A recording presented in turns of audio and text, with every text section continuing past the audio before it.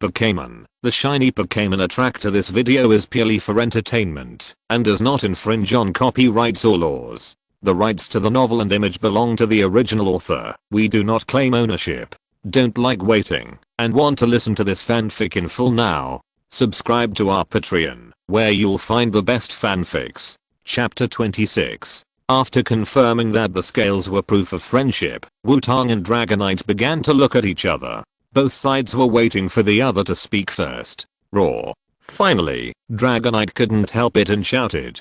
Seeing Dragonite patting his chest anxiously, Wutong came to his senses. Before he fell asleep, he seemed to have told Dragonite that he knew where its kind was. In addition, he had the power of Evergreen and the natural goodwill of Pokémon towards him, so Dragonite was willing to believe him. Excuse me, Dragonite, do you have a way to make it brighter here? I need to see you to confirm some things, Wutong said. Although the place where Wutong is now is very wide, it is in a cave somewhere unknown. Even with the spontaneously combusting duckbill baby as a light, Wutong can only barely see the outline of the giant Dragonite. Roar. The giant Dragonite nodded and shouted, and countless light points like fireflies appeared and gathered together to float on the top of the cave. The whole cave became brighter, and Wutong finally saw the whole picture of the giant Dragonite. The giant Dragonite is just a normal Dragonite magnified dozens of times. The only difference is that there are strange stripes on the body of the giant Dragonite. Sure enough, are you also a super ancient Pokémon? Wutong said to himself. Roar. The giant Dragonite shouted in confusion, not understanding what Wutong meant. In the super ancient period, there was a civilization called the Pokémonian civilization, and they worshipped Pokémon as supernatural powers. But it is said that this civilization encountered a natural disaster and was destroyed overnight. Wutong narrated slowly. These are the plots in the anime he watched at the beginning. Normally, he should find it difficult to remember such things. But after rebirth, Wutong found that his memory of Pokémon became clearer and clearer. But it was only about Pokémon. This may be the benefit of being a reborn person. And now the Pokémonian civilization has left a legend. The power to destroy the world, the black darkness, the black sky, the golden eyes, the disturbance of the meridians, the dispute that divided the world into two, leaving people helpless. The door to the other world opened in the sky, and at this time, the power to calm everything appeared, turning into a sphere and returning to the ground.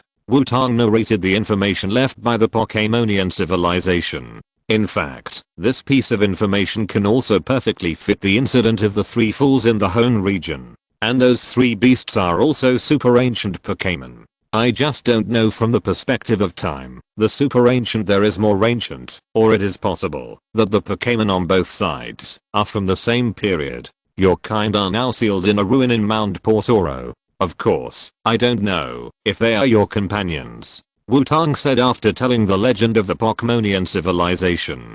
Roar. When hearing Wutong's words, the giant Dragonite shouted happily twice. I don't know how long it has been wandering and searching, it finally got news of its kind. After all, Pokémon is too lonely. After all, its size is a bit out of place compared to ordinary Pokémon. Mount Portoro is near Pallet Town and Mount Maicha. Forget it. Even if I tell you this, I guess you don't know where it is, Wutong said. After hearing Wutong's words, the giant Dragonite nodded. It really didn't know where it was. Well, there is a reason why your companions were sealed there. I suggest you don't let them out first. Wutong thought about the ancient Jenga and ancient Alakazam who started fighting as soon as they came out and said. Roar. The giant Dragonite looked at Wutong in confusion, not understanding why he didn't let him go to find his companions. Because two of them will start fighting when they are released, and one of them sings a hypnotic song and will draw on your face if you fall asleep, Wutong explained. Roar. Roar. The giant Dragonite seemed to recall some bad memories after hearing Wutong's words. Obviously, the giant Dragonite should have suffered from the ancient Jigglypuff. So, we should wait until we are fully prepared before going. Now that you know the news of your kind, we don't have much time. So, when I finish my trip, I will come back and take you to find your kind. What do you think? Wutong suggested. The giant Dragonite fell into thought after hearing Wutong's words. After a while, The giant Dragonite nodded to indicate that it agreed with Wutong's suggestion. After all, it didn't want to be covered in graffiti by the ancient Jigglypuff, and the ink was difficult to wash off. In that case, we have a deal. I will come back here to find you after my trip, Wutong said. Roar. The giant Dragonite shouted and nodded to indicate that it was okay. Then it pointed to the open space nearby to indicate that it would wait for it to come back here. Seeing the obedient look of the giant Dragonite, Wutong suddenly felt like a scumbag. By the way, if you don't mind, can I take a few photos? Wutong took out the camera and asked. After hearing what Wutong said, the giant Dragonite tilted its head in confusion. It didn't understand what taking photos meant. Forget it, just cooperate with me and stand there without moving, or pose in a posture that you feel comfortable, Wutong said. After hearing this, the giant Dragonite nodded as if it understood. Then it lay directly in front of Wutong, looking lazy. Well, forget it, as long as you are happy. Wutong looked at the giant Dragonite and was stunned for a moment, then said helplessly. Wutong found a good angle and aimed the camera at the giant Dragonite. With a click, a white light flashed across the camera, and then a photo slid out from under the camera. Well, very good, my skills are still good, Wutong said with satisfaction as he looked at the photo in his hand. The giant Dragonite also came over curiously at this time and looked at the photo in Wutong's hand. A Dragonite with strange patterns on its body lay there lazily, and its claws seemed to be scratching its belly, probably scratching. The round face was just resting on a stone on the ground, and several layers of flesh were visible to the naked eye. The giant Dragonite looked at the creature in the photo. Isn't this itself? Roar. The giant Dragonite immediately roared at Wutong. You call this good skills? Why is the self in this little card so ugly? Question mark? Hey. Don't suddenly shout in someone's ear. It's scary. Wutong was startled and couldn't help saying. Roar. The giant Dragonite pointed at the photo in Wutong's hand and then pointed at himself. Do you think they look alike? Question mark? What? They look alike, round and cute, Wutong said nonchalantly. After hearing this, the giant Dragonite didn't say anything, but stood up straight, and the energy in its mouth began to gather. Wait. If you're not satisfied, try again.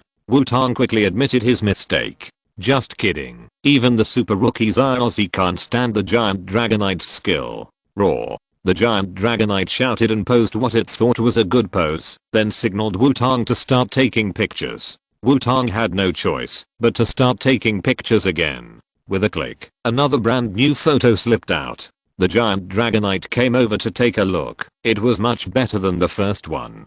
Just when Wutong thought he could call it a day, the giant Dragonite seemed to have found the fun of taking pictures and asked Wutong to take more pictures. Wutong wanted to refuse. Seeing Wutong's state, the giant Dragonite began to gather energy again. Take a picture. Let's talk it over. Don't be ready to attack at any time. Are you a member of the Sun family? Wutong said hurriedly. In this way, Wutong became the exclusive photographer of the giant Dragonite and began to take pictures of the giant Dragonite in all directions without dead angles. Wutong took pictures until the camera ran out of film, and then he finally stopped. Wutong looked at the cameras on the ground and felt that his hands were not his own. At least 200 or 300 pictures must have been taken. God knows where Zhenghu got the camera from, which could hold so many films. Could it be that this guy actually has some special hobbies? Question mark?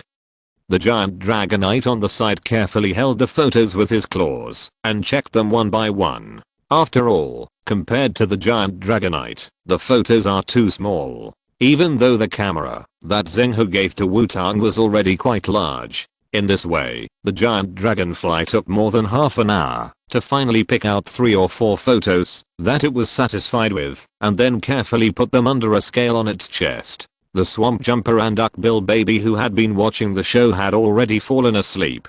After all, it was dark in the cave, and they had nothing to do. Seeing that the giant dragonfly was finally satisfied, Wutong sorted out the remaining photos on the ground and put them away. After all, he promised Zhenghu that he would be very happy to bring so many photos back at once. After each of them put away the photos, Wutong and the giant dragonfly began to stare at each other again. However, this time, the one who couldn't help it was Wutong. Wutong rubbed his hands and looked at the giant dragonite shyly. Well, I wonder if you have any younger ones, preferably those with different colors, who want to go out for training. Wutong said and gave the giant dragonite a look that you know. Roar. The giant dragonite tilted its head in confusion, not understanding what was wrong with this guy. Oh, do you have any Dratini, Hakron, or other dragon type Pokémon of different colors? No dragon type or flying type is fine, Wutong said directly.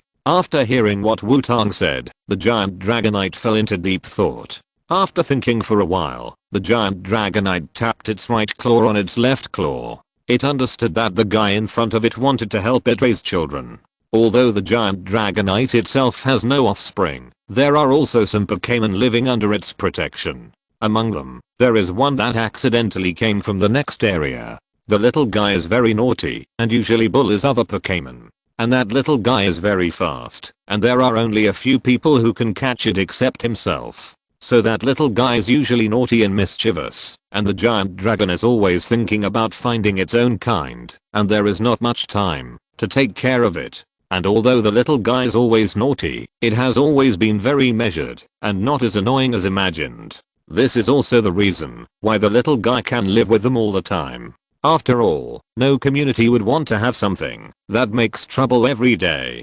Pokémon are not human beings, and there is no need to consider the so-called feelings. For the naughty children, there is only expulsion. And the giant dragon thought of the child not to expel it, but because it could see that the child was very eager to fight. This is also the reason why it has been bullying other Pokémon, because it likes to fight and always wants to find other Pokémon to fight. But those who are willing to fight with it can't beat it, and those who can beat it don't like to fight. So it makes it very uncomfortable. Now someone is willing to help me take care of the child, and it seems to be reliable, although the photography skills are not very good.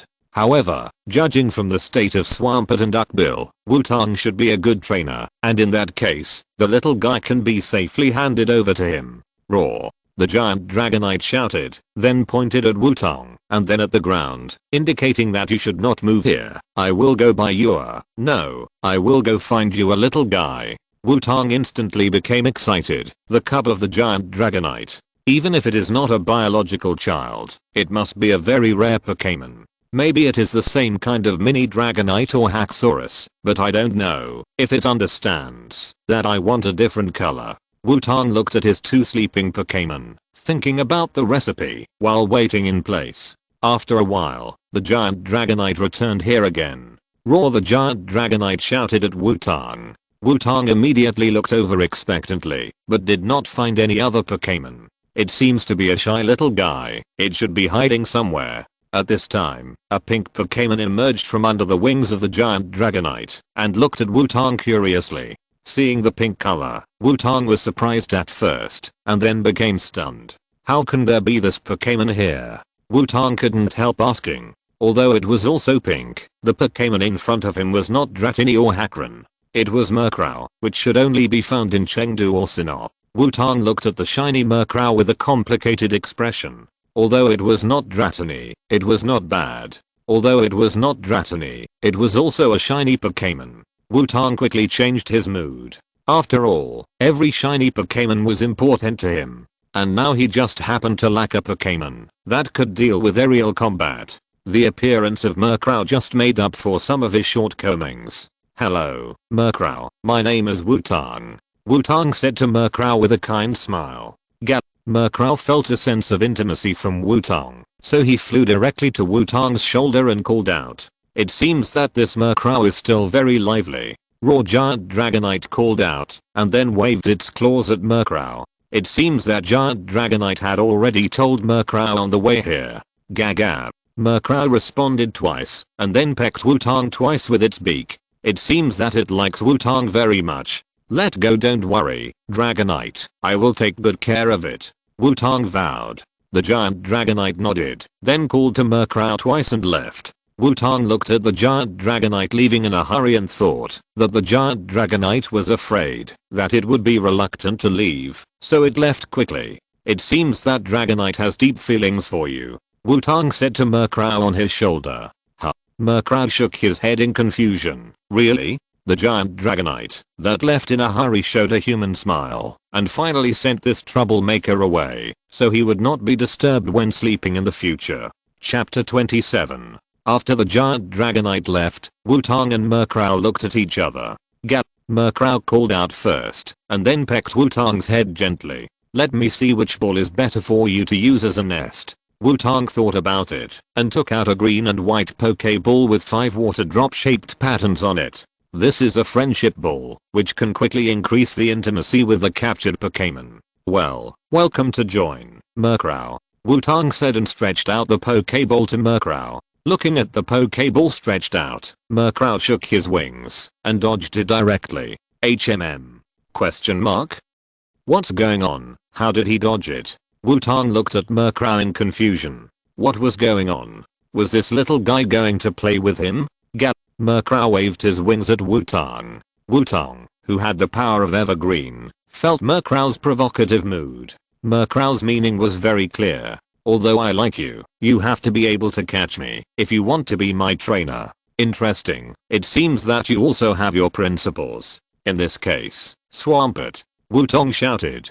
Hulu hulu, Wutong responded with a snoring sound. You are still sleeping, Wutong said helplessly. Wutong looked at the duckbill baby again. Sure enough, it was still sleeping. It seemed that this cave was really suitable for sleeping. Alas, there is no way. Dream Demon, please, Wutong said helplessly to his shadow. The Dream Demon floated out of Wutong's shadow. It circled around Wutong and looked at Murkrow curiously. Gap. Murkrow cried out when he saw his opponent. Dream Demon, hypnosis. Wutong started hypnotizing without hesitation.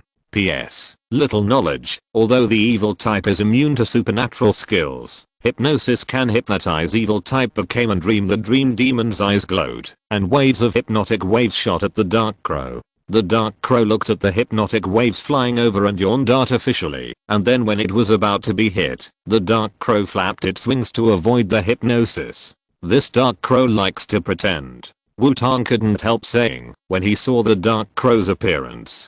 Dream. The Dream Demon was a little angry when he saw the Dark Crow's artificial appearance. It is a Dream Demon that always plays tricks on others. How can it be played by others? Question mark? Dream Demon, curse. Since there is a ballistic skill that Murkrow can dodge, then use the skill that cannot be dodged to deal with it. The Dream Demon looked at Murkrow and made a strange sound, and then light flashed in the Dream Demon's eyes. Murkrow was instantly enveloped by a feeling of discomfort. Gap. Murkrow looked at himself in confusion, not knowing what was going on. Dream Demon, make it move. Strange light. Wutong continued to command. The Dream Demon released a series of colorful twisted rays of light flying towards Murkrow. Gap. Murkrow temporarily ignored the discomfort of his body and still dodged when he was about to be hit by the flying attack. It was just because of the curse that it was constantly hurt. This also made Murkrow a little irritable. Seeing Murkrow start to become impatient, Wutong knew it was almost time. At this time, Wutong also had a full observation of Murkrow. He took back the friend ball and replaced it with an orange Pokeball with yellow circular patterns. It was the speed ball that had a bonus effect on capturing fast Pokémon. Go. Speed ball. Wutong shouted deliberately and then threw the speed ball out while spinning.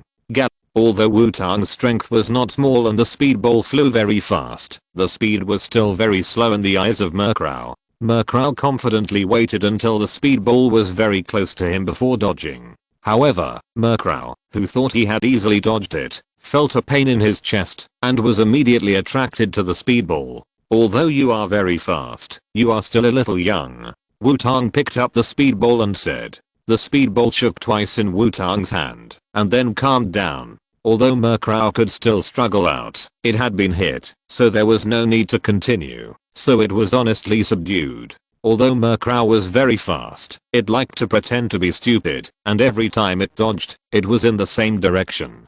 Kind of. As Wutong, who often plays frisbees, floats and other throwing game props with various Pokémon. A spinning ball is not easy. Have a good rest inside, Wutong said to the speedball, and then took out the Pokémon illustrated book. After all, Dark Crow's skills still need to be looked at. Put the speedball at the scanning port of the Pokémon Pokédex, and the Pokémon Pokédex made a sound.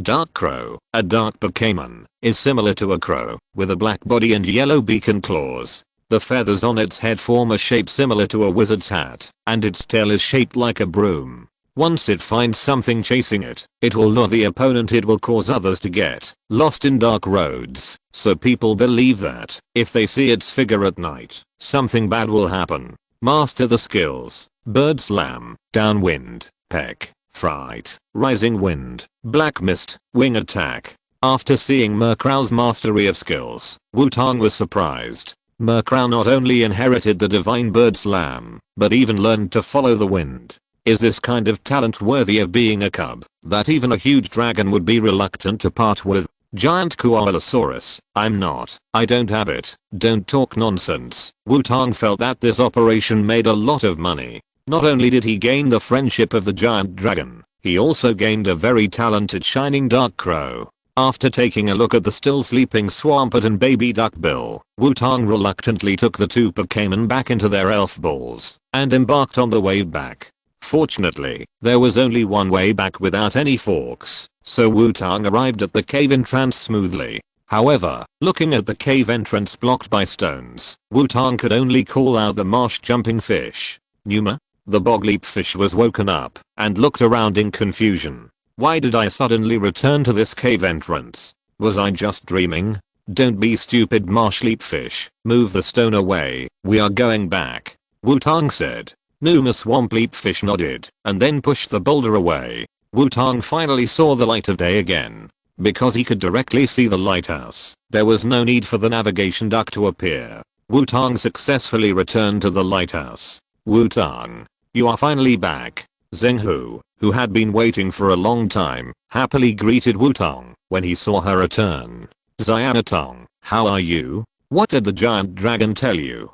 Xiaozhi asked curiously. Xiaotong doesn't understand the words of the giant dragon. Xiaotong, is the giant dragon fierce? Xiaoxia asked curiously, after complaining about Xiaozhi. Okay, don't hang around Xiaotong like this. He just came back, and let him take a rest. Xiaogang said aloud. I have to say, that Xiaogang is quite reliable when there are no beautiful women present. Zhenghu, Xiaozhi and Xiaoxia also reacted, and quickly asked Wutong to rest first. Wutong didn't feel too tired, but took out a stack of photos, and handed them to Zhenghu. The giant dragon was very cooperative, and allowed me to take a lot of photos. You can take a look, Wutong said.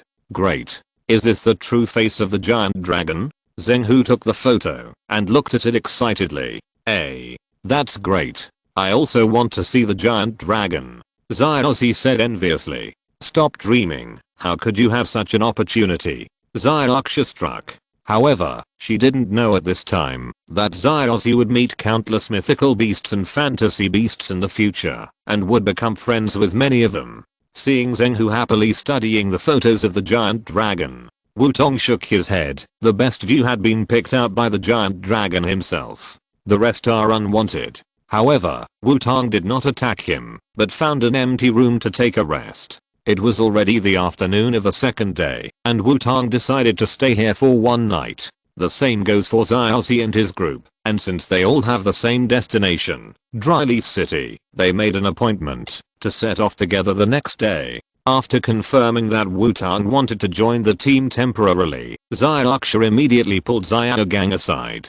Tell Xiaogang very seriously, be sure and don't let Wutong or Xiaoxi lead the way. Especially when the two start to compare and take turns leading the way, it will be very dangerous. Xiaogang nodded in understanding. Although he didn't particularly believe that a person could be such a crazy person, seeing Xiaoxia's serious look, Xiaogang was still prepared to believe it first. In the room, Wutong called out all his Pokémon for a simple meeting. Bogfish, baby Duckbill, this is our new companion, the Dark Crow, Wutong said to the Bogfish and baby Duckbill. Numa Booby, Swampert and baby duck-billed fish together with Black Merc Crow said hello. Gamma Crow also waved its wings in response. Dream Monster, you also say hello. Wutong said to Dream Monster. Dream Monster cried and then got into Wutong's shadow. It seems that it is still upset about being teased by Merc Crow before. Sure enough, you can't easily mess with girls, even if they are female Pokémon. But speaking of it, except for Dream Monster, all other Pokémon are male. But this color scheme. Swampert is pink with some goose yellow embellishments. Merc Crow has pink and purple feathers, which are very pink. Except for the beak and feet, which are yellow. Everything else is pink and purple. Even the pupils are pink, which can be said to be pink to the bones. Only the duckbill baby, although it is now a darker orange yellow, but it will also be pink after it evolves into platypus and platypus. Obviously, after each evolution, they all have a tough guy style body shape, but the color is very pink. Is pink really the color of a macho man? If I go to a competition, will people say that a team with half of its members pink is effeminate? Wutong began to think wildly. On the other side, the Swampert, the Duckbill and Murkrow have already fought each other. Murkrow, come, I'll heal you. Wutong said to Murkrow. Although Murkrow was only attacked by the curse of the Dream Demon, the continuous damage of the curse will also cause Murkrow's minor injuries to accumulate. So Wutong still has to heal it. After treating Murkrow, Wutong used the power of Evergreen to sweep Murkrow again, and also swept the Duckbill and Swampert on the side. To prevent the three Pokémon from having any hidden injuries that have not been discovered, affecting their future. After completing a series of operations, Wutong was also shrouded in sleepiness. After telling several Pokémon not to run around, Wutong fell directly on the bed and fell into a deep sleep. After a night, Wutong woke up early the next morning. He stretched and found himself surrounded by Pokémon. Swampert lay down next to Wutong, and Murkrow lay beside Wutong's pillow. As for the duckbill baby, it slept on the ground early, because it was afraid of spontaneous combustion while sleeping, but it still found a place closest to Wutong to sleep. Seeing the appearance of several Pokémon, Wutong took them back into the Pokéball, and walked out of the room. Wutong found that Xiaogang had also gotten up at this time, and started to prepare breakfast. He is worthy of being a man who aspires to be the best Pokémon breeder. With Xiaogang cooking, Wutong was too lazy to do it, and ate the ready-made breakfast with Xiaozhi and others. After saying goodbye to Zhenghu, Wutong and Xiaozhi set off for Vermilion City. Although there was Xiaoxia's advanced prevention, plus Xiaogang's cooperation from the side. However, in order to prove their road recognition skills, Wutong and Xiaozhi still competed for the position of the leader. Because of this, Wutong and Xiaozhi successfully got lost. The ability of Wutong and Xiaozhi to get lost is not as simple as 1 + 1 = 2. It is just putting two ones together, from 1 to 11. The ability to get lost instantly broke through the limit. Although Xiaoxia and Xiaogang are better at recognizing the road than Wutong and Xiaozhi. But if the two people's road recognition skills are really high enough, they will not be lost often during their trip with Xiaozhi. Just when the four people in the group became very embarrassed because of getting lost, the savior came out. Bobby, the duckbill baby, was called out by Wutong. As soon as he came out, the duckbill baby saw the embarrassed four people and the poor Pikachu. Duckbill baby, it's time to need you. Wutong squatted down and patted the duckbill baby on the shoulder and said seriously, because of that guy Xiaoxi, we are lost. Now we need you to use your navigation duck ability to lead us to the right path. Wutong said, what are you talking about? It's obviously because of you. Xiaoxi retorted. Xiaotong, are you sure that the duckbill baby is okay? Xiaoxia said with some worry. Yeah, don't rush to seek medical treatment. Xiaogang was also a little worried. After all, his master was such a road idiot. Bobby. After understanding the situation, the duckbill baby patted his chest and said that everything was left to it. The duckbill baby directly turned on the navigation duck mode and quickly arrived near the Vermilion City with a group of people. If you're listening to this novel on a channel other than Fanfic World, it means they downloaded and uploaded it without effort. We cordially invite you to visit our channel, Mundo Fanfic Novelos. There you'll find the original version of this story and you can explore many other novels of various genres. We're waiting for you to immerse yourself in a world of incredible novels.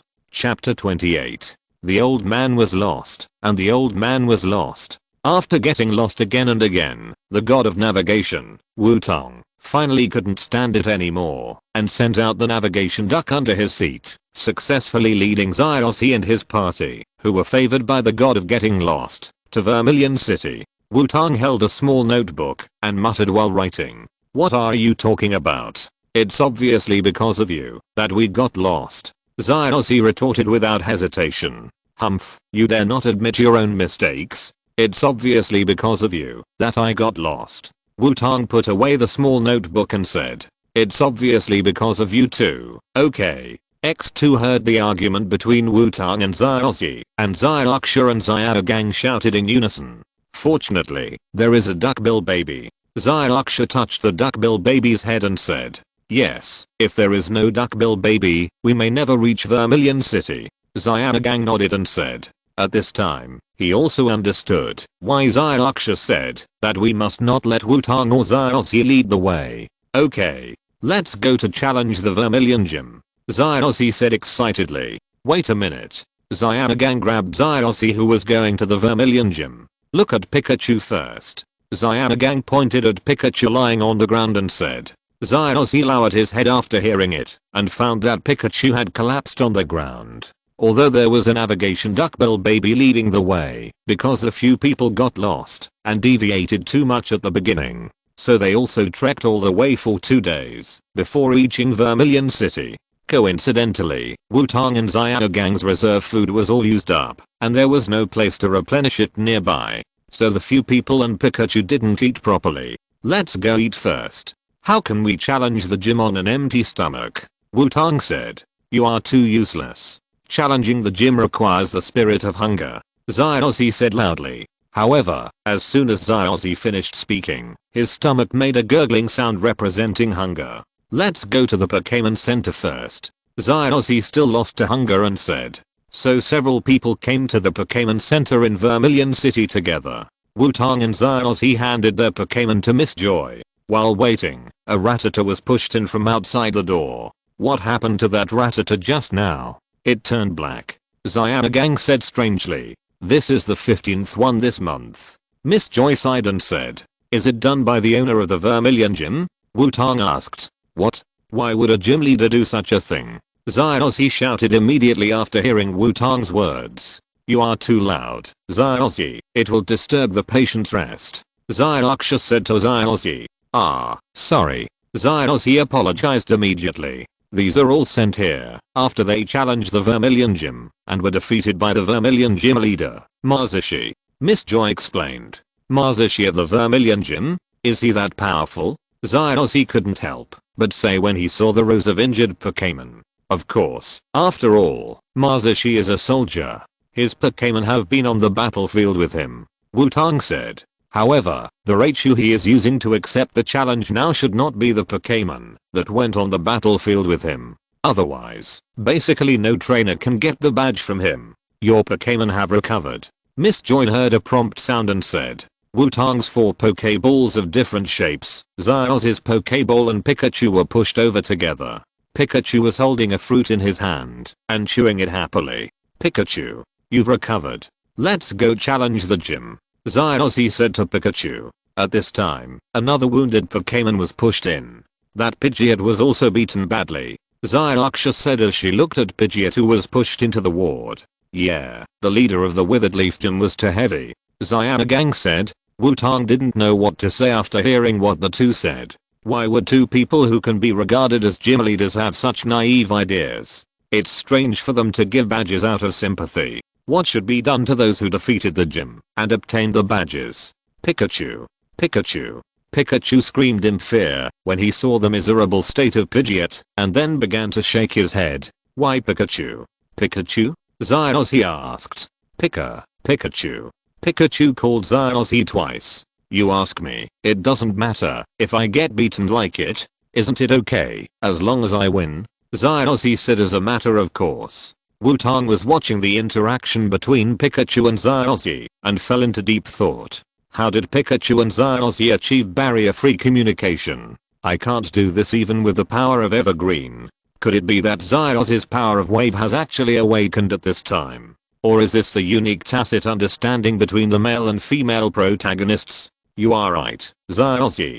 Isn't it okay, as long as we win? But before that, I hope we can have a meal first. Wutong patted Xiaoxi on the shoulder and said. After that, he gave Pikachu a look that said I can only help you up to this point.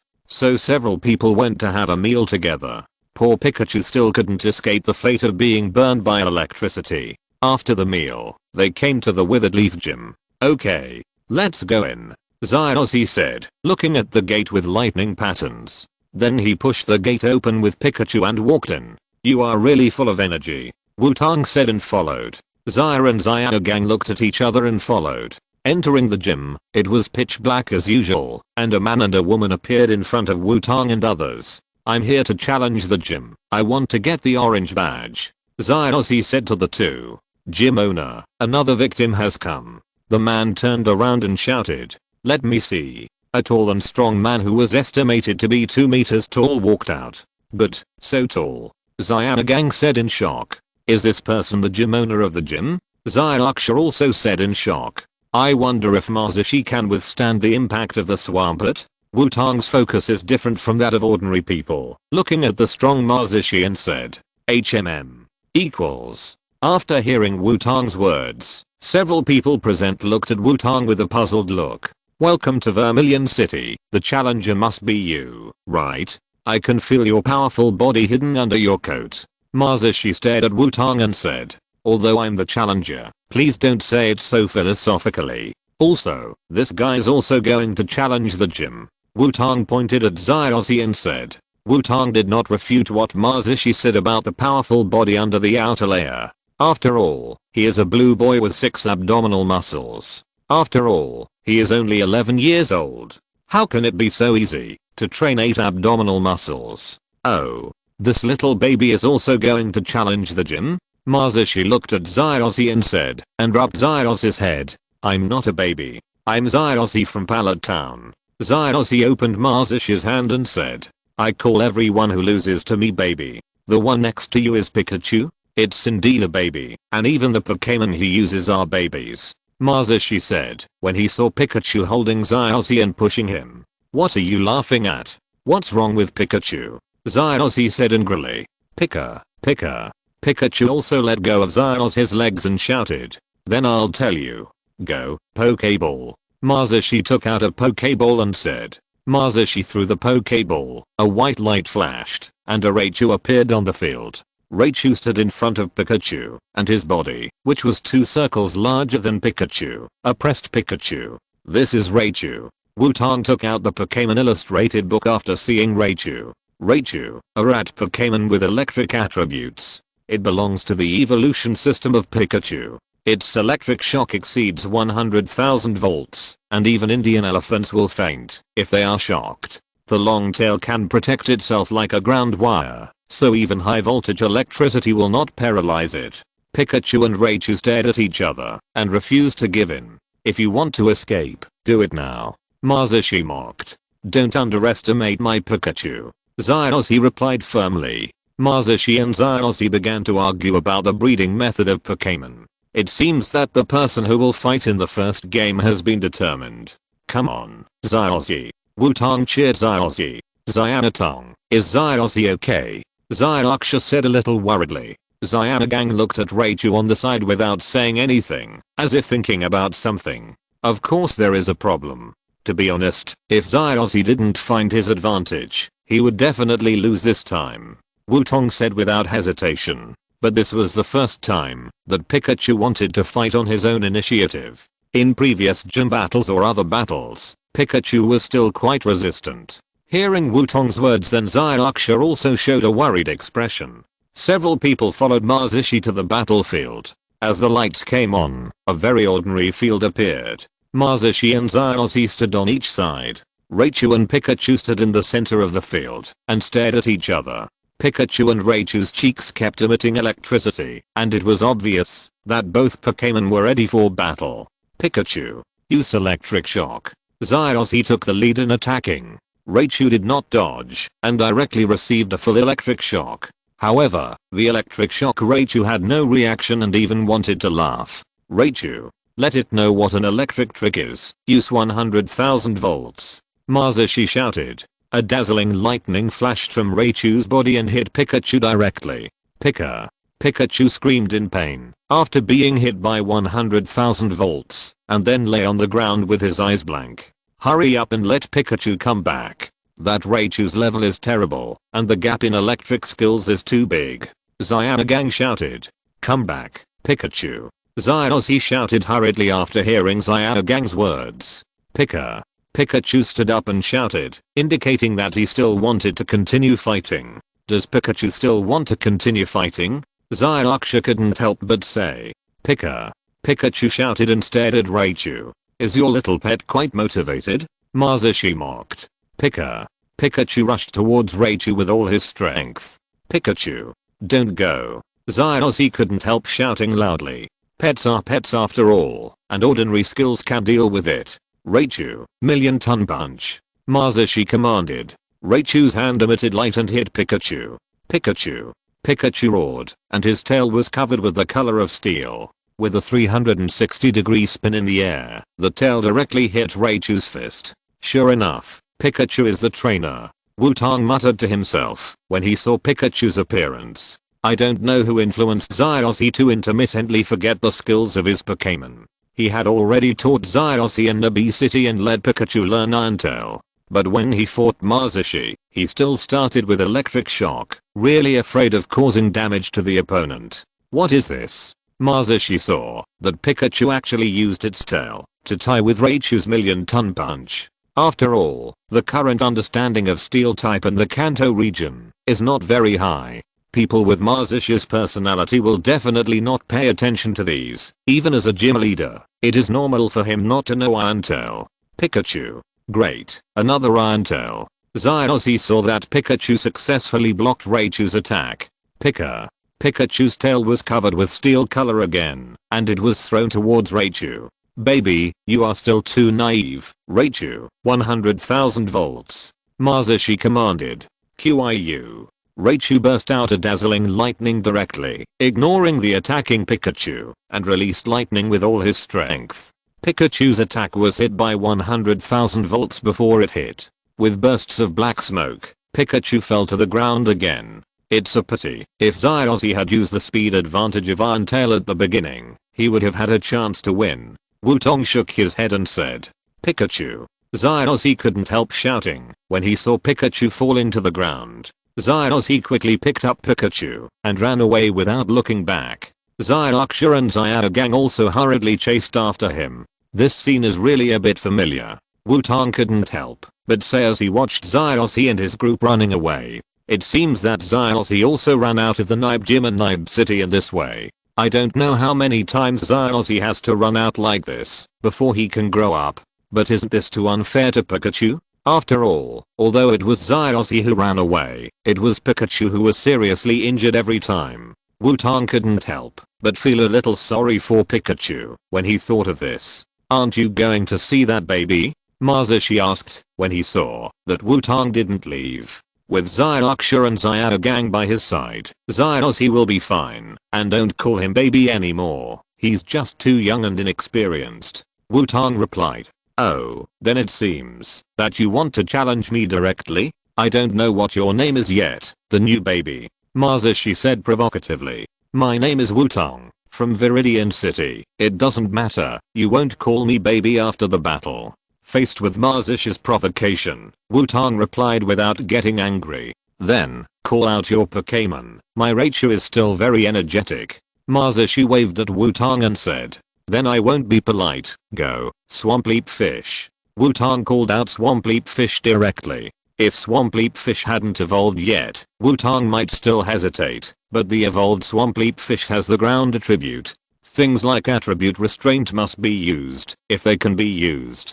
Chapter 29. The baby was born in a big way, and the baby was born in a big way. Seeing Wutong calling out a pink Pokémon, Masashi couldn't help laughing. Oh, baby, your Pokémon looks very girly. Do you still like playing with Barbie dolls? Mazishi said with a smile. After hearing Mazishi's words, Wutong's eyes twitched. What could he do? The color of the Pokémon after the flash was not something he could control. Pink is the color of a tough guy. Swamp Leap. Rockfall. Wutong shouted. Numa. A huge rock appeared out of thin air above Swamp Leap's head, and Swamp Leap raised its arms to catch the rock. Then the muscles bulged, and threw it hard, and the rock hit Raichu. Raichu. Million-ton punch. Mazishi commanded. Chew. A light appeared on Raichu's hand, and he hit the boulder directly. The boulder, which was several times larger than Raichu, was broken into many small stones by Raichu's attack. Good skills. It seems that you are also very strong among babies. You are almost out of the level of baby. Mazishi said to Wutong. Your hobby is really a bad taste. Swamp Jumper. Water Wave. Wutong commanded. Numa. Swamp Jumper sprayed a series of circular water streams at Raichu. It's really a water Pokémon. Raichu. 100,000 volts. Let it see your lightning. Mazishi shouted. Chew. Raichu's whole body exploded with lightning, and the dazzling lightning met Swamp Jumper's water wave. Raichu's 100,000 volts instantly penetrated the water wave and hit Swamp Jumper. You've been fooled. Swamp Fish. Now. Hit. Wutong shouted.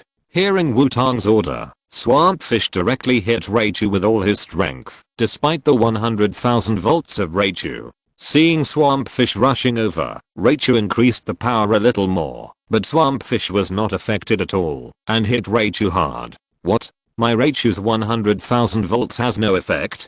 Mazishi said in disbelief. Swamp Fish. Rock crushing. Wutong did not explain, but continued to let Swamp Fish attack. Numa.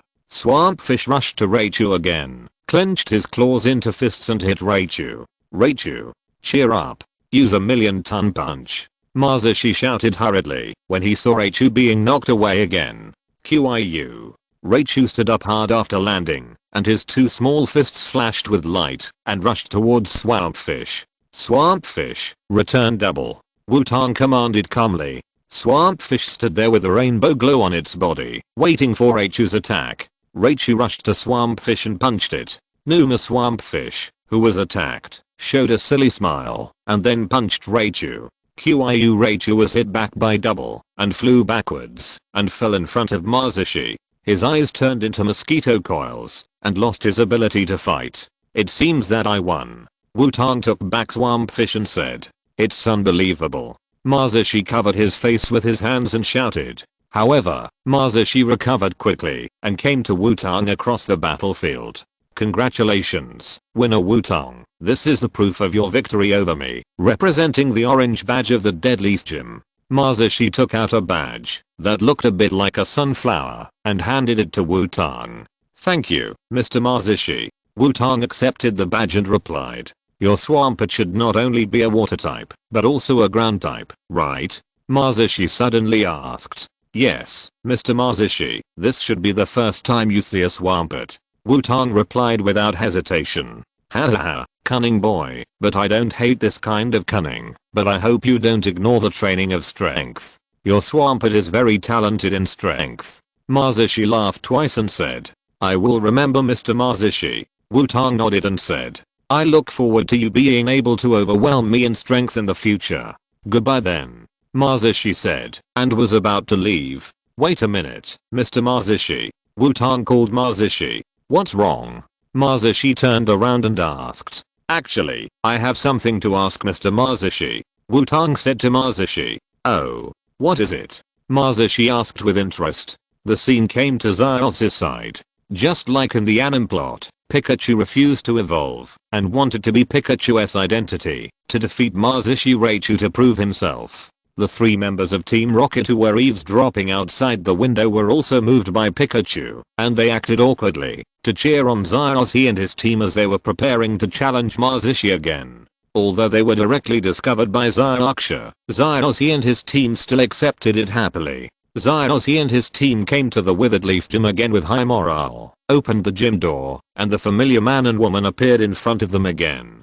Baby, you came back so soon to be beaten? The man teased. I will definitely win this time. Xiaozhi said firmly. Really? But it's a pity that the gym owner is not here now. The woman on the side shrugged and said, "What? Not here?" Xiaozhi couldn't help shouting after hearing it. Pikachu on the side also shouted. After all, they came here with high morale, but the person was not there, which was really uncomfortable. Yes, your companion Wutong defeated the gym leader, and then he said something to the gym leader, and the two left. The man replied, "I haven't seen Xianatang for a long time." Xiaozhi muttered to himself. Did Xianatang win?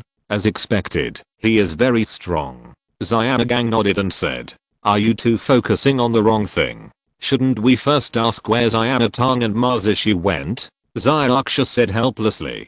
Pikachu nodded in agreement. The gym leader and his friends went to the beach in the harbor area of Vermilion City. If you want to find them, you can go there. The man directly told several people where Wutong and Mazishi went. Thanks. Xiaozhi thanked him and ran out immediately. Why is this guy so impatient? Xiaoxia complained and chased after him. Xianagang nodded at the man and woman and chased after him. Vermilion City, on the beach in the harbor area. Although Mazishi was still wearing the same clothes, the clothes that originally exposed his chest and abdominal muscles had been tied up neatly. Wearing a pair of sunglasses, Mazishi put his hands behind his back and looked at Wutong and his Pokémon in front of him with a serious face. "Are these your Pokémon?" Mazishi was a little surprised when he saw Wutong's Pokémon. Although it was the first time he saw Swampert, he knew the other two Pokémon. After all, Murkrow was in the neighboring Chengdu area, and he didn't know Swampert because the Hone area was far away.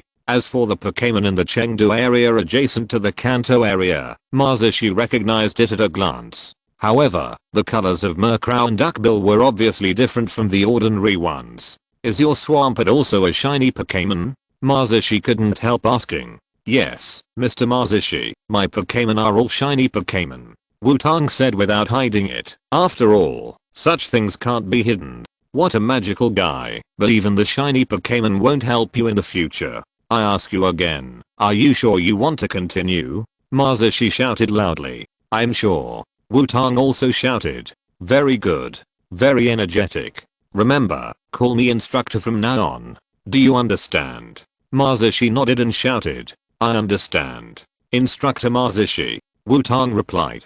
"What about the response of your Pokémon? Are they all dumb?"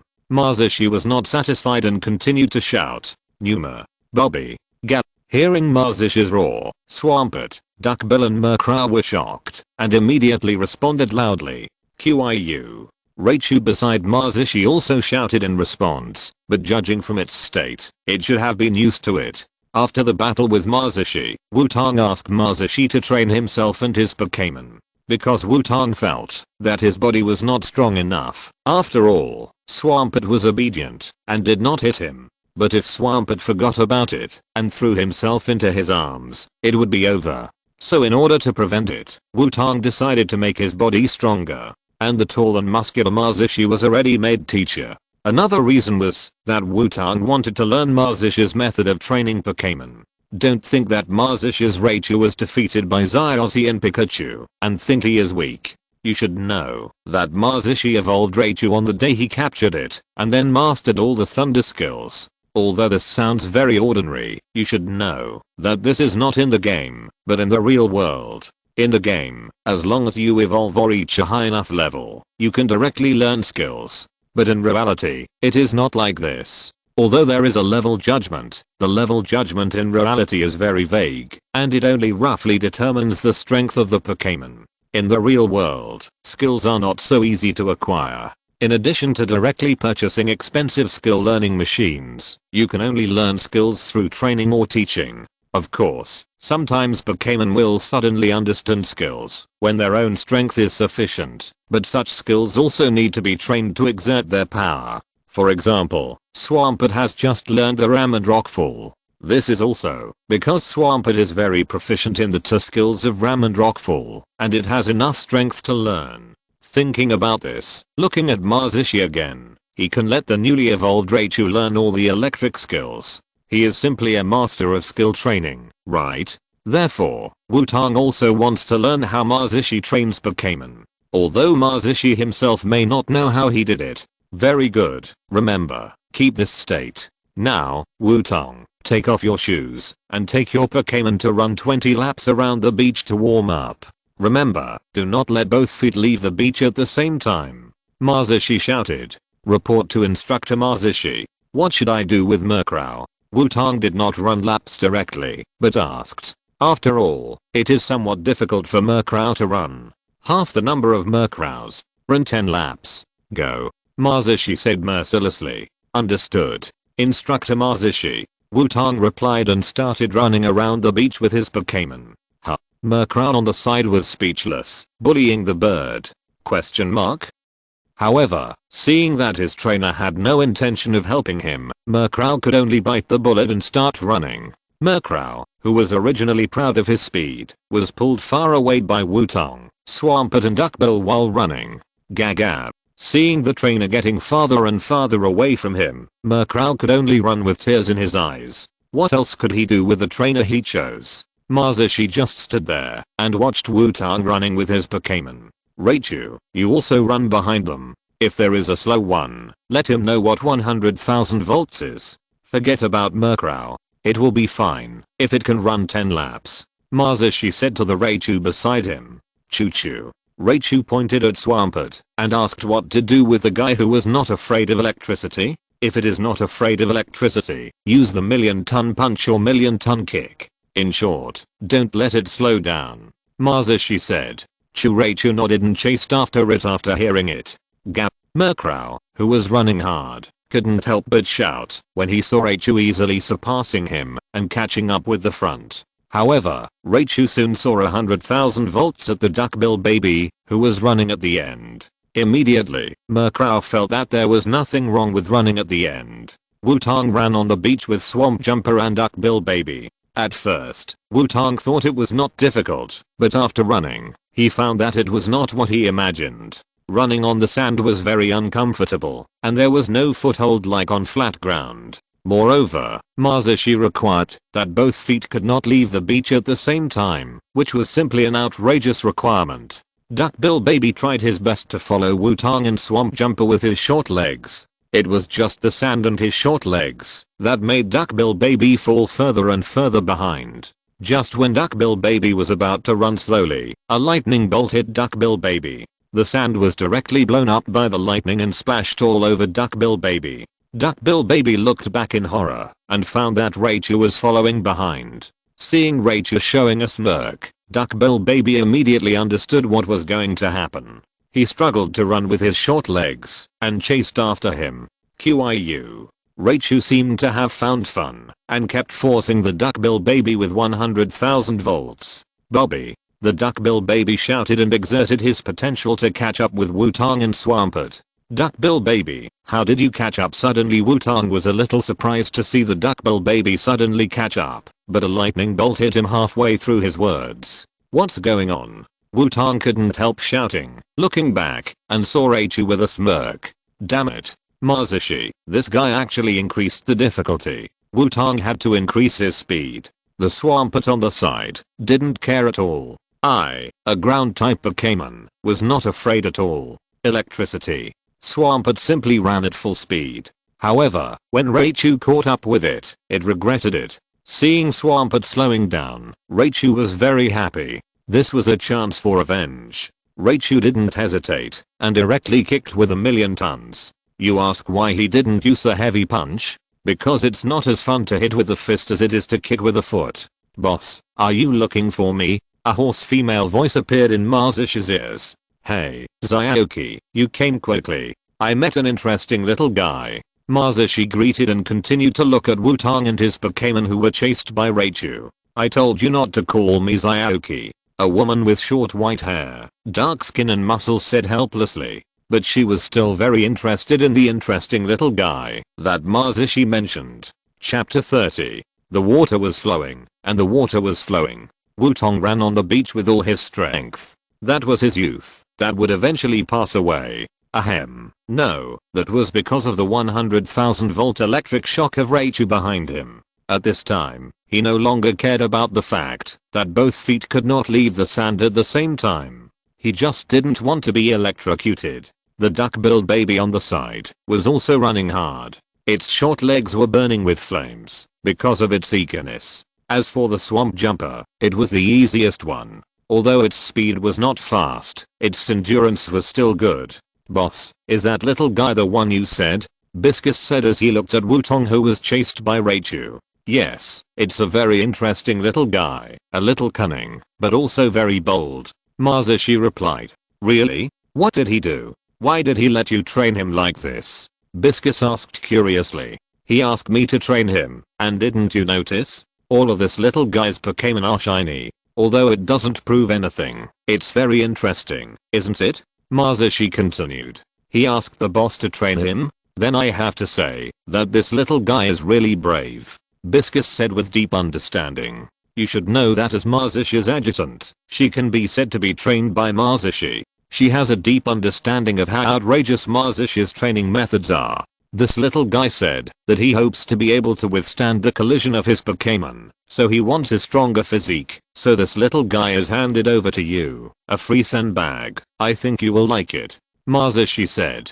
Boss, your gift is really subtle. This little guy looks like he is only in his genes. It doesn't seem good to use him as a sandbag. Biscus said seriously. Xiaoxia, you won't find a boyfriend if you don't have a sense of humor. I'm just kidding. Wutong will be trained. I'm more interested in training his Pokémon. Masashi looked at Biscus strangely and said. Boss, please don't interfere with my private life. I'll have a boyfriend when I need one. Biscus said with a clear blush on her wheat-colored face. Wutong's physical strength is not bad. Although he didn't leave the beach with both feet, it's not bad to run 20 laps under the pressure of Raichu. Masashi said as he looked at Wutong, who collapsed on the ground after running 20 laps. Boss, you actually brought up that outrageous request again. It's impossible to run without both feet off the ground at the same time. Biscus couldn't help but say. Okay, go take Wutong away. I'm going to see how his Pokémon will is. Masashi said, and walked towards Wutong. Stand up. How can you lie down just to warm up? Masashi shouted at Wutong on the ground. Yes, Instructor Masashi. Wutong stood up immediately after hearing Masashi's voice.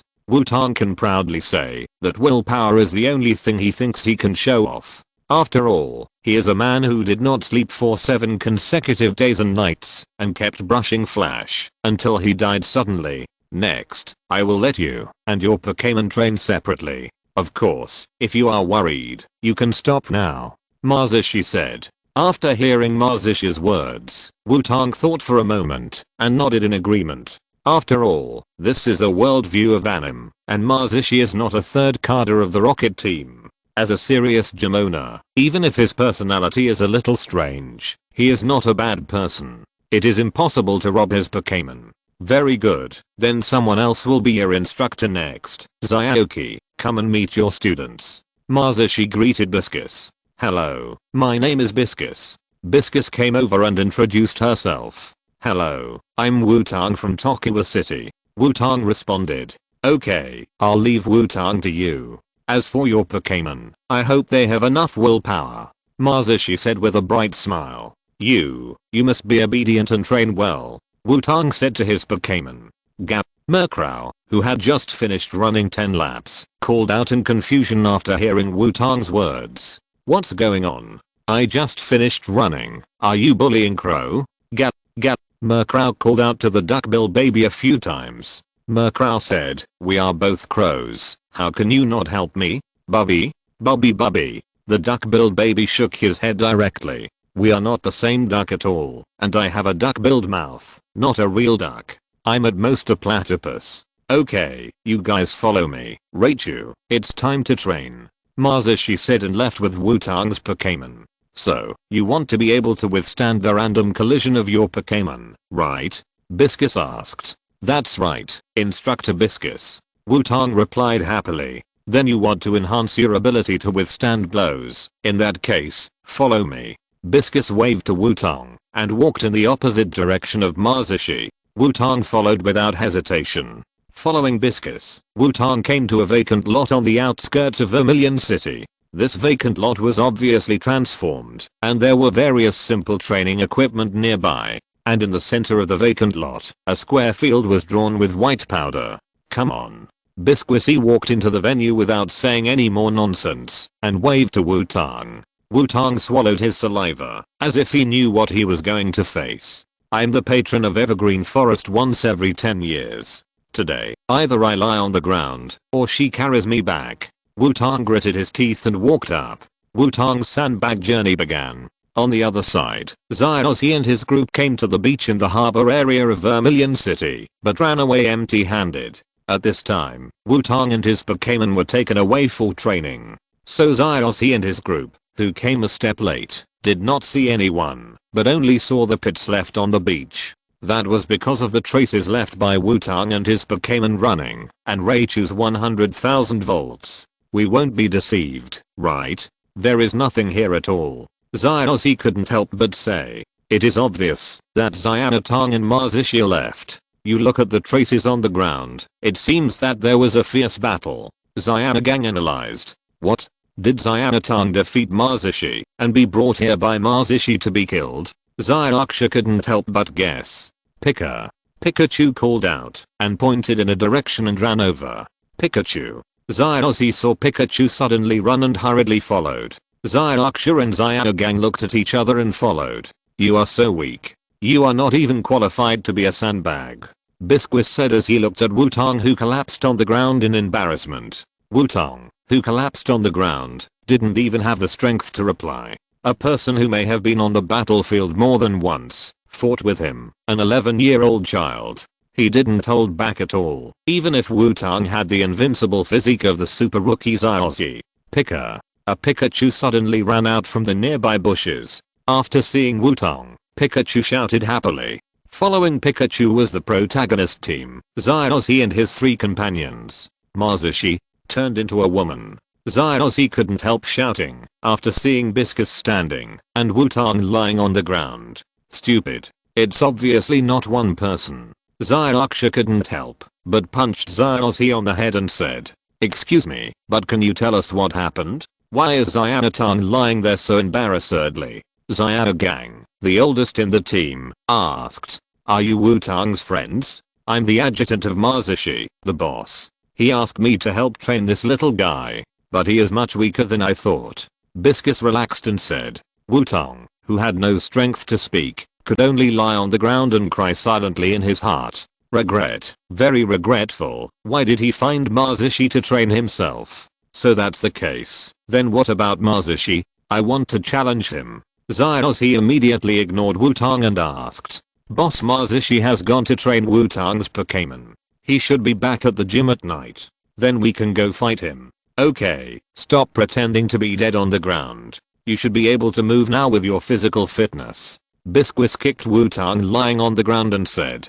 It seems that we should not disturb them. Xiaozhi, let's go. Xianagang said to Xiaozhi. Really, Xianatong, you have to work hard. Xiaozhi shouted to Wutong. Come on. Xiaoxia also waved and left with Xiaozhi and Xianagang. Wutong could only watch them leave with tears in his eyes. He wished they could stay for a few more minutes so that he could rest. Pikachu looked at the embarrassed Wutong and called out, as if asking Wutong if he was okay. Oh, little guy, do you want to train with me too? Biscuit, seeing that Pikachu hadn't left, he asked. Pikachu immediately shook his head violently and then ran to catch up with Xiaozhi. Wutong had no choice but to get up and continue to play the role of an incompetent sandbag. It lasted until the evening, and Biscuit finally let Wutong go. After being told by Biscuit to continue tomorrow morning, Wutong dragged his tired body and staggered back to the Vermilion Gym with Biscuit. In the Vermilion Gym, Marzish's 2 followers saw the embarrassed Wutong and Biscuit and instantly understood what was going on and immediately looked at Wutong with the eyes of a warrior. For the convenience of narration, let's call these 2 followers Asin and Akiang. Akiang took Wutong to the lounge in the Vermilion Gym very considerately to let him rest, and Asin went to Marzishi to tell him that Wutong was back. After all, Wutong's Pokémon was still with Marzishi. Wutong collapsed on the bed in the room. After a while, Asin came to Wutong with Wutong's Pokémon. Numa, Bobby, Gal. The 3 Pokémon burst into tears immediately after seeing Wutong and rushed to Wutong. Hey, what's wrong with you? It's so cold. Hey. It's so hot. Duckbill baby, please be more restrained. Ouch. Murkrow. Don't peck me so hard. Wutong, who was surrounded by 3 Pokémon, couldn't help shouting. It seems that these 3 little guys have also experienced the cruel training of Xiaozhi. Wutong finally calmed down Swampleap, Duckbill baby and Murkrow. But the intensity of your training today must be very high, so there should be no problem. Come, Swampleap, lie on the bed first. Wutong waved to Swampleap and said, Numa? Swampleap called out in confusion, and then lay down on the bed obediently. I haven't done it for a long time. I don't know if my hands are rusty. Swampleap, hold on. Wutong said as he pressed his hands on Swampleap.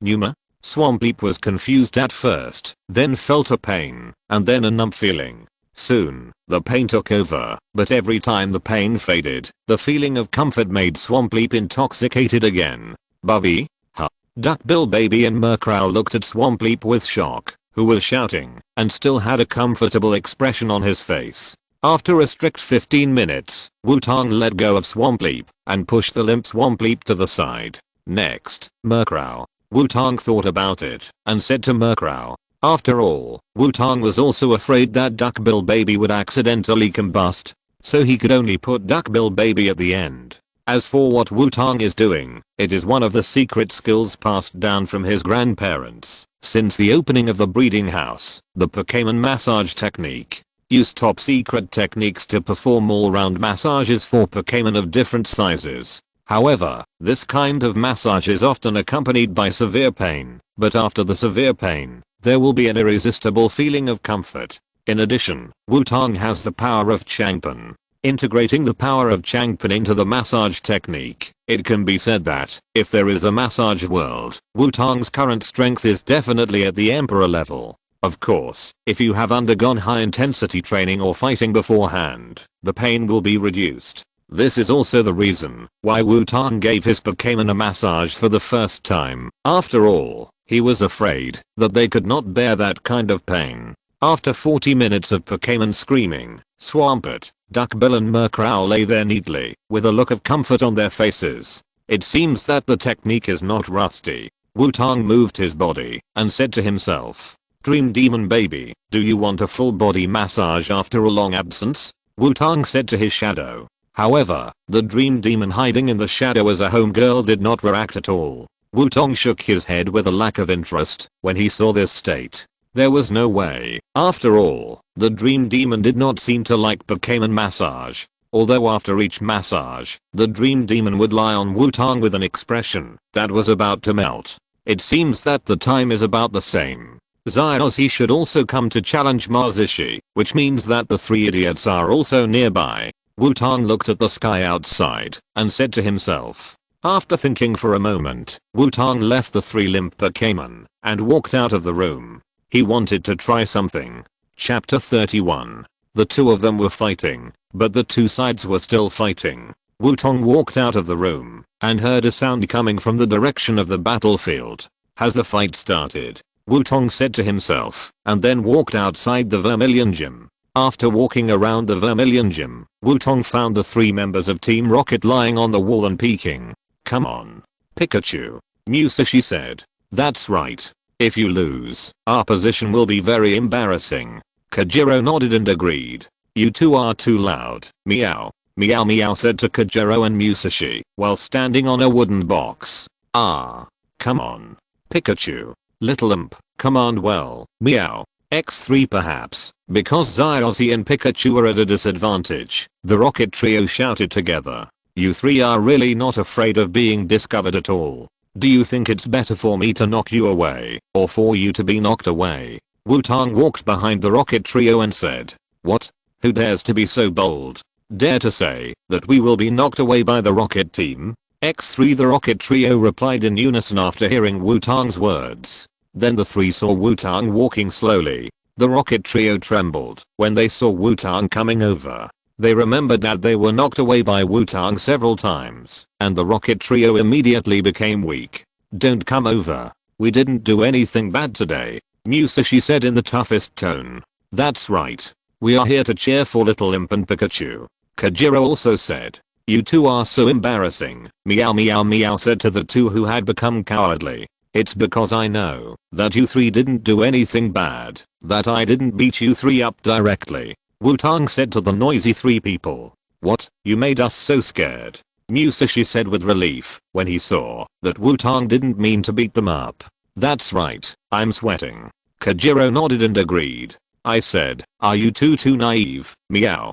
Meow meow couldn't help saying as he looked at Musashi and Kajiro who had relaxed. I said, are you three performing manzai for me? If you don't behave properly, I'll beat you up directly. Wutong couldn't help saying when he heard the three people quarreling non-stop. After hearing what Wutong said, the three members of Team Rocket immediately became honest and looked at Wutong together to know what he wanted to do. It's strange to say that every time the three members of Team Rocket faced Wutong, they always felt like a mouse seeing a cat or a sheep seeing a wolf, a feeling of being suppressed in the food chain. It's very simple for me to find you. Are you interested in changing your boss? How about leaving Team Rocket and working for me?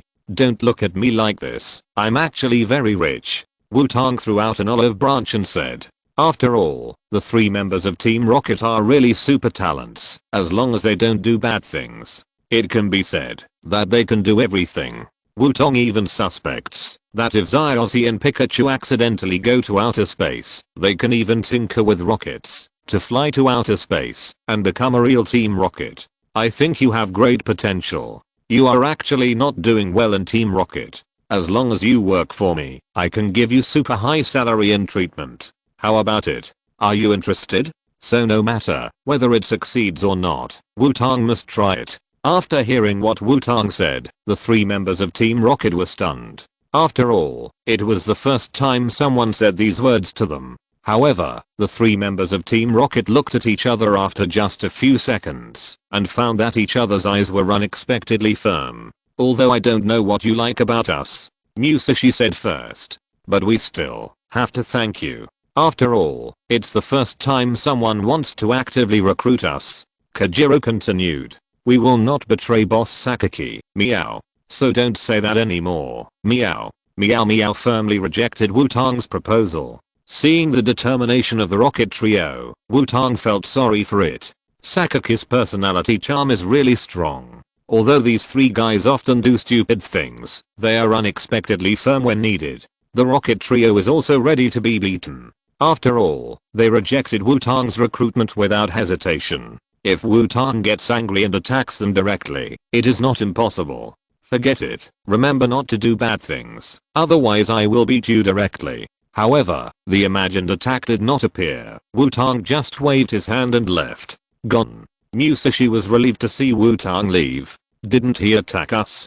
Kajiro couldn't help but say when he saw Wutong leave. Maybe he just wanted to confuse us. Meow. But meow, I don't think he's that kind of person. Meow meow said as he looked at Wutong who was leaving. Wutong didn't feel bad because he failed to recruit the Rocket Trio. After all, Wutong was just trying it out and didn't have much hope.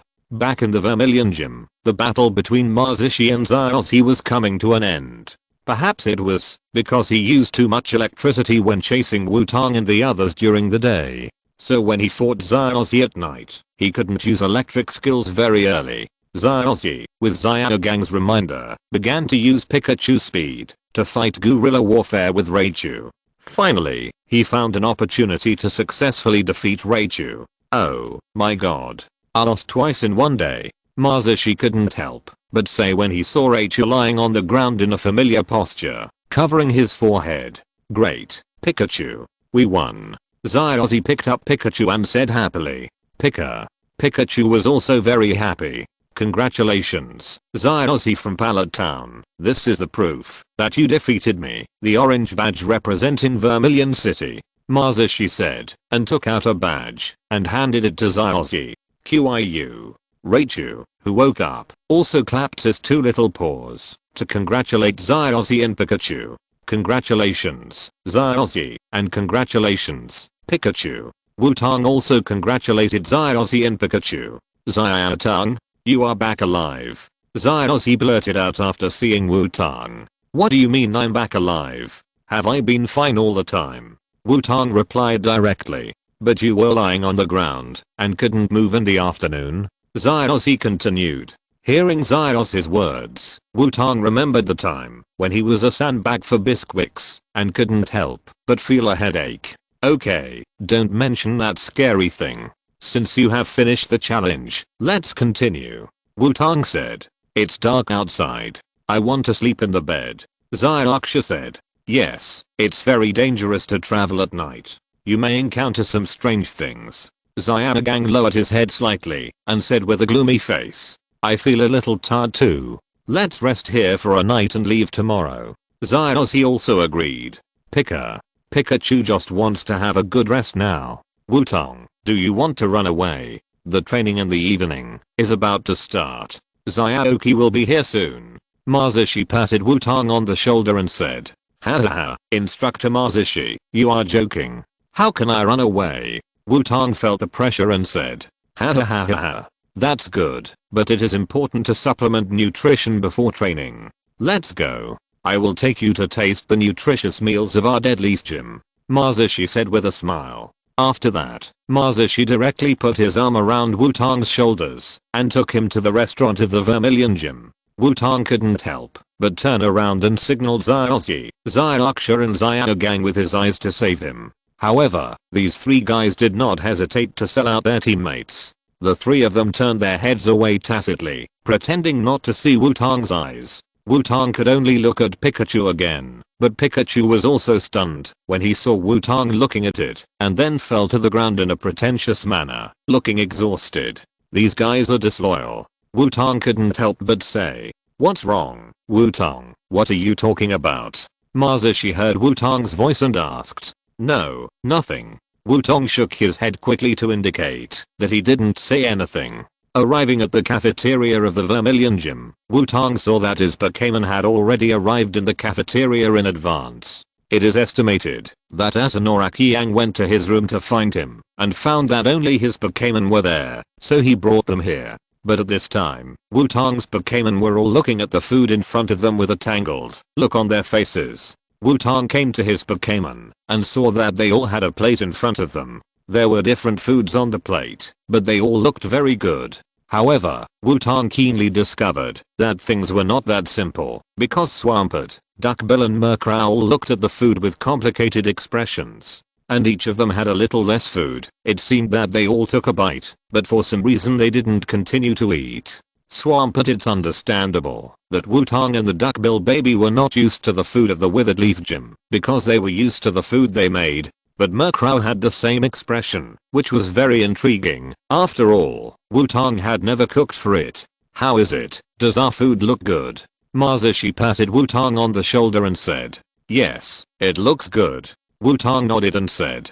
After all, these foods do look nutritionally balanced and delicious. Okay, you also have one. Remember to finish it. Masashi said, and went to eat. Wutong looked at Masashi, then looked at his Pokémon, and finally couldn't help but bring back a meal out of curiosity. Sitting next to his Pokémon, Wutong tried to take a bite. After taking a bite, Wutong's face became as tangled as that of Swampert and the others. Because these foods can't be said to be unpalatable, but they are not at all delicious. What's more amazing is that the taste of these foods is actually the same. They all have a kind of floury, but slightly glutinous texture.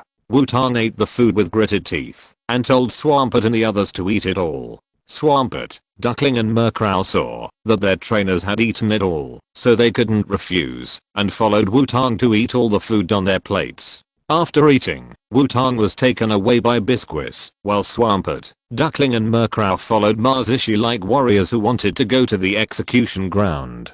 The next day, after being a sandbag for a night, Xiaoxi and his three friends and Pikachu came to Wutong to set off together. Wutong felt that he was finally going to get out of the sea of suffering. However, Masashi and Biscuits appeared behind Wutong at the same time, and each of them pressed Wutong's shoulder. Hey, Xiaotong, where are you going? Biscuits said first. Wutong, your training class is not over yet. Isn't this Xiaoxi? Do you want to train together? Masashi said kindly. I. Wutong said I twice, not knowing what to say, and could only look at Xiaoxi and his friends for help. However, seeing the current situation, since they tacitly expressed that Wutong should train hard, they did not disturb him and left quickly. Wutong felt that his only hope was shattered as he watched Xiaozhi and his friends leave quickly. In this way, Wutong conducted a week of high-intensity training. Wutong gradually changed from a sandbag to a sandbag that can withstand beatings. From lying on the ground for half a day and unable to move, he became able to stand up after a day of beatings. And the Swampert, Duckling and Murkrow were all visibly bigger. Wutong found that, although the food in the Deadleaf Gym tasted strange, it could make Pokémon stronger. Wutong even wanted to try to steal the skills from the kitchen, but he was already indebted to Xiaozhi for training him. It was not good to go to the kitchen to peek at the secrets of other people's food. So what Wutong could do was to let Swampert, Duckbill and Murkrow eat as much as possible in the next few days. Wutong himself also let go and showed off his food crazily. Although the effect on him was not as obvious as that on Swampert, Wutong clearly felt that his muscles were thicker. No wonder both Xiaoxia and bisques had thick tendon meat. It seems that this food also has a lot to do with it. Of course, these are just the side effects of the 7-day training. At the end of the 7th day, Xiaoxia was finally ready to let Wutong go and let him continue his journey. Perhaps to affirm the efforts of Wutong and his Pokémon, Xiaoxia gave him a boat ticket. It is said to be an admission ticket to a luxury cruise ship. Xiaoxia and bisques have no interest in such things. After all, Xiaoxia was a major in the Air Force. How could he be interested in a luxury cruise ship? So he gave it to Wutong. Wutong thought it was better to take it than not, so he took the boat ticket and said goodbye to Xiaoxia and bisques and headed for the harbor area of Kuai City. On the way, Wutong used the Pokémon Encyclopedia to check the skills of Swampert, Duckbill and Murkrow. All 3 Pokémon learned a new skill. Swampert learned Turbid Flow, Duckbill learned Smoke Spray, and Murkrow surprised Wutong the most because it actually learned Brave Bad Attack. Wutong couldn't help but cite Xiaoxia's strength.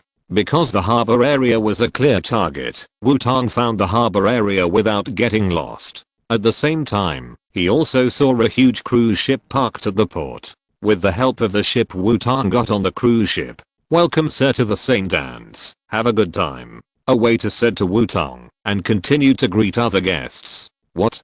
St. Anne's? Wutong couldn't help but said after hearing the waiter's words. There was no way. After all, Xiaozhi and his group left a week ago. Could it be that the group of guys were lost nearby for a week?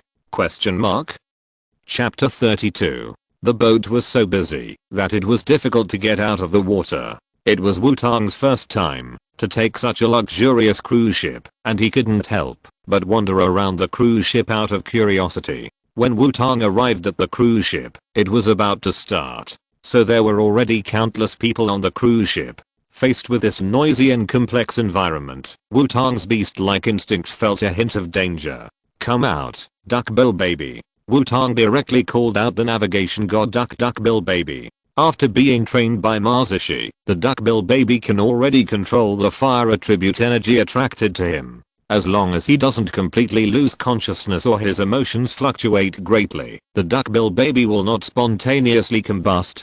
So even in such a crowded place, Wutong dared to call the Duckbill baby out with confidence. "Duckbill baby, I feel it's very dangerous here. Remember to follow me," Wutong said to the Duckbill baby seriously. He really felt the danger, and he was not afraid of getting lost in the cruise ship. That's right, he was not afraid of getting lost. The super sensible Duckbill baby saw Wutong's appearance and looked at the situation nearby and instantly understood what he was going to do. A small claw directly grabbed Wutong's trouser leg, indicating that he would never let go of the claws casually. Seeing the Duckbill baby's appearance, Wutong began to wander inside the cruise ship with confidence. The entire cruise ship seemed like a large gathering, with snacks, clothes, small decorations, and various small items. The trainers were also exchanging their experiences in cultivating Pokémon. Of course, most of them were showing off their Pokémon. Of course, there were also many trainers fighting, and Wutong was itching to find a trainer to practice his actual combat skills. Just when Wutong was looking for a target, an uncle called Wutong. "Wait a minute, little brother over there." Wutong looked over after hearing the voice. An uncle with a white cloth tied on his head was waving at Wutong. "Are you calling me?" Wutong looked around and asked. Yes, little brother, I have something good here," the uncle said pretentiously. Wutong became interested after hearing what the uncle said and walked to the uncle to see what the good thing he was talking about was. When he came to the uncle, Wutong saw a big fish tank next to the uncle, and there was a very energetic Magikarp swimming in the fish tank. "Uncle, don't tell me that this Magikarp is the good thing you said." Wutong remembered what this uncle did. He was the liar uncle who used Magikarp to cheat Kajiro of 30,000. It seems that he has not cheated Kajiro yet, but he has seen himself first.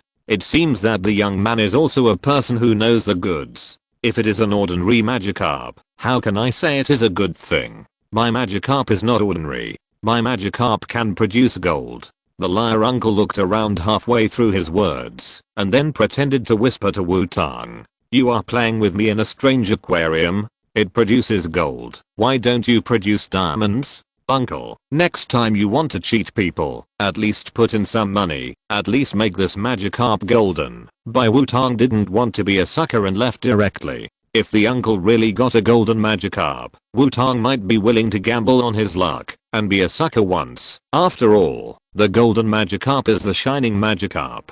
Of course, if he found out that he was cheated, Wutong would definitely not let this uncle go. Seeing Wutong leave, the uncle did not continue to persuade him to stay. After all, Wutong had made it very clear, and his business was a profitable one. If one failed, he could just wait for the next one. Not long after Wutong left, a purple-haired gloomy boy came to the uncle's stall. It was Shinji. Looking at the active Magikarp in the big fish tank, Shinji took out a dark Pokémon illustrated book and scanned it, then fell into thought. "Brother, it seems that you have also seen the extraordinariness of my Magikarp. We are also destined to be together, so I will tell you a special ability of my Magikarp." The liar uncle saw someone coming and hurriedly began to introduce. 500. Shinji did not give the uncle a chance to continue and directly reported the number. "Oh, this brother, this is not okay. You know my Magikarp," the uncle directly refused. 450. Shinji's eyes were sharp, looked at the liar uncle and said a number. The liar uncle was stunned by Shinji's look and didn't know what to say. 400. Shinji continued. Okay, brother, you are really good at bargaining," the liar uncle said helplessly, then took out a golden Pokeball with exaggerated colors, put the Magikarp in it, and handed it to Shinji. Shinji didn't say much nonsense, gave the uncle 400, and left with the Magikarp. You are still too young. This wave of net profit 350. After seeing Shinji leave, the liar uncle said happily, and then took out the same golden Pokeball, and released another Magikarp in the big fish tank. At this time, the liar uncle saw a man wearing a waiter's uniform who looked a little gullible walking by. The liar uncle immediately stopped him, and the fraud continued. Wutong, who left the liar uncle, didn't know what happened next, but began to look for a suitable target to fight. After all, it was boring to fight against a weak one, and there was no need to challenge one who was much stronger than himself. "Your duckbill baby looks very different. Are you interested in having a Pokémon battle with me?" A slightly contrived voice sounded behind Wutong. Wutong looked back and found that it was an uncle wearing a gentleman's suit, wearing a monocle, holding a gentleman's cane, and followed by a beautiful woman in a red dress. Wutong raised his eyebrows when he saw this uncle. Although he didn't remember the liar uncle just now, he remembered the gentleman uncle in front of him. After all, this guy couldn't afford to lose, and he cheated Xiaozhi's Butterfree away. Although he exchanged it back later, Wutong's impression of this uncle can be said to be very bad. "No problem, I'm also looking for an opponent to fight," Wutong said with a brilliant smile. Hearing that someone was going to fight here, the people nearby automatically cleared the venue for Wutong and the gentleman uncle to fight, and a small LED screen fell on the heads of Wutong and the gentleman uncle. "Then my Pokémon is it, go, Radar." As expected by Wutong, the gentleman uncle called out a Radar. However, from Wutong's perspective, looking at this Radar, from the fur color, body shape, and the size of the front teeth, it can be seen that this Radar is well raised. "Go, duckbill baby, let him know how powerful you are," Wutong said to the duckbill baby. "Bobby, The duckbill baby nodded and walked in front of Wutong, looking at the radar opposite seriously. Radar, use collision. The gentleman uncle sent the attack first. Radar started to sprint and hit Wutong's duckbill baby. Duckbill baby, fire fist. Wutong saw it rushing up and directly let the duckbill baby fight on the spot. Flames appeared on the duck-billed baby's fist and he punched Radar, who was rushing towards him. The duck-billed baby's flaming fist collided with Radar's punch, but it was obvious that the duck-billed baby was better. Radar flew back to the gentleman with a little bit of chard on his face. Radar, use your angry front teeth. The gentleman did not panic when facing Radar, who was beaten back, but directly asked Radar to use his strongest skill. Radar quickly adjusted his body shape and opened his mouth to bite the duck-billed baby. Duck-billed baby, don't let it get close. Use smoke. Wutong commanded. Bobby. The duck-billed baby shouted, and bursts of hot black smoke sprayed at Radar. The black smoke covered Radar, causing Radar to lose the duck-billed baby's vision while being hurt. Radar, come out. The gentleman found that the situation was suddenly bad and hurriedly called Radar out.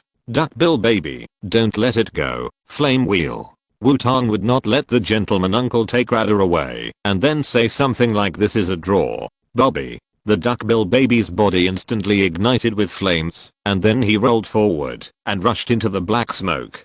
The black smoke rolled, and Radar was directly knocked out. The gentleman uncle felt that the opportunity for a draw had come and wanted to take Radar back, but a column of fire shot out from the black smoke and hit Radar in midair. Radar, who was charred all over, fell to the ground and turned into a mosquito-repellent eye, losing his ability to fight. The red word victory appeared on the LED screen above Wutong's head. This is just a small simulation battle. I can only say that the goddess of victory favors me this time.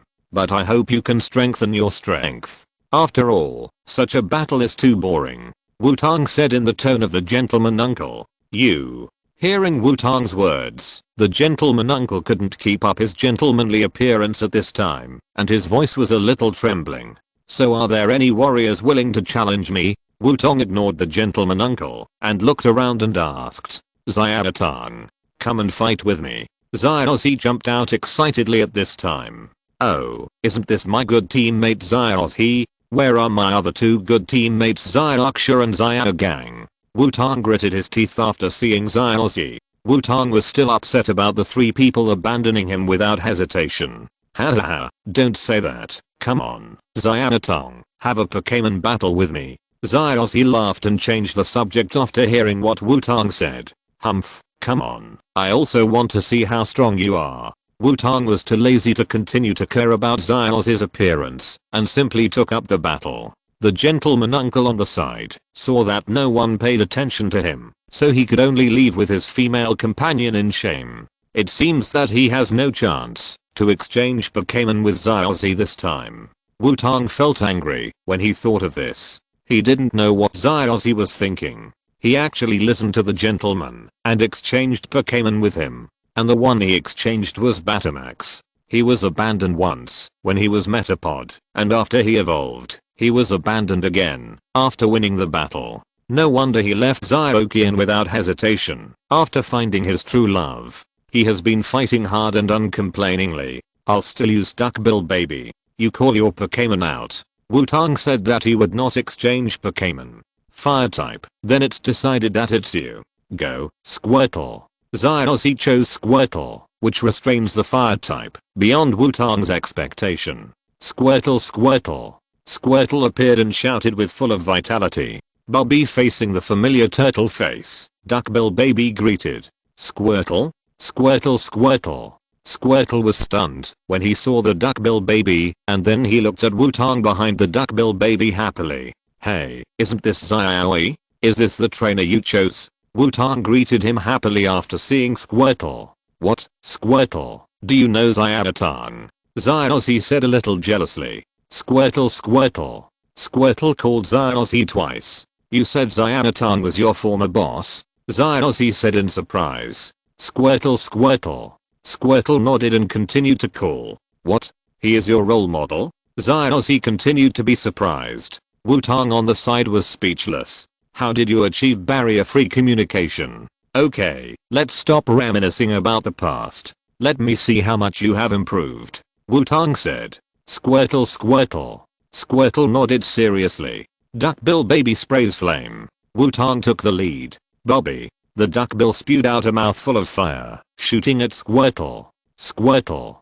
Get out of the way. Xiaozhi activated the law of cause and effect skill and got out of the way quickly. Squirtle jumped to the side and dodged the duckbill's jet of fire. Not that easy. Wutong shouted. The duckbill's jet of fire made a U-turn and hit Squirtle from behind. What? Squirtle. Get back into the shell. Xiaozhi shouted hurriedly. Squirtle.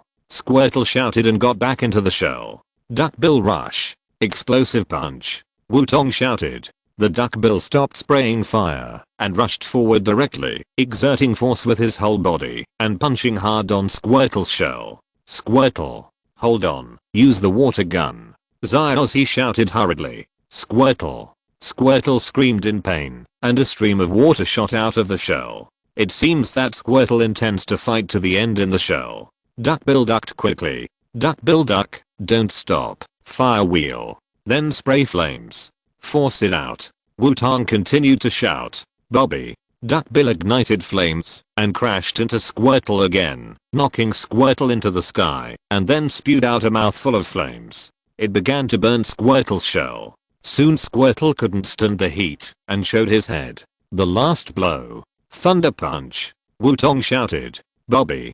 Duckbill imitated Swampert and hit Squirtle with a thunder punch uppercut. Squirtle lost his ability to fight. The word victory appeared on the LED screen above Wutong's head again. Chapter 33. The defeated Squirtle recovered quickly. Squirtle was completely worn down by the series of skills of the duckbill baby. It can only be said that Xiaozhi now lacks combat experience and relies on his head to win. For Wutong, the most anticipated battle is the battle with Xiaozhi in the Kalos region. Although Xiaozhi won the championship in the Alola region later, in Wutong's eyes, Xiaozhi in Xi is the peak. As for the new Wuian, Wutong doesn't like dogs, so he doesn't watch much of the new Wuian. And that style of painting also makes Wutong feel a little uncomfortable. Originally, Xiaozhi in Xi was already handsome, but Sun and Moon directly changed from Xiaozhi to Xiaoxia. There is no need to say more about the new Wuian. It seems that you still need to practice, Xiaozhi. Don't let Xiaoxi's talent down. Wutong came to Xiaozhi and said. Jenny the defeated Squirtle touched his head and called to the duck-billed baby. Bobby. The duck-billed baby comforted Squirtle intimately. You are really strong, Xiaotong. I will definitely catch up with you soon. Xiaozhi said confidently. Wutong couldn't help but wonder how long it would take Xiaozhi to hear Xiaozhi's words. Although he is an immortal demon boy in the anime and has traveled to 8 regions at the age of 10, it would take at least 4 or 5 years for Xiaozhi to reach Xi in real time. Come on, there is a long way to go. Wutong couldn't help but pat Xiaozhi on the shoulder and said, What? Are you looking down on me? Xiaozhi couldn't help but say when he saw Wutong's look. Okay, let's go eat. We are already hungry. Xiaoxia interrupted the conversation between the two and said, That's right, if you don't eat well, you won't grow up. Xiaogang nodded in agreement. Pika. Pikachu was hungry too. The group came to the buffet area of the St. Anno, and everyone took a lot of food and found a table in the air to eat. However, although there was a table, there were no stools. It might be to leave enough space. Anyway, Wutong didn't understand.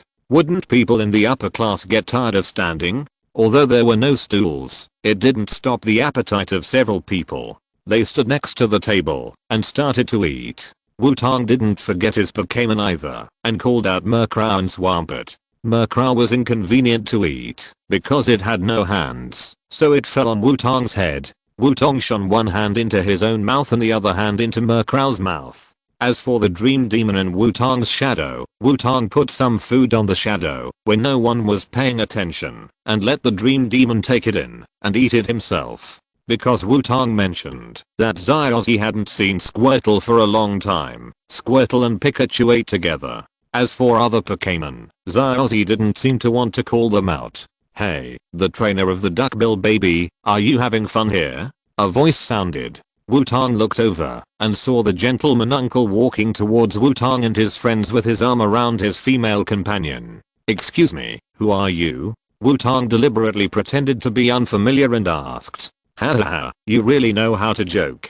I'm the trainer who just fought with you." The gentleman uncle pretended to be cheerful. "Oh, it turns out to be the uncle who was defeated by me just now. I'm sorry to say that I usually can't remember people who I don't know and are very weak. For example, the mentally retarded boy with a samurai helmet I met in the evergreen forest before. His Pokémon was really weak," Wutong said while touching his head, imitating Squirtle. Jenny Squirtle nodded when he saw Wutong's look. He was indeed their leader.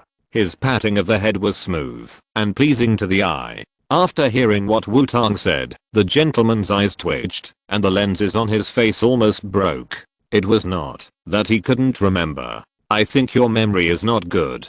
What a humor. Your Pokémon is very strong, little brother." The gentleman continued the topic forcibly. "Yes, your duckbill baby is really great." The gentleman's female companion may have seen that the gentleman was always frustrated, so she helped. "It's so beautiful." After Xiaogang saw the gentleman's female companion, his whole face relaxed and he looked like a pervert. "That Moshimoshi? Oh, it's here again." Xiaoxia saw Xiaogang's look and shook her hand in front of Xiaogang's face, but Xiaogang was completely attracted by the gentleman's female companion. Attracted? Of course. After all, my Pokémon has been strictly trained. Wutong couldn't help but be moved by the perseverance of the two and wanted to see what reason these two people wanted to use to trick him into exchanging with his ladder. "Your duckbill baby is very strong, but my ladder is not weak either. I like your duckbill baby very much. Since both of our Pokémon are very strong, why don't you exchange with me?" The gentleman uncle said directly to the point. After hearing the gentleman uncle's words, Wutong was a little speechless. "Good guy, cheating. Just hard cheating. This is not considered cheating. This is just trying to rob openly." "Uncle, do I look so young?" Wutong asked suddenly. "You look like you are in your teens. What's wrong?" The gentleman uncle said puzzledly. "Then why do you treat me as a 3-year-old child?" "No, even a 3-year-old child should know that a toy car that can be driven is better than a small broken toy car that can only be pushed by hand." Wutong showed a very artificial expression of curiosity on his face. After hearing what Wutong said, the gentleman was completely stunned. He didn't expect that this young guy would be so rude. The lady next to the gentleman also looked a little ugly after hearing what Wutong said. After all, Wutong's words were very clear. That is, it is impossible to exchange with you unless he is stupid. "Let's go." The lady forced herself to maintain her image and didn't get angry on the spot and pulled the gentleman away. The gentleman didn't resist and walked down the stairs of the lady and left with the lady without looking back. "What's the situation with that uncle?" Xiaoxi asked while showing off the food in his mouth. "That uncle, he just pretends to be a gentleman and then does rogue things. Don't worry about him," Wutong replied and then continued to fight with the food in front of him. Xiaoxi nodded as if he understood, but it was obvious that the food in front of him attracted him more. Just when Wutong and his friends were full and came to the window to blow the sea breeze, there was a loud noise caused by the door closing. Wutong and his companions looked over and saw that the waiters on the Saint Anno had all their clothes exposed, revealing the rocket team's uniforms and the strange devices behind them. "Wait, that guy over there, why are you not wearing anything after your clothes were exposed? Question mark? Damn it, I had so much fun that I forgot about the rocket team," Wutong said to himself as he looked at the rocket team that appeared. "What happened?" Xiaoxi couldn't help asking. As soon as Xiaoxi finished speaking, the lights went out instantly. Under a spotlight, the energetic Musashi and the listless Kajiro stood on a high platform in sharp contrast. "Since you asked sincerely," Musashi said, "then I will be merciful and tell you." Kajiro replied weakly. "Duckbill baby, spray flames." Wutong whispered to the duckbill baby. After all, Sakaki was monitoring this operation. It would be bad if he was noticed. Bobby the duckbill baby obediently shot out a jet of flame and interrupted the lines of Musashi and Kajiro. "Damn it. Who is so rude?" Musashi shouted after narrowly avoiding the jet of flame. Yeah, so rude. Kajiro still said weakly. Looking at Kajiro's state, he was finally deceived by the liar uncle. How long are you going to do this? Give me some energy. Musashi couldn't help, but yelled at Kajiro. Hahaha, is this a surprise performance? A passenger said with a smile. Yes, it looks like a funny performance. Another passenger replied. Sitting in front of several monitor screens, Sakaki touched the cat boss with one hand while watching this action. After seeing the performance of Musashi and Kajiro, Sakaki couldn't help but cover his face and at the same time began to think about how to drive these two guys out of the rocket team as soon as possible. His rocket team is a dark force spanning the two major regions of Kanto and Johto, and it is definitely the world's #1 dark organization. Other organizations that want to conquer the world have to try their best to control the legendary beasts, but Team Rocket creates the legendary beasts themselves. As a result, such a high level and high class dark organization has been turned into a funny organization by these two guys. Question mark? Don't I, Sakaki, have any face? Be quiet. We are Team Rocket. All the Pokémon here will be taken away by Team Rocket. Musashi shouted. The members of Team Rocket began to act, and the strange device behind them began to work, generating a strong suction force that continuously sucked the Pokéballs of the trainers here. Give me your Pokémon. A miscellaneous soldier of Team Rocket said to Xiaoxia. You too, take out your Pokémon. Another rocket soldier said to Xiaozhi. Pikachu. Xiaozhi shouted Pikachu directly. Pikachu understood and electrocuted the two rocket soldiers to the ground. Wutong was speechless watching from the side. You have already started to rob, so why don't you just do it directly? Why do you want to take care of others? Wutong suddenly felt sorry for Banmu. What kind of people are under his command? Instead of being robbed by you, we might as well fight to the end. Xiaozhi said. After hearing Xiaozhi's words, the nearby trainers also expressed their agreement and called out their Pokémon to fight back. I can't be idle either. Duckbill, Jet Flame, Swampert, Water Wave, Murkrow, Divine Bird Smash. Wutong began to command his Pokémon to fight. However, with his intentional restraint, the speed of clearing the soldiers was not too fast. After all, it is better to be low-key when it is time to be low-key. Tree Turtle, Leaf Blade, Nidoran, Double Kick, Caterpie, Flare Charge. Not far from Wutong, Shinji was also fighting Team Rocket. But he was much more ruthless, showing no mercy, and the area was soon cleared. At this time, he also saw Wutong fighting Team Rocket. Why is this guy here? And he shouldn't be so weak? Shinji was a little confused when he saw Wutong fighting with Team Rocket's soldiers. Tree Turtle, Leaf Blade, help him. Shinji hesitated for a moment and was ready to help Wutong. Soon, with the efforts of everyone, all Team Rocket were knocked out. Strange, it seems like someone was helping me just now. Wutong took back the Duckbill and Murkrow and said to himself. Because according to the plot, the ship is about to sink. So Wutong took back the Duckbill who is afraid of water and Murkrow who can't help for the time being in advance. Sure enough, just as Team Rocket was blown away, the Saint Anno began to shake violently. The captain of the Saint Anno, just as Wutong remembered, comforted everyone while running away. Seeing the captain running away, everyone felt uneasy and ran towards the lifeboat. Wutong was separated from Xiaozhi and his group at this time, but Wutong didn't care because he knew they would be fine. He also began to move with the crowd. However, the people who were eager to escape blocked the passage, and it was very crowded. Wutong thought for a moment and finally tapped his palm. Since it was not easy to go here, he would take a detour. Then Wutong took the swamp jumper and began to move forward along the memory route, intending to detour to the lifeboat. What is this guy going to do? Shinji was a little confused when he saw Wutong leaving with swamp jumper. Is he planning to take a detour? Shinji said as if he had thought of something and couldn't believe it. After looking at the crowded crowd in front and the direction Wutong left, Shinji gritted his teeth and caught up with Wutong. Strange, it's obviously this direction.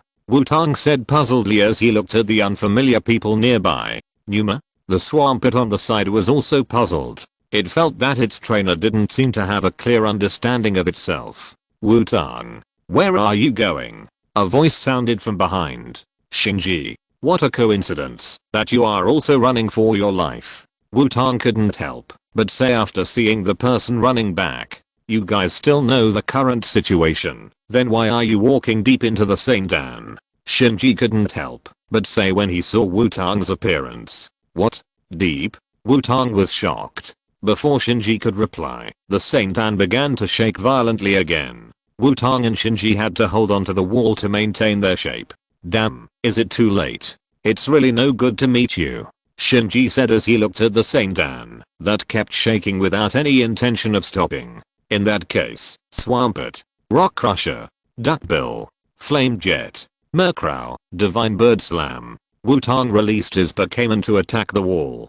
Turtle, Leaf Blaster, Growlithe, Flare Charge. Shinji also understood what Wutong wanted to do and called out his Pokémon to attack the wall. With the efforts of the 5 Pokémon, the wall was soon broken through, revealing the scenery outside. Wutong and Shinji quickly took back their Pokémon and jumped out of the Saint Anu and landed on the sea. I don't know if it was because the goddess of victory was too partial to Wutong that the goddess of luck was jealous. Wutong and Shinji, who had just jumped into the sea, were sucked into a whirlpool. And when Wutong and Shinji were sucked into the whirlpool after that, the Saint Anne also sank to the bottom of the sea. Where is this? Wutong opened his eyes and found himself lying on a beach. And next to him was a Shinji lying.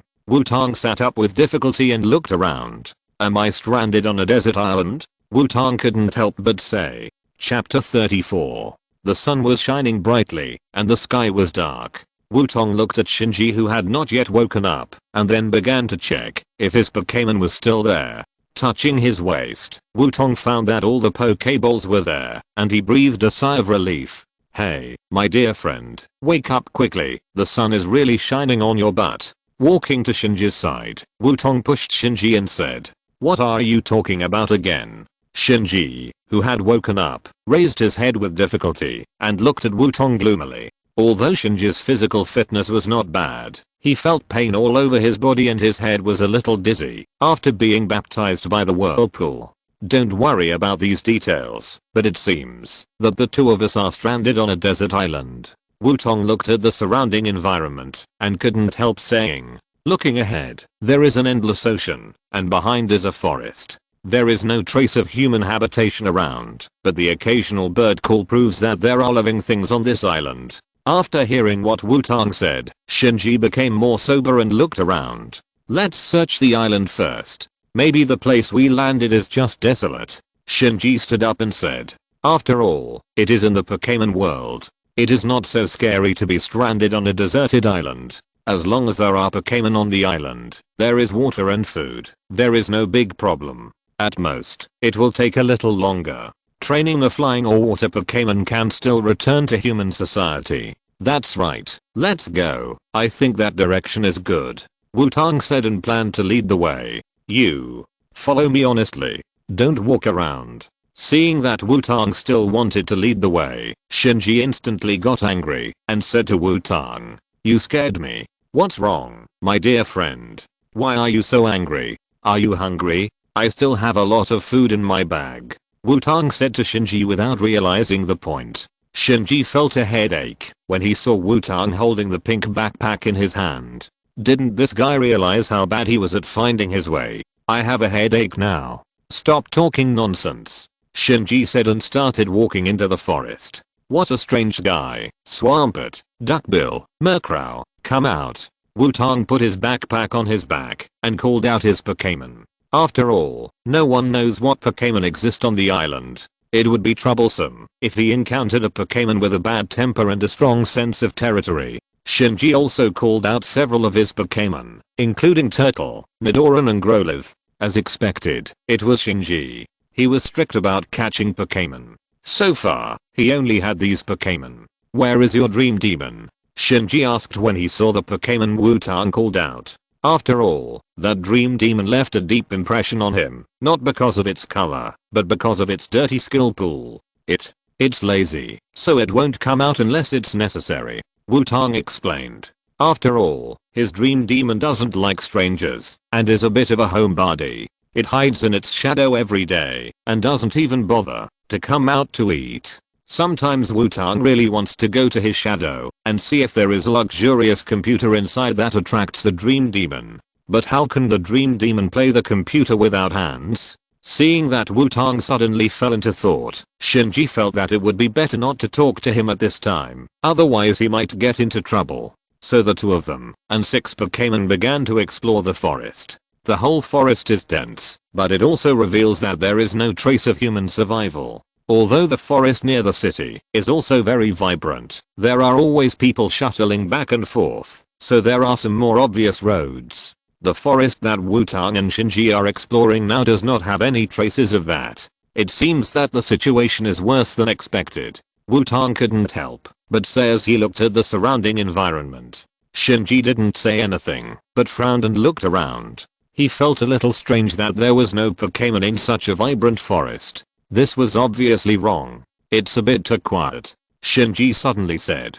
Wutong was also stunned after hearing Shinji's words. Indeed, since they entered the forest, the occasional bird calls have now disappeared without a trace. Apart from the sounds made by Wutong, Shinji and their own Pokémon, the only sound that can be heard is the sound of the birds. The sound of leaves blowing in the wind was heard. Wutong also began to observe the surroundings vigilantly. Suddenly, the nearby bushes all began to shake violently, and there was a slight vibration inside, as if some giant beast was moving. The 6 Pokémon placed Wutong and Shinji in the middle, and waited for battle. Just when the vibration reached the peak, a group of Pokémon ran out near Wutong and Shinji. Looking around, most of them were Pokémon common in the Kanto region, occasionally mixed with some rare or Johto region Pokémon. Shinji, how sure do you think you are to run away? Wutong asked with his back to Shinji. I have the same chance of running away as you do, Shinji said calmly, but his slightly trembling hands also exposed his current state. Swamp Leaper, Duckbill, Murkrow, Wutong called his Pokémon. Tree Turtle, Nidoran, Growlithe. Shinji also shouted. The 6 Pokémon tensed their muscles and entered a state of war. However, the imagined attack did not come, and the group of Pokémon surrounding Wutong and Shinji chirped. Wutong and Shinji's Pokémon were all confused, and each Pokémon was surrounded by Pokémon from the same egg group. I remember that our Pokémon are all male except for my dream monster, Wutong asked Shinji, who did not face the imagined hard battle. Or it should be said that it was not Wutong and Shinji who were fighting hard, but their Pokémon. Yes, that's right. What do you mean? Shinji asked. These Pokémon seem to be all female, Wutong said uncertainly. Yes, all female. Wutong looked around and confirmed again. All female? Shinji was a little unconvinced. After all, there are not a few Pokémon surrounding them now. How can the race continue if they are all female? Yes, I'm sure. Just look at the Pokémon surrounding your Nidoran. They are all Nidoran. Look carefully at the Pikachus in the middle. The tips of their tails are all heart-shaped. Wutong pointed at Nidoran and said, look at the other Pokémon. All the Pokémon with gender differences show female characteristics. Wutong pointed at a few more places and said. Shinji just listened. After all, he didn't know much about this. But he looked at the place where Wutong said and found that what Wutong said was indeed correct. So what? Even if they are all female Pokémon, what can it prove? Shinji still asked the question. So I guess there may be no male Pokémon on this island, so they found us after we entered the forest and then gathered together to watch us, Wutong said. It should be more than just watching. Those Nidorans have already started to make courtship gestures. Wutong pointed to the Nidorans next to Nidoran and said, hey, Nidoran, be firm. Shinji couldn't help shouting when he saw that his Nidoran's face had softened. Nidoran looked at his trainer, then looked at the temptation of beauty in front of him, and fell into hesitation. It doesn't matter, just let it choose the one it likes the most. Nidoran and Nidoran are monogamous. Once a partner is chosen, it will not change. After it chooses, you can also capture Nidoran. The other Nidorans will also disperse. Wutong asked Shinji to calm down. What about other Pokémon? For example, your Duckbill baby. Shinji pointed at the Duckbill baby. Duckbill baby, come back. Wutong took a look at the Duckbill baby and was shocked. He quickly took out the Pokeball and put the duckbill baby away.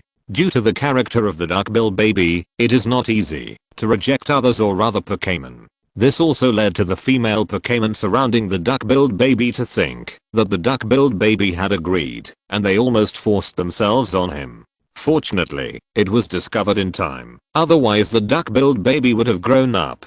How could it do such a thing when it was still a baby? Seeing that the duck-billed baby was taken back, the Pokémon that had previously surrounded the duck-billed baby were not angry, but only showed regretful expressions. And the current main forces of Wutong and Shinji, Swampert and Turtle, one sees through everything, and the other has a calm personality, so he was not tempted by beauty. The two Pokémon still stood steadily in front of Wutong and Shinji to prevent any danger.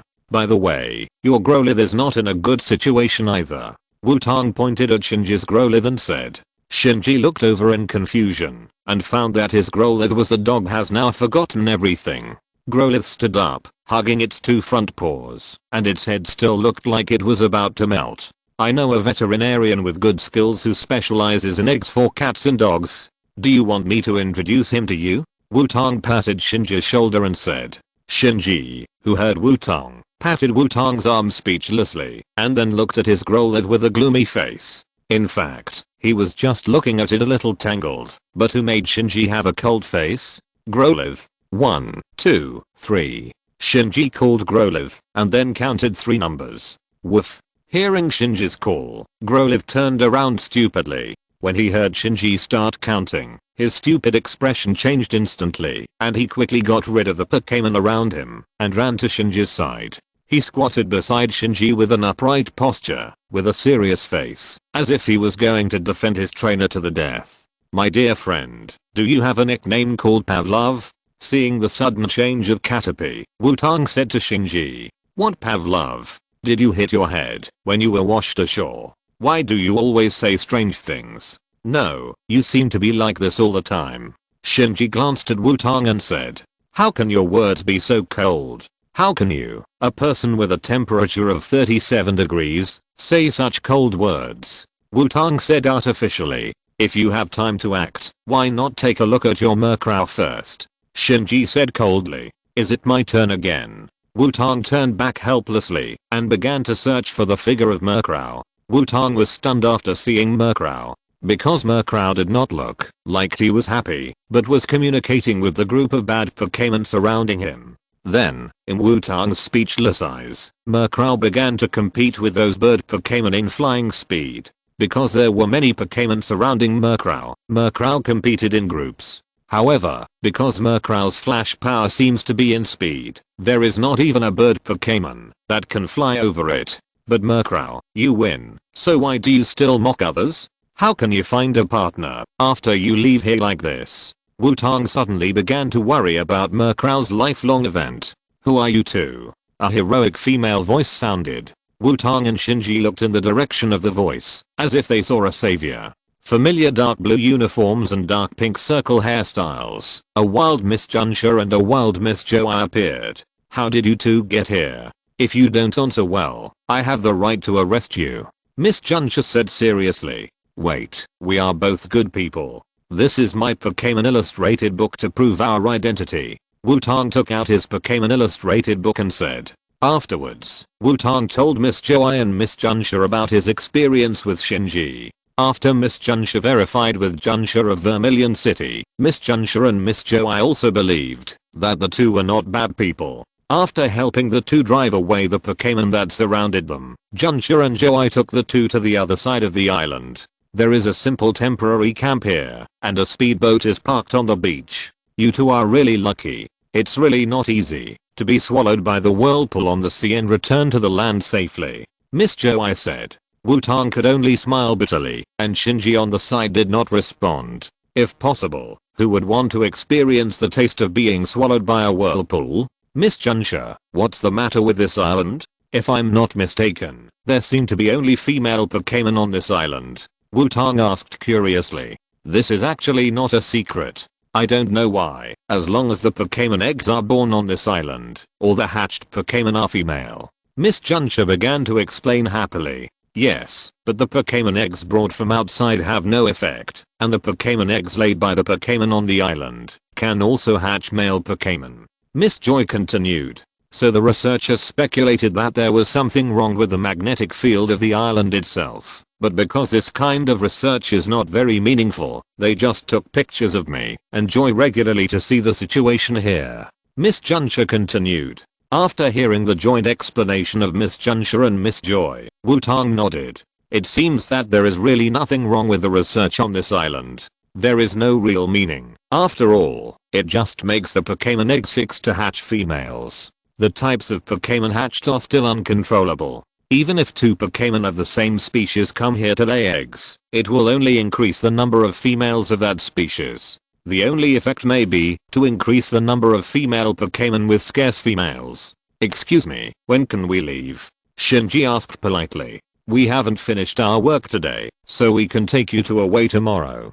Do you have any urgent business? Miss Junsha asked. Shinji shook his head. He just didn't want to be trapped on such an island. If you're listening to this novel on a channel other than Fanfic World, it means they downloaded and uploaded it without effort. We cordially invite you to visit our channel, Mundo Fanfic Novelos. There you'll find the original version of this story and you can explore many other novels of various genres. We're waiting for you to immerse yourself in a world of incredible novels.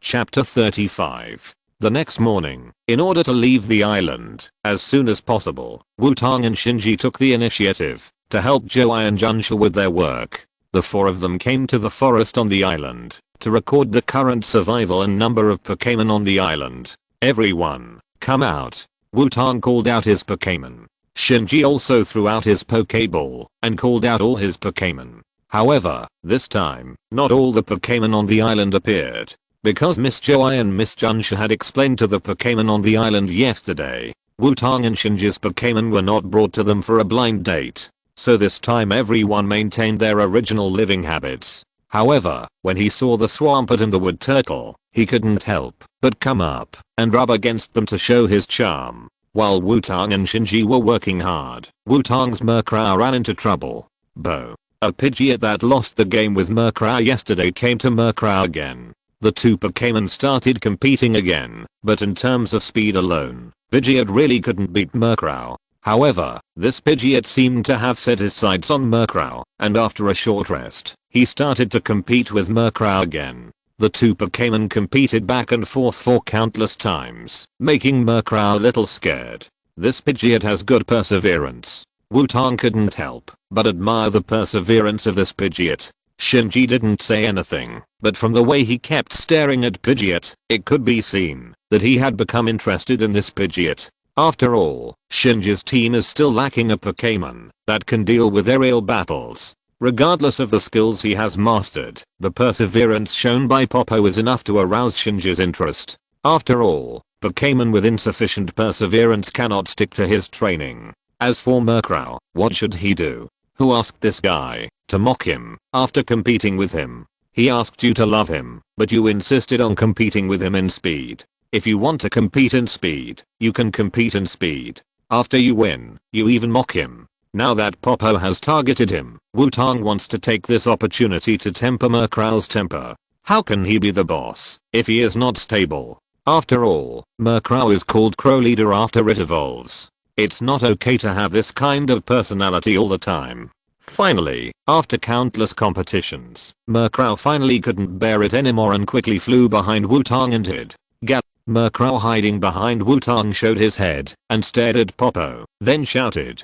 Wutong's evergreen power told him that Murkrow meant that you should not come over. My boss is here. Wutong was a little helpless. How did this guy hide behind him? Shinji, you should be very interested in this Bobo, right? Wutong asked. So what? Now this Bobo has identified your Murkrow. Shinji replied coldly. You know my situation. Even if I subdue this Bobo, it can only be sent back to guard the house. Wutong continued to tempt. You can talk about it after you deal with it first. Shinji saw through Wutong's idea of being lazy and wanting him to take the blame. Really? Then I'll test the strength of this Bobo for you. Wutong could only say helplessly when he saw that his plot was seen through.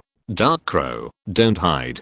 You have to solve the trouble you caused yourself. Wutong grabbed the Murkrow and put it in front of him and said, "Huh." Murkrow called out in confusion, then fell back on Wutong's head and pecked Wutong's head twice. Murkrow's meaning was very clear. If you want me to solve it, you have to give me away, right? Bobo, you want to beat Murkrow, right? I'm not looking down on you, but Murkrow is special. You have no hope of winning if you compete in speed alone. Wutong said to Bobo. Bobo. Bobo shouted angrily after hearing what Wutong said. Don't be angry, I want to compete with you in a different way. Let's have a battle with my Murkrow. No matter who loses, this matter will end here. How about it? Wutong suggested. Bobo nodded in agreement. Then, let's start. Murkrow. Tailwind. Wutong buffed Murkrow without hesitation. The airflow swirled around Murkrow. Murkrow's speed became much faster. Bobo shouted and flapped his wings directly, and a gust of wind swept towards Murkrow. Murkrow, let's use the wind too. Wutong commanded. Murkrow flapped his wings, and a gust of wind also swept towards Bobo. The two gusts of wind met in the air, and then they wanted to tear each other apart and finally disappeared together. Bobo took the initiative to attack again. It was obvious that Bobo was the kind of person who had to be on top. Bobo's speed suddenly increased, and a white light appeared behind him, rushing towards Murkrow like lightning. Murkrow. Wing attack. Wutong shouted hurriedly. After all, no matter how fast Murkrow was, it was impossible to avoid the flash of lightning. At least the current Murkrow did not have that ability. Murkrow's wings lit up, and with its own speed, it barely coped with Bobo's flash of lightning attack. Murkrow. Give it a big one. Use Brave Bad to attack. Wutong shouted. After all, it was a battle of speed, and the skill of Divine Bird Slam that required charging was not suitable. So Wutong directly chose the Brave Bad Slam that Murkrow had just learned. The blue-white energy covered Murkrow, and Murkrow transformed into a giant energy bird and rushed towards Popo. Facing the flying energy bird, Popo was not to be outdone, and was also wrapped in blue-white energy, and then transformed into an energy bird. This Popo can also use Brave Bad Slam. Wutong was a little surprised. This Popo's talent was really surprisingly good. The two energy giant birds collided with each other, and the cold energy exploded instantly. Murkrow and Popo flew backwards at the same time. Murkrow. Wind. Wutong chose a skill with a larger range to attack first. However, this Popo was unexpectedly stubborn, and once again rushed towards Murkrow with a burst of white light. Murkrow also got angry, flapping his wings fiercely, and trying to sweep Popo away. Popo rushed to Murkrow against the wind of Murkrow. However, because of the wind, the power of Popo's lightning flash was only 1/10 of its original power. However, the strong Popo used up his last strength and gave Murkrow a big blow with his wings in the shocked eyes of Wutong and Shinji. This Popo has a lot of personality. Wutong looked at Popo, who fell to the ground and lost his ability to fight. This Popo is very good. Shinji commented. You two? What are you doing? Miss Junsha and Miss Joai, who went to work on the other side, finished their work and came back. Seeing Wutong and Shinji standing there without work, they asked. I encountered some trouble. By the way, Miss Junsha, can we capture the Pokémon here? Wutong asked. No problem. The only special thing here is the magnetic field of this island. Most of the Pokémon on the island are very common Pokémon, so you can rest assured to capture them. Miss Junsha said. Great, isn't that right, Shinji? Wutong gently bumped into Shinji and said. Mind your own business. Shinji replied and walked towards Bobo. TSK, what an unlovable guy. Wutong said helplessly. After treating Bobo's injuries, Shinji proposed a battle to conquer Bobo. But Bobo was unwilling at first, but later, I don't know what Shinji said to Bobo. Bobo agreed. Although Bobo's talent is very good, it is still a little bit worse than Shinji's trained Pokémon. So Shinji successfully conquered Bobo. After this episode, Wutong and Shinji continued to work, and Miss Joy and Miss Junsha, who had completed their part of the work, also joined in. But Wutong and Shinji were just here to help. Soon, with the joint efforts of the four people, the task was successfully completed before the afternoon. Miss Junsha and Miss Joai did not disappoint Wutong and Shinji. After completing the work, They immediately took the two away from the island. Because there was other work to do, Miss Junsha and Miss Joai sent the two to the nearest city and left. Wutong and Shinji looked at the sunshine, the beach and the bay in front of them, and fell into deep thought. Because they had seen enough of this scene, they also watched it for a day and a night when they were on the island. Of course, there are not so many beauties on the island. Where are we? Wutong felt a little impression, but he couldn't remember it for a while. Why don't we find someone to ask? Shinji said. That makes sense. Wutong tapped his palm to show his agreement. Then Wutong and Shinji said looked at him. Okay, I'll go. Wutong looked at Shinji for a while and said helplessly. Hey, this guy. Excuse me, can you tell me where this is? Wutong came to the beach and asked a boy who was fishing. Here. This is Lanperchi City, a resort. Is there anyone who doesn't know this place? The boy turned his head in disbelief. You are? Xiaomei? Wutong asked after seeing the person who was fishing clearly.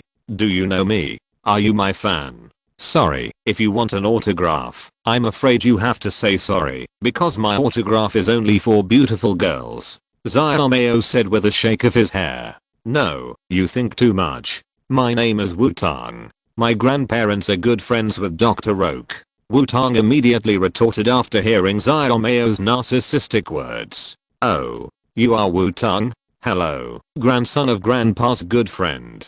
Let me introduce myself again. I'm Xiaomei. After hearing what Wutong said, Xiaomei stretched out his hand to Wutong and said seriously. By the way, I remember Professor Oak and Xiaozhi told me that you were traveling with your girlfriend. How come I didn't see it? Wutong asked, remembering the group of girls who followed Xiaomei at the beginning. My girlfriends? They lost to Aunt Hanako in the beauty pageant yesterday, so they went shopping together today because they were in a bad mood. I don't like that kind of sports very much, so I'm fishing here by myself. Xiaomei explained nonchalantly. As expected of Aunt Hanako, Xiaomei's girlfriend Ami is no match for her. But so Xiaozhi and his group have left, right? I see. Fishing? Wutong suddenly remembered that there was a good fishing rod in his backpack. It just so happened that he had nothing to do, so he might as well go fishing with Xiaomei. Want to go fishing with me? After all, fishing alone is quite boring. Xiaomei made a fishing invitation. No problem, but I have a friend here. I'll call him over. Wutong said and went back to find Shinji. After finding Shinji, Wutong saw that he was checking the Pokémon encyclopedia, probably thinking about tactics or something. What a strict guy, not only strict with his Pokémon, but also strict with himself. Hey, my dear friend, the resort here is Lanperchi City. How about going fishing with me to relieve your tired mood? Wutong invited Shinji to go fishing. Shinji looked at Wutong and wanted to refuse, but he seemed to remember something and nodded and agreed. He took Shinji to find Xiaomei, but something unexpected happened to Wutong. It's you, the gloomy guy. Xiaomei suddenly shouted after seeing Shinji. It's you, the playboy. Shinji frowned after seeing Xiaomei. Do you two know each other? Wutong smelled the scent of melon and began to look at the two curiously. Not really acquaintance. Xiaomei said. We've only met once. Shinji responded coldly. Come on, tell us your story. Wutong took out a microphone from somewhere and put it on Shinji's face and asked. What strange things did you bring when you traveled? Shinji said speechlessly while looking at the microphone in front of him. Well, don't worry about these details. Come on, tell us your story. Wutong continued to urge. It's not a big story, it's just that we both liked a Pokémon at the same time. Shinji said coldly. It's just that I was the one who succeeded in conquering it in the end. Xiaomei said proudly. A playboy, good Pokémon are just a waste in your hands. Shinji said disdainfully. Why do I smell a sour smell? Who is eating the sand scale fruit? Xiaomei responded unyieldingly. At the same time, you liked a Pokémon? Could it be Nidoran? Wutong asked puzzledly. How did you know? X2 Shinji and Xiaomei asked in unison. Guess. Wutong laughed. Could he say that he had watched the anime and knew what Pokémon you two had, and then we would know after comparing them? Don't imitate me, you guy. X2 Shinji and Xiaomei said in unison again. You two are actually on good terms, right? Wutong said in confusion. Who has a good relationship with him? X2 Shinji and Xiaomei said at the same time again. Shinji and Xiaomei stared at each other, neither of them willing to show weakness. Well, since you both don't like each other, why don't we use fishing as a competition? Okay. Wutong took out the fishing rod and suggested. I will definitely win. X2 Shinji and Xiaomei snorted at the same time, then sat down next to Wutong, took out the fishing rod and started fishing. Am I redundant? Wutong looked at the two of them and said to himself with some confusion. Chapter 36. The fisherman was sitting in the middle of the boat, and the two people beside him were concentrating on the fishing rod in front of them. After all, it was about winning or losing, so they were very serious. Aren't you too tired? You don't have to stare at the fishing rod so hard. Wutong tried to persuade them. Don't talk. It will scare the fish away. X2 Shinji and Xiaomei said to Wutong at the same time. TSK, I told you not to imitate my words. X2 Shinji and Xiaomei glared at each other again. You two actually have a good relationship, right? Wutong said in the middle with trouble. Huh. Who would have a good relationship with such a person? X2 Shinji and Xiaomei shouted at Wutong at the same time after hearing what Wutong said. Wutong felt a little tinnitus after being shouted at by two people at the same time, so why was he caught in the middle? After a while, one of the three fishing rods suddenly began to tremble. Wutong held the fishing rod tightly and pulled hard, and a lively Magikarp was caught. Is it true? Magikarp is really a Pokémon that can be seen in various waters. Wutong said helplessly. He thought he could catch other Pokémon with his high quality fishing rod. Wutong took an ordinary Pokéball from his waist and captured Magikarp, then put it aside and prepared to send it to Professor Oak later. After all, he promised Professor Oak to collect more Pokémon. Since Xiaozhi sent 30 Kintaro to Professor Oak, he will send 30 Magikarp to Professor Oak. I believe Professor Oak will be very happy. Wutong set a small goal for himself, to catch 30 Magikarp first. As for Wutong who caught the Pokémon first, Shinji and Xiaomei just glanced at him and didn't react much. After all, Wutong didn't participate in the victory or defeat, as long as he caught the Pokémon before the other guy. Wutong cast the rod again and sat back, but after a while, Wutong's fishing rod vibrated again. So fast? Wutong pulled the fishing rod again, and then saw the right time and exerted force, and another Magikarp was caught. Seeing that Wutong caught the Pokémon again, Shinji and Xiaomei stared at their fishing rods more seriously. After all, Wutong was able to catch 2 in a row in such a short time, which meant that they would soon have Pokémon hooked. After catching the Magikarp again and putting it aside, Wutong cast the fishing rod again, this time faster, and the fishing rod began to vibrate as soon as it was cast. It's hooked again so soon. Wutong was also a little surprised. After all, he didn't even sit down, and the fish was hooked. After catching another Magikarp, the Magikarp was directly teleported to Professor Oak's research institute. Next, it was Wutong's personal performance time. Until Wutong caught the 10th fish, Shinji and Xiaomei finally couldn't help it. You guy, go fishing somewhere else. Shinji and Xiaomei said at the same time.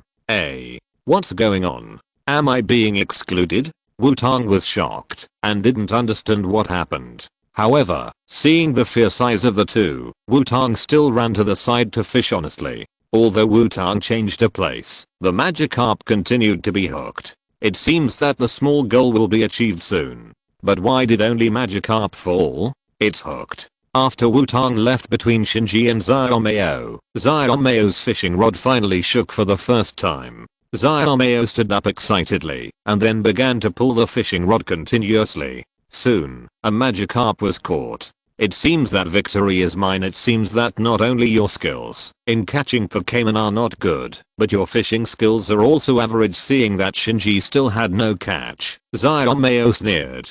Humph, this is just the beginning. Only clowns will laugh at the beginning. Shinji glanced at Xiaomei and said coldly. TSK, you are so stubborn. Xiaomei couldn't help but say when he saw Shinji like this. Xiaomei felt bored and sat down to start fishing again. Since he wanted to win, he had to win thoroughly. At least he had to catch 10 fish. No, 5 fish. Come out, Forest Turtle. Shinji called out his Pokémon. Wutong felt that Shinji couldn't call out Forest Turtle for no reason, so he stared at Shinji curiously to see what he was going to do. Shinji didn't move at all, still staring at the fishing rod in his hand with a serious expression. However, in Wutong's surprised eyes, the Forest Turtle secretly stretched out a vine whip and carefully groped around Shinji's waist. P.S. Normal Forest Turtle cannot learn the vine whip skill, but I think as a Pokémon with a forest on its back, it should be no problem to stretch out a vine whip, so please treat this vine whip as a characteristic of the species, and it will not become a formal skill. Then he took out a Pokéball that Wutong was very familiar with. It was an ordinary Pokéball that was painted with inferior gold paint. Could it be the Magikarp sold by the liar uncle? Wutong said to himself, and he didn't bother to care about the trembling fishing rod in his hand. He felt that Shinji's Forest Turtle would definitely do something interesting. After the Forest Turtle got the Magikarp's Pokéball, the vine whip wrapped around the Pokéball and carefully sent it into the water. After a while, Shinji's fishing rod began to tremble violently. It seems that my luck is not bad, Shinji said after taking a calm look at Xiaomao. HMPH. Xiaomao just snorted coldly without saying anything. Shinji raised his fishing rod and a strong and lively Magikarp was caught. Lin Shugi. Shinji called out to Lin Shugi, who understood and flew out with a vine whip to tie up Magikarp directly. Then Shinji took out a Pokéball and threw it at Magikarp. Did these two guys cheat together? Wutong saw that Lin Shugi took the opportunity when Shinji threw the Pokéball and used the inferior golden Pokéball to take back Magikarp. Then Lin Shugi directly rolled back the Pokéball thrown by Shinji, and the whole process was smooth and flowing. Even Xiaomao, who was next to Shinji, did not find any problems. But Wutong, who was watching the show from a distance, saw all this. Shinji also saw Wutong, who was looking at him, and made a horizontal stroke across his mouth to Wutong, signaling Wutong not to talk nonsense. Wutong really wanted to know who had led Shinji astray and made him do such a thing, using such a dark tactic. If Shinji knew what Wutong was thinking, he would definitely let him look in the mirror. After all, Wutong's dream demon fighting style was not ordinary dirty. After tying with Xiaomao, Shinji continued to fish with peace of mind. However, a long time passed, and Shinji and Xiaomao were silent. I say, you two, are you planning to fish here all day? It's noon, I'm hungry. Wutong walked behind the two and said helplessly. However, Shinji and Xiaomao completely ignored Wutong's meaning and still stared at their fishing rods. How about this? You two are tied now, right? Then whoever catches the second fish first will win. Okay. If no one catches it after an hour, it will be a tie. Wutong deliberately emphasized the 1-to-1 and said. Shinji glanced at Wutong and said nothing. Okay, I will definitely win. Xiaomao readily agreed to the proposal. Gurgle. Wutong's stomach called out with hunger, and Wutong sighed helplessly. His eating habits are very regular.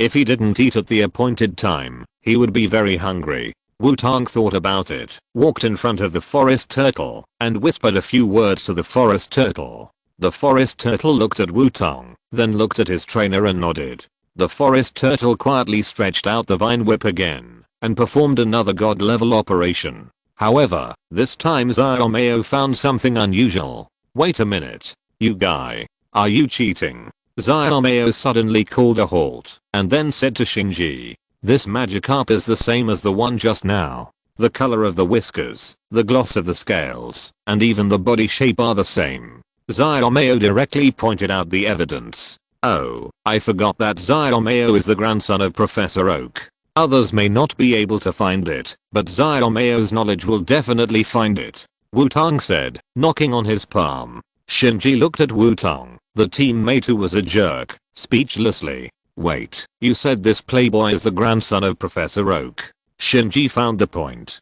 Don't you know? His name is Xiaomao, full name Oak Mao. Wutong said. Hey, don't ignore me. You actually want to win me by cheating?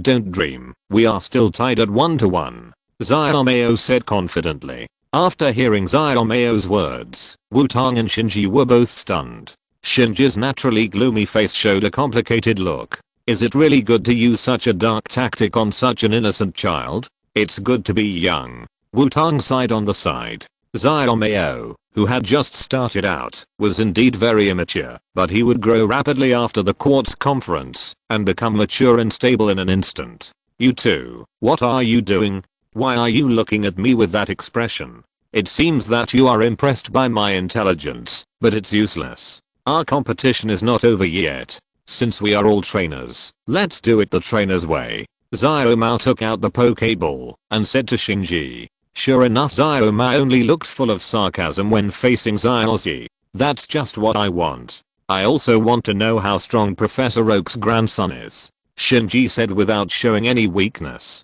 In that case, I will be a guest referee. By the way, Swampert, come out. Wutong said and called Swampert out. Then he searched in his backpack for a while and took out a few cardboards. After giving the cardboards to Swampert and giving a few instructions, Wutong stood in the middle position next to the two of them. Then, both sides are ready. The rules of the game are 3v3. Pokémon cannot be replaced. The side whose Pokémon loses all compatibility first loses. Then Shinji from Curtain City will fight Xiaomao from Pallet Town. The game begins. Wutong shouted with the microphone. Come out, Squirtle. Xiaomao called out his absolute main force Squirtle without hesitation.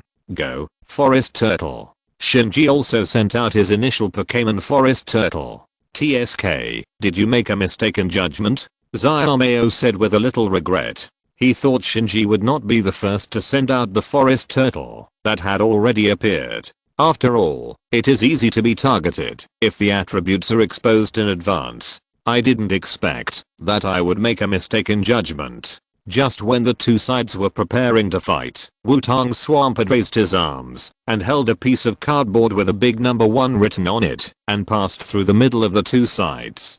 Swampert passed through and came back and twisted the cardboard very artificially. Shinji and Xiaomao were stunned at the same time, and then the two looked at Wutong together. How many strange things are in your backpack? Shinji, who was calm, couldn't help but yelled at Wutong. Are you traveling with this kind of guy? Xiaomao looked at Shinji with a hint of sympathy. No, I'm not familiar with this guy. Shinji quickly denied.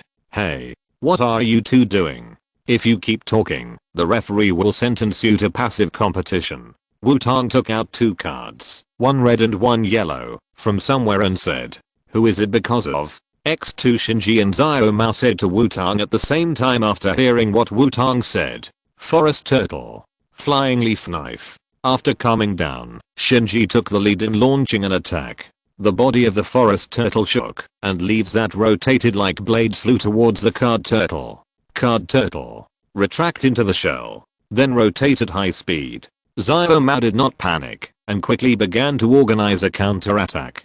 Kami. Faced with a flying leaf blade, Stottle's head and limbs instantly retracted into its shell. Then the shell jumped up out of thin air and spun to hit the Forest Turtle. The high-speed rotating shell easily blocked the attack of the leaf blade. Forest Turtle, we also retract into our shells. Shinji continued to command after seeing the leaf blade being cracked. After hearing the command, the Forest Turtle also retracted into its shell. Stottle's high-speed rotation could no longer be stopped, and it directly hit the shell of the Forest Turtle. The two shells collided, and the reaction force made the two Pokémon in the shells a little dizzy. Forest Turtle. Super Absorb. Shinji continued to command after seeing Stottle's attack stop. Stottle, hold on. Xiaomao knew that there was no way to avoid the super absorption, so he just let Squirtle stay where he was. The Forest Turtle bit Squirtle, but Squirtle's body was covered by a green translucent energy shield. The Forest Turtle's attack did not work. Just when Shinji and Xiaomao were fighting fiercely, under a parasol not far from the three of them, a hot woman sat up. Really, who is fighting Pokémon on the beach of a resort? The woman said this satisfiedly. The woman had long brown red hair and a pair of big sunglasses on her face. Although she had a hot body, the style of her swimsuit was very cute. The woman looked at Shinji and Xiaomao who were fighting. That little boy seems to be the grandson of Professor Oak. The little boy in the middle also looks familiar. The woman stood up and stretched, talking to herself as she walked towards Wutong and the other two. The guy who disturbed her must be punished. PS. Dear readers, guess who this woman is? If you guess correctly, Binkui will update tomorrow. It's actually quite easy. After all, Binkue wrote it quite clearly, which can be regarded as a motivation for myself to update more. Chapter 37. The two Pokémons were separated again. Turtle and Squirtle separated again. Although Shinji and Xiaomei were both novice trainers, they still commanded the two turtles to fight back and forth. Wutong took the microphone to make a guest commentary. Turtle, Leaf Blade, Squirtle, Water Wave. Shinji and Xiaomei commanded at the same time, but the two Pokémon did not attack each other, but aimed at Wutong in tacit understanding. It is against the rules to attack the referee. Swampert, Water Wave, Duckbill, Jet Flame. Wutong saw the attack flying towards him and quickly commanded his Pokémon to resist. However, Turtle and Squirtle originally just wanted to scare Wutong, who told him that he was a turtle, so their attacks were easily blocked. I didn't expect that your evil face is quite powerful, Xiaomei said to Shinji. You, the playboy, are better than I thought. Shinji also replied. But the victory must be mine. Squirtle, Ice Fist, Xiaomei shouted. Obviously, his Ice Fist should be hidden to deal with Xiaozhi. Don't ask why, just ask because of true love. But now Shinji's performance is enough to get his attention, so he directly used this counter-attack trick. Squirtle. Squirtle shouted and clenched his claws into fists, with a trace of cold air wrapped around it, and punched towards the forest turtle. Forest turtle, get ready, Shinji said calmly. In the middle of the rush, Squirtle suddenly seemed to step on something, and then vines appeared instantly and tied Squirtle up. When Xiaomei couldn't help but say, the forest turtle came to the trapped Squirtle and bit it. Green fluorescent light flew out of Squirtle and was absorbed by the forest turtle. It should be the first time I used super absorption. TSK, TSK, TSK, I really learned bad things. Wutong couldn't help but sighed when he saw Squirtle being continuously absorbed. Squirtle is no longer able to resist. The winner of the first round is Shinji. Wutong showed the presence of the referee at the right time. Come back, Squirtle. Knowing that Squirtle's failure was a foregone conclusion, Xiaomei reluctantly put Squirtle away. You are really insidious, Xiaomei said to Shinji after taking back Squirtle. This is a tactic, Shinji said after glancing at Wutong. After all, a guy said the same thing after disgusting him in the battle. TSK, sure enough, the heart of playing tactics is dirty. Xiaomei smacked his lips and said, don't waste time, call out your next Pokémon. Shinji said, you don't need to tell me, come out. Nidorino. Xiaomei called out his second Pokémon. Huh, is it this guy? Shinji snorted coldly after seeing Nidorino. This Nidorino chose the Pokémon that Xiaomei didn't choose, but at that time it was still Nidoran. Nidorino was startled when he saw Shinji and then hid behind Xiaomei. Hey, Nidorino, what are you doing?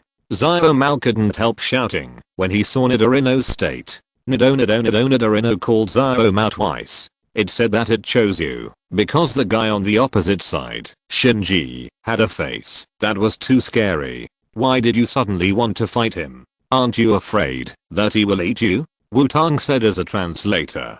Haha, is it too scary? Shinji was so angry that he laughed after hearing Wutong's translation, and his face became even more scary. Are you sure? You are not just translating to sow discord? Xiaomei was also shocked when he saw Shinji's look and couldn't help but say to Wutong. Nidorino called twice and nodded to show that Wutong was right. It said I was right, and it should still be in time to run now. By the way, please don't question my professionalism, Wutong said to Xiaomei. What a joke. How can I? Xiaomei, run away. Nidorino, don't embarrass yourself. Let him see your strength. Xiaomei pushed Nidorino back in front of him and said. Then the second round begins, Wutong said with a wave of his hand. Just as Shinji and Xiaomei were preparing to fight, a familiar piece of cardboard appeared in the eyes of Shinji and Xiaomei. This time holding a sign, the girl was replaced by another one, and the duck-billed baby came out holding a cardboard with the number 2 written on it.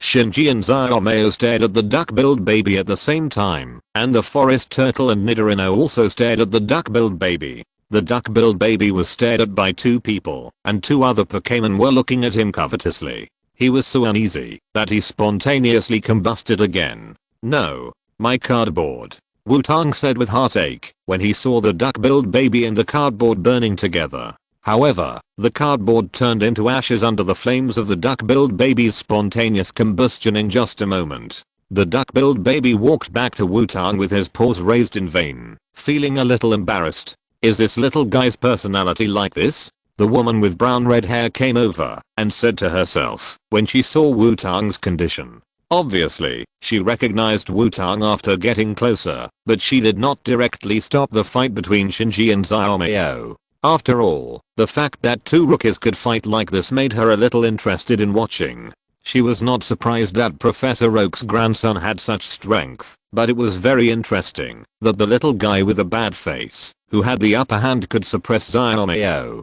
She also wanted to know what the final result of this battle would be. "Nidorino, we go first this time. Use poison needles," Xiaoxia shouted at Nidorino. However, Wutong, as the referee, saw that Xiaoxia seemed to say something to Nidorino in a low voice. "Forest turtle. Leaf blade. Stop it." The forest turtle did not have the ability to dodge the poison needle, so Shinji chose to go straight to the head. Nidorino shot many purple energy needles at the forest turtle. Name. The forest turtle fired countless rotating blades to block the poison needle. Nidorino, run around it. Xiaoxia began to take advantage of Nidorino's speed. Nidorino continued to harass the forest turtle with poison needles while running around the forest turtle. Forest turtle. Parasitic seeds. Then retract into the shell. Facing this situation without the right skills, Shinji could only try to interfere with Nidorino. The forest turtle shook its body against Nidorino's poison needles, and several seeds scattered around. Then the forest turtle retracted its head and limbs into the shell. Nidorino, stop and poison needle. Xiaoxia certainly won't be fooled. What can you do if you place parasitic seeds? I won't be able to step on them if I don't move. Nidorino began to shoot the forest turtle with poison needles on the spot. This is the disadvantage of the skill pool being too shallow. If the current forest turtle has evolved into a two-tay turtle and learned skills such as earthquake and crazy plants, how can it be kitted? Forest turtle. Don't let it stop. Randomly release flying leaf knives around. Make it move. Shinji didn't want to sit and wait for death, so he commanded. The forest turtle hiding in the shell began to continuously fire flying leaf knives around, not seeking to hit Nidorino, as long as it didn't let it use poison needles in peace. As long as Nidorino moves, it may make mistakes when moving, and mistakes are opportunities for the forest turtle to counterattack. Nidorino. Xiaoxia called Nidorino, and then a barely perceptible smile appeared on his face. Nidorino continued to dodge the flying leaf knife while using poison needles on the forest turtle. However, Nidorino still accidentally stepped on the parasitic seeds scattered by the forest turtle. The seeds exploded instantly, and the vines wrapped Nidorino tightly. But Nidorino seemed to twist his head intentionally. Now, forest turtle, super absorb. Shinji commanded. The forest turtle stretched out its head and 4 claws from the shell again and bit Nidorino. However, the speed of the forest turtle rushing towards Nidorino was surprisingly slow and the forest turtle looked a little painful. What's going on? Shinji found that something was wrong with the forest turtle. Nidorino. Poison needle. Xiaoxia did not continue to pretend, but began to command Nidorino. Nido. Somehow, Nidorino's head managed to stick out from the vines that entangled it, and opened its mouth to shoot out a poison needle. The poison needle became the last straw that broke the camel's back for the forest turtle, and the forest turtle still fell on the way to attack Nidorino. The forest turtle has lost its ability to fight. Now both sides are tied. Wutong announced the result of the second round. Shinji took back the forest turtle and frowned at the field. There must be something he didn't notice. It should be the poison spikes, right? You secretly scattered the poison spikes when you let Nidorino use the poison needles around the forest turtle.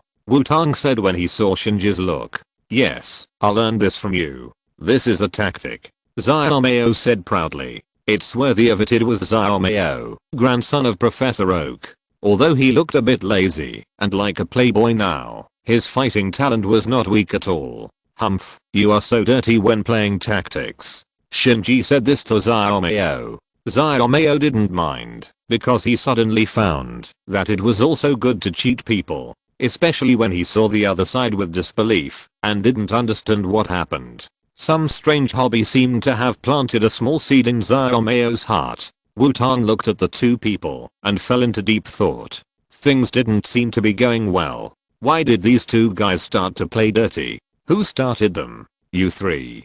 Don't you know that fighting in such a leisure and vacation place will disturb others? The woman with brown red hair came over and said to Wutong and the other two. At first, she wanted to see who would win in the end, but she found that the fighting style seemed to be gradually going astray, so she had to come out and end the battle in advance. Sorry. X3 heard the woman's words, and Wutong and the other two apologized at the same time. After all, although the three of them have different personalities, they are all civilized and polite children, so they will apologize immediately after causing trouble to others. After apologizing, the three looked at the person who spoke. A long brown red hair, wearing a cute swimsuit, but even the cute style can't hide the superior figure. Especially the long legs, wearing some socks must be very beautiful. The three looked at the woman's face, but found that the woman was wearing a pair of big sunglasses, covering half of her face, and couldn't see the woman's appearance at all. Wutong looked at the woman in front of him, and felt a little familiar. You apologized quite quickly, but you disturbed my rest. How can you compensate me? The brown red-haired woman saw that the three people apologized so well, and didn't plan to embarrass them, but still joked. Please accept this, and please forgive our three impoliteness. Wutong came to the brown red-haired woman, and took out an item, and handed it to her. He had guessed the identity of the person in front of him at this time. If nothing unexpected happens, it is the Ice King of Kanto region, the mountain that Adu, the Flying King, has never been able to cross. Kona. You actually want to bribe me? Do you think I will? Seeing Wutong's behavior, Kona felt a little funny, but after seeing what Wutong was holding, Kona stopped talking. Because what Wutong was holding was not a precious item or money. It was a very ordinary doll. Although the workmanship was exquisite, it was not made of any precious materials. But this doll was very cute, and it was a style that Kona had never seen before. This is a doll I made myself, a small gift to express my apology, Wutong said confidently. A mere Kona king, wasn't he controlled by her? You know, he prepared a lot of small gifts to get along well with the champions of the kings of various regions. Like cute dolls, novel cloaks, strange stones and other messy things, Wutong has prepared them. Kona was in a dilemma when she saw the doll in front of her. After all, she was the Ice King, one of the 4 heavenly kings in Kanto. She had always given people the impression of being mature and intellectual. Few people knew that she liked cute dolls. And the doll that Wutong took out touched her heart. She really wanted it. It shouldn't matter if I accepted it. Anyway, the little guys in front of me probably didn't recognize me, and it shouldn't damage my image. Just when Kona was persuading herself to accept the cute doll, Wutong spoke. King Kona, it's just a doll I made myself. It shouldn't be considered a bribe, right? Wutong asked strangely when she saw Kona hesitating there. King Kona? Xiaomei was a little surprised. The Ice King in Kanto? Shinji didn't expect to meet the 4 heavenly kings here. Did you recognize me? Kona stopped her hand as she was about to extend it and asked with a trembling voice. Yeah, did I recognize the wrong person? Wutong asked curiously, but why did he seem to hear reluctant and regret in Kona's tone? Since you recognized me, there is nothing I can do. I'm Kona, the Ice King of Kanto. But don't make it public. After all, I'm on vacation. Kona took back his hand and said to the 3 people. Wutong and the other 2 nodded together, but Wutong didn't know why Kona looked at him with a thorny look in his eyes. Chapter 38. The last time I saw her, I was still typing. Although it was a little late, I still finished typing vertical bar when they knew that the woman with brown red hair in front of them was the Ice King of Kanto. Kona, Shinji and Xiaomei stopped thinking about continuing the battle. After all, the attraction of the 4 heavenly kings is much greater than that of the other party. King Kona, please come with me for a coaching battle. Xiaomei said to Kona without hesitation. It is not easy to have the opportunity to have a coaching battle with the king. Even if Xiaomei knows that King Kona may refuse, he has to give it a try. You should be Professor Oak's grandson, Xiaomei, right? I saw the battle just now. You have a strong learning ability, but I hope you don't indulge in this kind of tactics. The strength of Pokémon is the most important. As one of the four kings, Kona felt that he had to guide the new trainer on the right path. I understand. Xiaomei nodded and replied. King Kona, please also have a coaching battle with me. Shinji would certainly not miss this opportunity to become stronger and also asked. Although I don't know who you are also a very talented trainer. What I said to Xiaomei just now also applies to you. Kona said to Shinji. Thank you, King Kona. Shinji replied. As for the coaching battle you two requested, I agree, but not here. This is a place for tourists to relax and vacation. As a trainer, you must abide by the rules. Kona agreed to the two people's request for a coaching battle. Although Kona is on vacation now, she doesn't mind coaching a talented trainer if she meets one.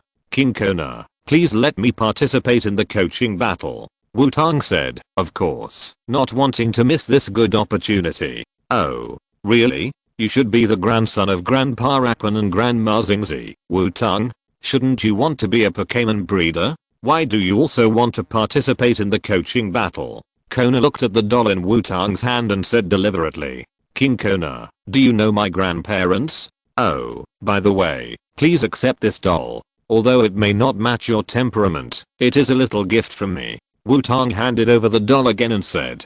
Since you said so, it would be bad if I didn't accept it. Thank you. I will give you a return gift next time I go to your breeding house. Kona quickly took the doll and said to Wutong. Seeing Kona's appearance, Wutong confirmed his guess. It turned out that he didn't directly show his love for the doll because he was afraid of affecting his image. At first, Wutong saw that Kona didn't take the doll away and even looked a little angry. He thought that this world was different from the setting in his memory. Does Wutong's family run a breeding house? Shinji looked a little unnatural after hearing about the breeding house because he thought of his brother who gave up his trainer status.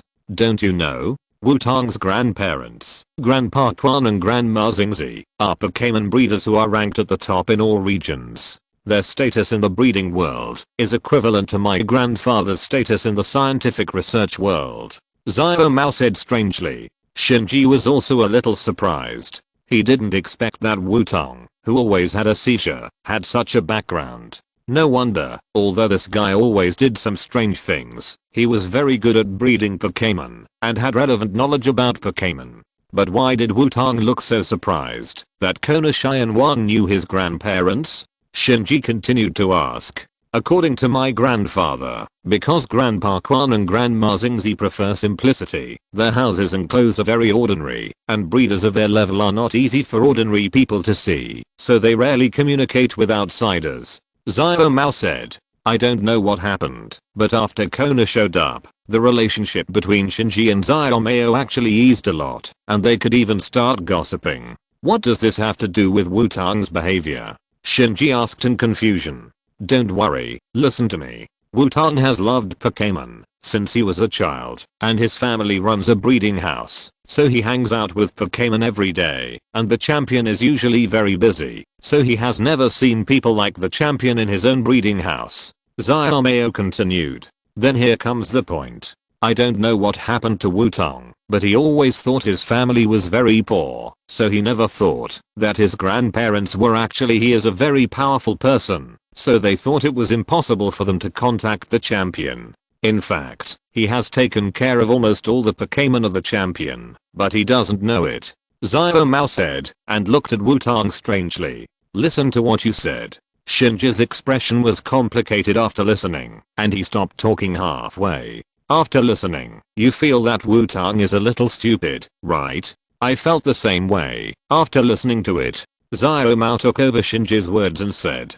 Shinji nodded and looked at Wutong. Is this the special hobby of geniuses? Although Wutong looked like this, Shinji had to admit that Wutong was definitely a genius. Genius in various aspects. For example, training genius, combat genius, loss genius, death genius, etc. It seems that something strange has mixed in. Huh. You guys, don't you know that your Grandpa Quan and Grandma Xingzi are the world's top breeders? The champions of our various regions have sent their Pokémon to custody. This time it was Kona's turn to feel strange. By the way, you should know this guy, right? Kona said, calling out his main force Slowpoke. A Pokémon with a conch on its head, pink skin, claws behind its back, and a leisurely temperament appeared in front of Wutong. Wutong instantly recognized the Slowpoke in front of him. Although this Slowpoke is harmless now, and looks like a kind and wise man. But in the breeding house, this guy often instigated different Pokémon to fight, and then stole their food while they were fighting. This matter gave Wutong a headache for a long time, and later Wutong he found an opportunity to take a photo of Slowking eating food, which allowed other Pokémon to discover his true identity. No Pokémon would be deceived by it, and fight with other Pokémon. You should know that it is not easy for Wutong to take a clear photo of it eating food. This guy would only eat 1 or 2 bites and then teleport away immediately without any possibility of putting himself in danger. However, after the incident was exposed, this guy was chased and beaten by other Pokémon in the breeding house for a long time. I didn't know it all the time. Wutong was shocked. He felt like he had missed countless good opportunities. Now thinking back, there are air Pokémon such as Dragonite, Slowking, Garchomp, Milotic, Gardevoir, etc. Although there is no shiny Metagross, there is a Boscadora that is obviously strong. In this way, they can all be matched. No wonder it is an ordinary and even a little simple Pokémon breeding house, but there are so many precious Pokémon sent to foster. So that's it. What on earth have I missed? Wutong was ORZ again. Are you okay? Kona looked at Wutong, who suddenly knelt on the ground with a little worry. After all, he was the grandson of an acquaintance, and he had to care about him when he suddenly became like this. Hey, Wutong, are you okay? Grandpa told me to remember to take care of each other when I see you. Xiaomei couldn't help asking when he saw Wutong like this. It's okay, King Kona, he just had a little illness. Let's find a suitable place to start the coaching battle. Shinji, who knew Wutong, seemed to be unconcerned and said directly to Kona, when Wutong and I came here, there was a nice open space, let's go there. Shinji grabbed Wutong's collar and dragged Wutong away. Is this okay? Kona didn't know what to say for a moment. Grandpa, you really gave me a difficult task. Xiaomao said helplessly as he watched Wutong being dragged away by Shinji. Numa, as Wutong's main Pokémon, Swampert felt that it was time for him to perform, so how could he watch his trainer being dragged away? Swampert ran up quickly, used his arms to hold Wutong's feet in his arms, and lifted him up. Wutong now looked like a piglet, to be taken away for slaughter, but Wutong was still immersed in the sadness of missing the opportunity to meet many champions, and he had no reaction. Bubby, the duckbill baby, looked worried as he watched his trainer being carried away. Is this really okay? Murkrow patted the duckbill baby and called out, indicating that he should not care and just smile at this time. Chapter 39. The two of them were so busy that they had to face each other. Shinji dragged Wutong all the way and brought Xiaomei and Kona to an open space. This location was really good. The open space was large enough, there were trees nearby, and there was no one nearby. It was a good place for training and fighting. After arriving at the place, Shinji threw Wutong aside. Anyway, this guy was strong, and he was not afraid of breaking it. Seeing Shinji's casual movements, Xiaomei also took a breath of cold air. This gloomy-faced guy was a bit scary. Are you sure it's okay to treat Wutong like this? Kona said a little worriedly. It's okay, King Kona. This guy's physical fitness is definitely better than you think. He can withstand the impact of the swamp jump fish. Shinji said calmly. After all, even if Wutong had warned Swampert not to bump into him, sometimes Swampert would forget about it because he was too excited. Shinji had witnessed Wutong being knocked to the ground by Swampert many times, and then he would stand up alive and kicking after a while. Yes, is that so? Even the mature and intelligent Kona didn't know what to do in this situation, so he could only believe what Shinji said. I haven't introduced myself yet. My name is Shinji, and I'm from the Vale City in the Sinnoh region. Shinji introduced himself. Shinji, is that right? Since the three of you are going to have a coaching battle, let me think about it. Kona looked at the three people standing in front of him. Oh, no, it was the two of them who started thinking. Shinji and Xiaomei were waiting for Kona with a serious look on their faces. On the other side, Wutong, who was thrown aside casually, had his Pokémon surrounding his head. Bubby, is our master okay like this? The duckbill baby called worriedly. Gaga. Boys always have these days every month. We just have to wait. Murkrow pecked Wutong's head twice and said, Numa? Numa. Murkrow, are you sure what you said is correct? And why don't you ask the magical big sister? Swampert did not believe Murkrow's words. The three Pokémon looked at Wutong's shadow together, where their big sister usually was. Dream, what happened when I was sleeping? Mengyeo flew out of Wutong's shadow and asked Wutong, who was lying on the ground with a look of despair. The three Pokémon chattered and told Mengyeo what happened just now. Mengyeo looked at Wutong a little helplessly. This guy was sick again. Dream, wake up. Mengyeo looked at Wutong, his eyes shining. A wave of purple energy was emitted, rushing directly to Wutong's head. Wow. Dream Demon. Didn't I tell you not to use mental waves on my head? Wutong sat up instantly and said helplessly to the Dream Demon. Dream. Who told you to be unconscious again?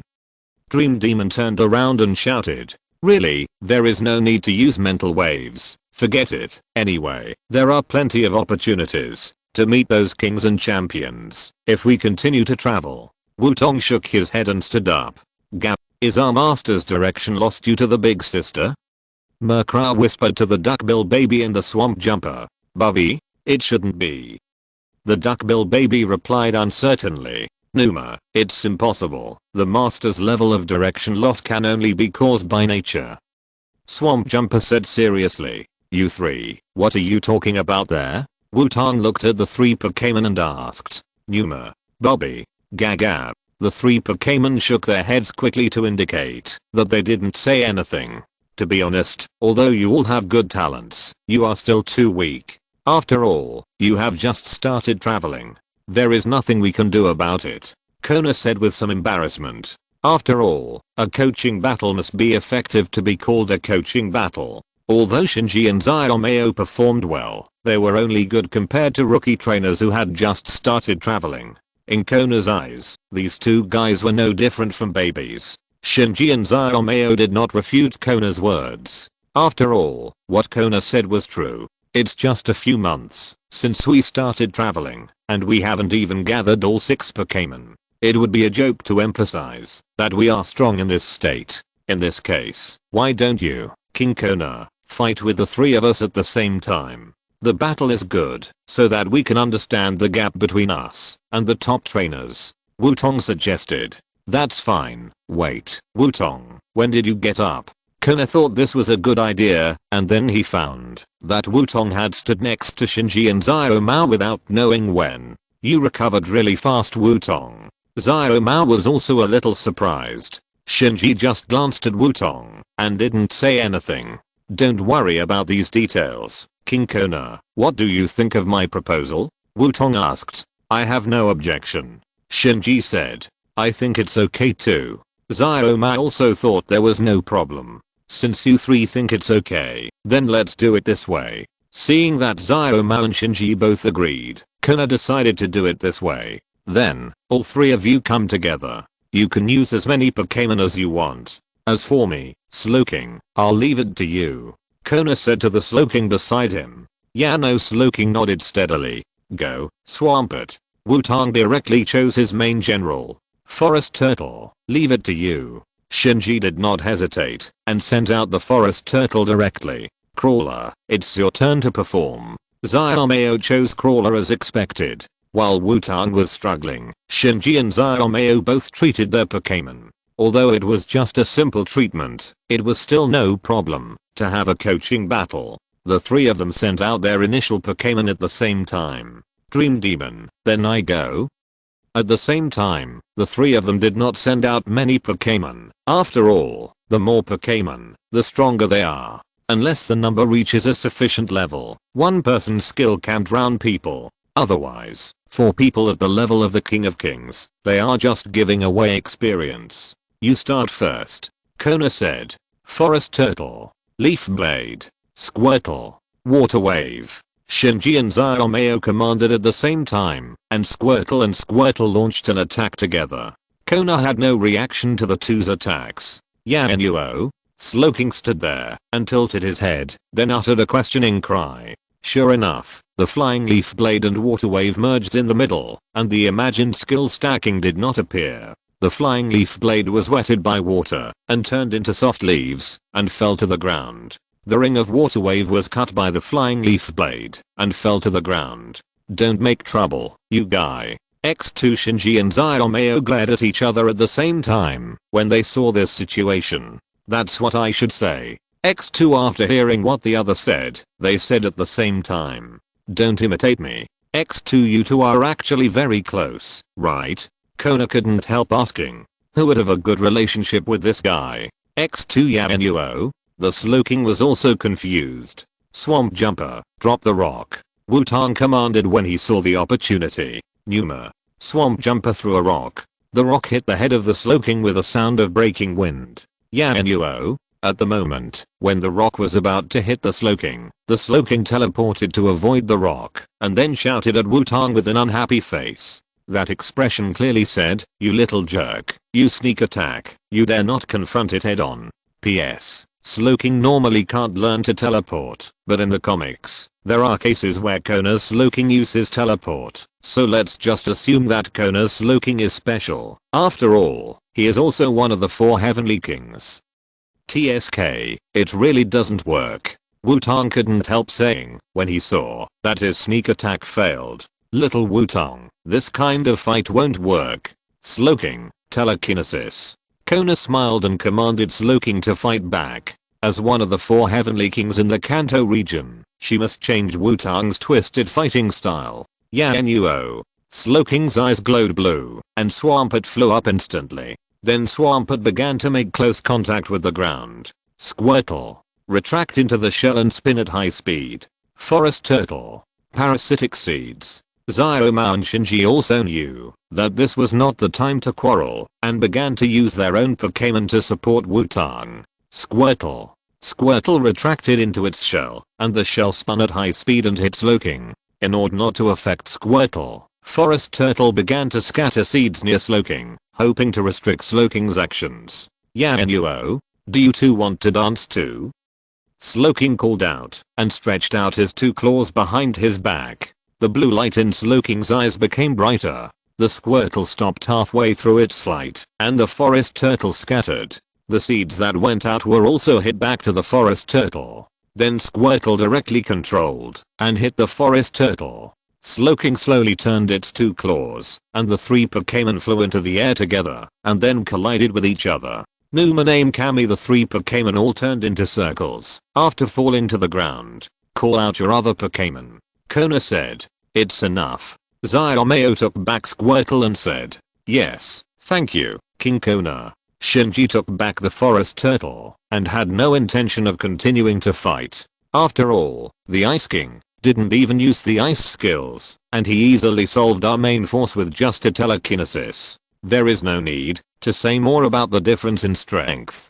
Wutong also took back the Swampert helplessly and said, is this the king? Now they have no power to fight back. If the kings are all this powerful, what kind of monsters are those champions? Chapter 40. Another chapter will be published later. Wutong, Shinji and Xiaomei were walking on the way back to Langprachi City, looking at the strangely shaped ice in his hand, which was emitting a hint of coldness. Wutong was tangled. Kona left after guiding the battle. After all, she was here for vacation. If Wutong and the other 2 were not talented and the children were not her acquaintances, she would not have guided them. Kona gave each of the 3 people a piece of ice before leaving. According to her, it was the non-melting ice she tried to imitate, although it was only half the effect of the original non-melting ice. And Wutong was tangled because he couldn't use this thing. If Shinji and Xiaomei want to expand their team's response capabilities, they can completely capture a talented ice-type Pokémon. But Wutong can't do that. After all, it's not him who chooses the Pokémon, but what Pokémon he can encounter. So this piece of pseudo unmelting ice can only be collected first. After all, it is Kona's original ice with collection value. Xiaomei X6. Just as the three approached the city of Lanprichi, 6 girls with different styles appeared in front and called Xiaomei. My girlfriends are here to see me.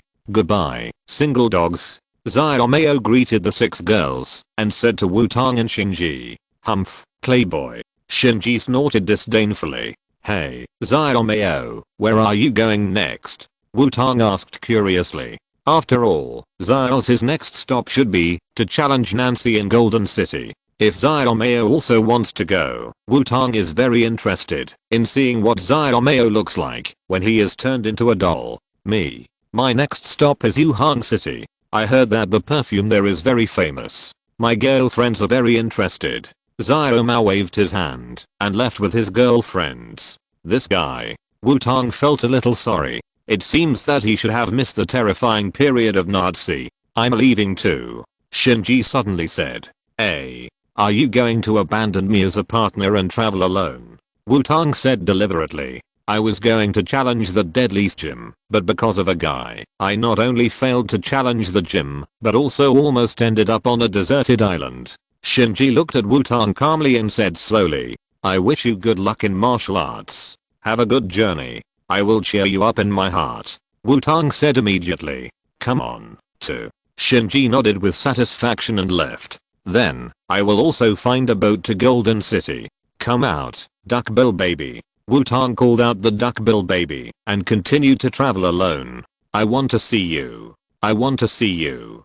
Dream." On a passenger ship, Meng Yao suddenly emerged from Wutong's shadow and looked around in doubt. "What's wrong, Meng Yao? Are you having a nightmare?" Wutong couldn't help asking when he saw Meng Yao's appearance. After all, Meng Yao usually sleeps in his own shadow during the day and won't get up unless there is something wrong. "Dream?" Meng Yao looked at Wutong speechlessly. "How could I have a nightmare if I'm a Meng Yao?" At this time, the passenger ship was about to arrive at the port of Maiden Gorge, and Wutong also saw the sculpture of the girl. Wutong looked at the sculpture of the girl and found that it was much more delicate than what he saw in the anime. The girl's beautiful face was perfectly displayed. "It's really beautiful," Wutong said as he looked at the sculpture of the girl. "Dream?" Meng Yao looked at the sculpture of the girl vigilantly after hearing Wutong's words. At this time, Wutong found that a girl who looked exactly like the sculpture appeared above the head of the sculpture of the girl. "It seems that I'm also cursed." Wutong was stunned at first, and then laughed. "Dream?" Meng Yao felt that Wutong was very abnormal today. Meng Yao decided to resist sleeping today and keep a close eye on Wutong. "It's really lively." Wutong walked in the festival, looking at the floats, samba, and various stalls. It was indeed a festival. "Your forehead is black. You will have bad luck," a short old lady in a purple robe said to Wutong with a magnifying glass. "Really? I guess I'm in a peach blossom disaster. Should I be careful of women?" Wutong said to the old lady with a smile. "What?" The old lady obviously didn't expect Wutong to play by the rules like this. "What's wrong? Did I guess wrong? After all, I'm so handsome. It is easy to be chased by a group of girls at such a celebration." Wutong said with a shake of his hair. "Does your family know that you are like this? Are you really not afraid of getting beaten?" the old lady asked. Egg. Back quote. Wutong did not expect that the old lady transformed by Ghastly would respond like this. "Okay, old lady, I have to go to the festival. Let's meet again, if we are lucky." Wutong waved at the old lady and said, "Did I choose the wrong person?" After seeing Wutong leave, the old woman looked at her magnifying glass and couldn't help saying, Wutong was not in a hurry and enjoyed the festival at ease. It can be said that he visited all the stalls in the festival. Dream Demon also looked at Wutong in confusion, wondering why he could enjoy the festival so calmly. Until the evening, Wutong came to the cliff where the girl sculpture was. Beside the small wooden house behind the girl sculpture, Xiaogang sat cross-legged there. On the other side, the 3 members of Team Rocket were planning something there. but looking at Kagero's face staring at the sculpture infatuatedly, it is estimated that he probably didn't listen to Musashi and Meowth's plan at all. Are these two guys hypnotized too? Wutong leaned against a tree and looked at the two people who were concentrating and muttered to himself. Dream? Hypnosis? The dream demon obviously didn't notice Ghastly's hypnosis. Yes, the beautiful girl I saw when I first arrived at the port of Maiden Gorge and the old lady I saw during the festival were all ghastly, but that Ghastly's hypnosis was very powerful. Wutong said to the dream demon. Dream? Question mark? Dream. I didn't even notice the hypnosis. How did you find it? The dream demon looked at Wutong in disbelief. If Wutong didn't know the plot in advance, he wouldn't have been able to find out that he was hypnotized. But this Ghastly is a bit too strong, and the effect of its hypnosis has already affected reality. Wutong said to himself. Wutong waited by the wooden house until midnight, and the door of the wooden house, which had been closed, suddenly opened. The shadow of a girl floated out of the house. I miss you so much. I miss you so much. The girl's phantom made an ethereal voice. The awake Meow Meow found the girl's phantom, but was hypnotized directly. The awake Kagero and the awake Xiaogang were all brought into the wooden house by the girl's phantom. Wutong also walked to the wooden house at this time. I miss you so much. I miss you so much. I've been waiting for you here. The girl's phantom saw Wutong floating in front of him and said, I miss you too. Wutong smiled and replied, no, it's not you. It's not you. I want to see. The girl's phantom paused after hearing Wutong's words, and then changed her words. Hey, what's wrong with you, ghost? Do you have any professional ethics? Wutong was speechless, and couldn't help shouting. It's not you. It's not you. Leave quickly. Retreat. Retreat. Retreat. Retreat. The girl's phantom waved her hand at Wutong with disdain. Hash. Wutong's eyes twitched. Which side was the ghost? The girl's phantom ignored Wutong, floated back into the wooden house, and tried to close the door to lock Wutong out. How could Wutong just let it go? He was coming for it. Wutong took 2 steps at a time and rushed directly to the door of the wooden house. He pressed the door hard with both hands to prevent it from closing. The girl's phantom saw Wutong pestering her so much, turned around and shot an invisible wave at Wutong. Dream. The dream demon stood in front of Wutong and used a mental wave to block the attack of the girl's phantom. And taking advantage of this opportunity, Wutong also successfully squeezed into the house. Hey, little lady, just give in to me. Wutong looked at the girl's phantom and rubbed his hands and said, Dream. Don't play such a vulgar role. The dream demon shouted angrily when he saw Wutong's appearance and then sent out a mental wave. It hurts. It hurts. If you don't want to act, then don't act. I told you not to use your mental wave on me. Suddenly, Wutong was backstabbed by his teammate, and he quickly covered his head and squatted down. Dream. The dream demon screamed, and then turned away from Wutong. The girl's phantom looked at the man and the Pokémon with confusion. What on earth were these two guys doing here? Well, the time for jokes is over. Let's talk about business. Wutong stood up again, coughed, and then said with a righteous face. The girl's phantom looked at Wutong without saying anything. Wutong glanced inside the wooden house and confirmed that Xiaogang and Kagero were both fast asleep. Wutong began to tell the girl's phantom a familiar story. 2000 years ago, there was a girl, and the girl had a lover, but the girl's lover went out to fight. Wutong said slowly. The girl's phantom heard Wutong's story. My soft story was not impatient, but showed a satisfied look. However, I don't know how many years ago, magical things happened in Maiden Gorge. Sometimes it was the legendary girl, sometimes it was a mysterious fortune teller, and sometimes it was an old woman with a withered face, and its true identity was Wutong said, and looked at the girl's shadow. Since it has been discovered, there is nothing we can do. That's right, it's me, Ghastly. The girl's shadow. No, Ghastly also understood what Wutong meant, and changed his body shape, and turned back into Ghastly. But do you think I will let you leave safely after you find out my true identity? Ghastly looked at Wutong and said faintly. Don't put on such a scary expression. If I was afraid that you would hurt me, how could I come over and throw myself into the trap? Wutong didn't care about Ghastly's intimidation at all. What a boring little ghost, but even if you know my true identity, it's useless. If you want to conquer me, I advise you to leave by yourself. Garcis said to Wutong. I'm not interested in an old ghost who has lived for who knows how long. I just want to make a deal with him. Wutong waved his hand and said. In fact, it can't be said that he has no interest. It's just that the Ghastly in front of him can talk and has strong hypnosis, but it is not a flash. Trading with Pokémon? This is the first time I've met one. You are quite interesting as a human. After hearing Wutong's words, Ghastly turned back and said in surprise. You have already made deals with humans, as long as you have seen me. Wutong said. Little ghost, you have successfully aroused my interest. Tell me, what is the deal you are talking about? Ghastly asked. You should want the story of the girl in Maiden Gorge not to be forgotten by others, right? Wutong asked. But don't you think that once a year is a bit too ineffective? Wutong continued. What can I do? After all, I'm just a Pokémon. Gas said. So, I will help you spread this story, and you can help me train my Pokémon. How about that? Wutong asked. Wutong's dream demon is a Pokémon that specializes in a series of skills of hypnosis, and Ghastly can also train his other Pokémon to resist hypnosis. After all, in the real world, Psychic and Ghost are a bit too strong. Those various weird abilities are really hard to guard against. I don't think you, a little kid, can do anything. Ghastly said unconvinced.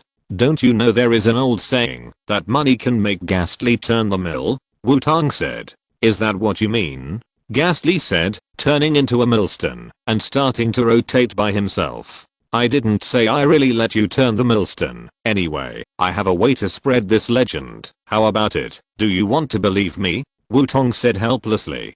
Gas looked at Wutong seriously. Wutong showed a sincere look when he saw Wutong's appearance and then secretly used the power of Changpan. And you can follow me and monitor me. With your strength, I can't stop you, even if you want to leave, right? Wutong continued to persuade Ghastly. Little ghost, you want me to be a free laborer, but I think it's very interesting, but I have two conditions. First, I won't let you receive the Pokéball, you can't restrict my freedom, and second, I want the latest version of Playboy every week. Ghastly stated his conditions. No problem, wait. What do you want? Wutong agreed without hesitation, but immediately reacted and asked. What's wrong? Don't boys of your age know how to read Playboy? That's a pity, you missed a lot of beautiful things. Ghastly looked at Wutong with regret and said. Okay, no problem. I'll buy it. But I also have conditions. Wutong gritted his teeth and replied. What conditions? If it's too much, I can't agree, unless you add 2 more Playboys. Gas replied vigilantly. My condition is very simple, that is, you must fully cooperate with me during training. Wutong said. After all, what if Ghastly only takes the pornographic books and does nothing? No problem, but in this case, you have to add 2 more Playboys.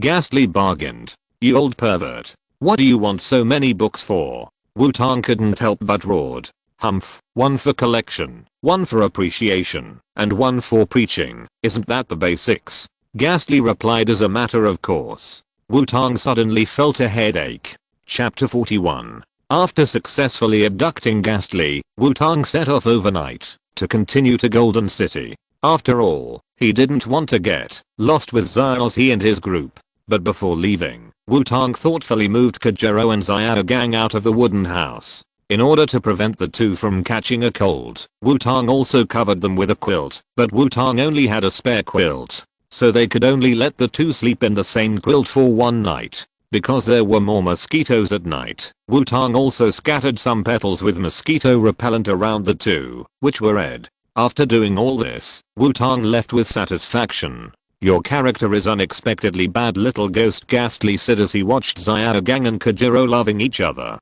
What are you talking about? I did this because I was worried about them.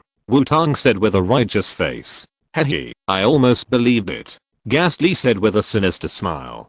Gas, remember not to laugh like that in the future. It's very unlucky. Wutong said to Ghastly. What should I be afraid of as a ghost type Pokémon? Ghastly asked back. After hearing Ghastly's words, Wutong was also paused. This Ghastly's words were so irritating. Open bracket. Time flies, and Wutong left the Maiden Gorge port and continued to Golden City. It has been more than half a day since Wutong left the port of Maiden Gorge and continued to go to Golden City. At this time, the sky has also brightened. I say, little ghost, don't you think we have already walked this road? Ghastly asked after passing the same place again. How is it possible? You must have seen it wrong. I'm a man known as the god of recognition of roads. Wutong replied. But I have seen those two Rattatas many times. Ghastly said as he looked at the two loving Rattatas under a tree. Don't all Pokémon like Rattata look the same? You must have an illusion. Wutong remained firm.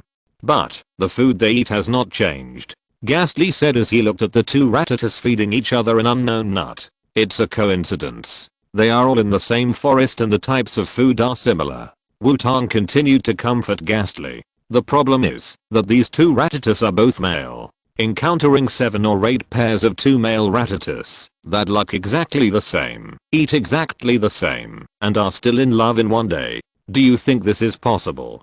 Ghastly couldn't help but started to roar at Wutong. After hearing Ghastly's words, Wutong didn't know how to answer, although his face suddenly became unusually serious. What's wrong, little ghost? Seeing Wutong's serious face, Ghastly couldn't help asking.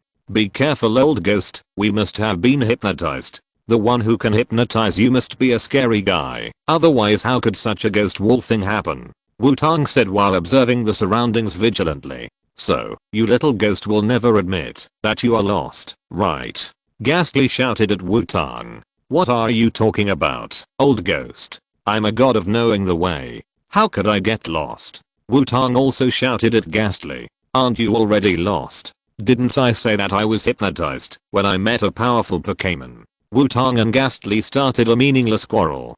Dream. The dream demon suddenly floated out from Wutong's shadow and shouted at Wutong and Ghastly. After all, the dream demon hasn't slept for a long time, and it is very sleepy now. The dream demon's eyes glowed, and it controlled a Pokéball on Wutong's waist. A flash of white light passed, and the duck-billed baby was released. By the way, I will prove it to you right now. This is the first navigation god duck under the throne of the god of recognition of the road, the duck-billed baby. Wutong pointed at the duck-billed baby and said proudly, Bubby? The duck-billed baby looked confused and didn't know what happened. Dream. The dream demon called the duck-billed baby twice and then went back into the shadow of Wutong. The duck-billed baby also understood what he needed to do. After looking at the nearby environment, weather, etc., the duck-billed baby directly chose a direction and began to lead the way. You little ghost are unexpectedly useless in some places. Ghastly said as he looked at the duck-billed baby who began to lead the way. Under the leadership of the duck-billed baby, Wutong finally successfully arrived at Golden City. Old ghost, how about it? Do you believe it now? Am I the god of knowing the way? Wutong said to Ghastly when he saw the Golden City not far away. Duck-billed baby, it seems you are also very hard-working. Ghastly ignored the proud Wutong and floated to the duck-billed baby and said, Bubby. The duck-billed baby shook his head to indicate that it was okay. You old ghost, don't lead my duck-billed baby astray. Wutong said to Ghastly, we are going to the city. I don't like too many people to see me. I will borrow your shadow for a while. Remember to buy this week's Playboy. Today is the day of release. Ghastly said and went directly into Wutong's shadow. Dream. As soon as Ghastly floated into Wutong's shadow, the dream monster flew out and shouted angrily at Wutong. How could you let other Pokémon enter your shadow? Don't you know that your shadow has already taken on the shape of my dream monster? Are you in love with someone else? Be good, don't be angry. It was that Ghastly that floated in by itself. I can't do anything about it. See if you can drive it out. Wutong said to the dream monster to comfort him. Dream. The dream monster also knew that it was useless to just shout at Wutong, so he dived back into Wutong's shadow. Wutong watched his shadow squirming, and then the dream monster flew out with a wronged look on his face. Obviously, it was no match for Ghastly now. Dream. The dream demon was very unconvinced and circled around Wutong and thought of something. It floated directly behind Wutong and began to look for something in the pink backpack on his back. Soon, the dream demon found a book, but the pictures in the book made Wutong speechless. "When did you put this thing in my backpack?" Wutong asked the dream demon speechlessly. The dream demon ignored Wutong and rushed into Wutong's shadow again with the book. Wutong watched his shadow squirming again, and this time Ghastly floated out. You blinded my eyes. How can there be such a book in the world?"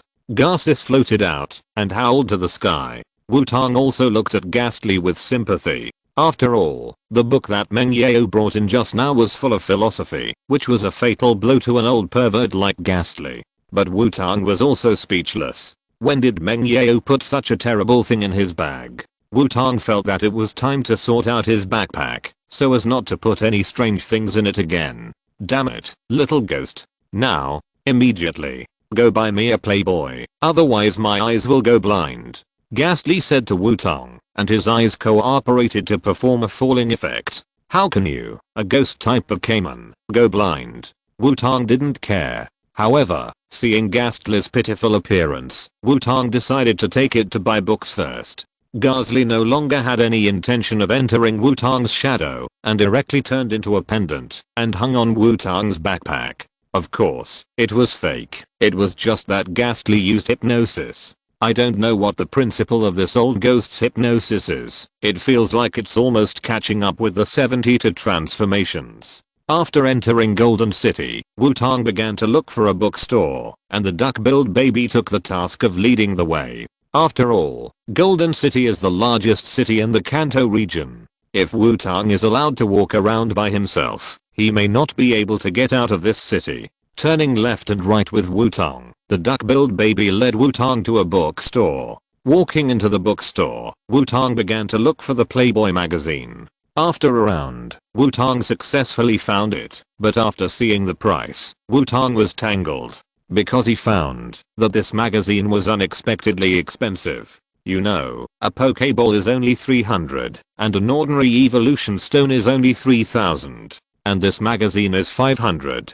Question mark? 3 magazines a week are almost half an evolution stone. Wutong suddenly felt that his 30,000 starting capital didn't seem to be that much, but he still had to do what he promised Ghastly. Wutong could only carry the 3 magazines to the cashier with a distressed heart. "Hey, brother, I didn't expect you to have good taste. Are you interested in learning superpowers from me?" When Wutong was paying the bill, an uncle next to him suddenly came over and asked. Wutong was speechless for a while. Are people nowadays so tough in their turn of speech? What does good taste have to do with learning superpowers from you? You can even say that I have a unique bone structure and am suitable for learning superpowers. Not interested. Wutong refused without hesitation. No, let's discuss it. If you learn superpowers from me, you will be given a gift of mental strength skills. The old man said immediately. Let's go. I also think I'm suitable for learning superpowers. Wutong said directly to the uncle after putting away the Playboy. Seeing Wutong's look, the uncle was also stunned. Are children nowadays so real? Following the uncle, we came to a shabby little house near the bookstore. There was also a dusty plaque above the door of the little house. After careful identification, Wutong found that it was a superpower club. Uncle, is it too late for me to regret now? Wutong asked the uncle beside him. Hey, brother, don't just look at the surface of things. These are actually disguises. The uncle said, and pulled Wutong into the little house. Uncle, you made me understand what it means to be rotten outside and rotten inside. Wutong said, looking at the equally shabby house.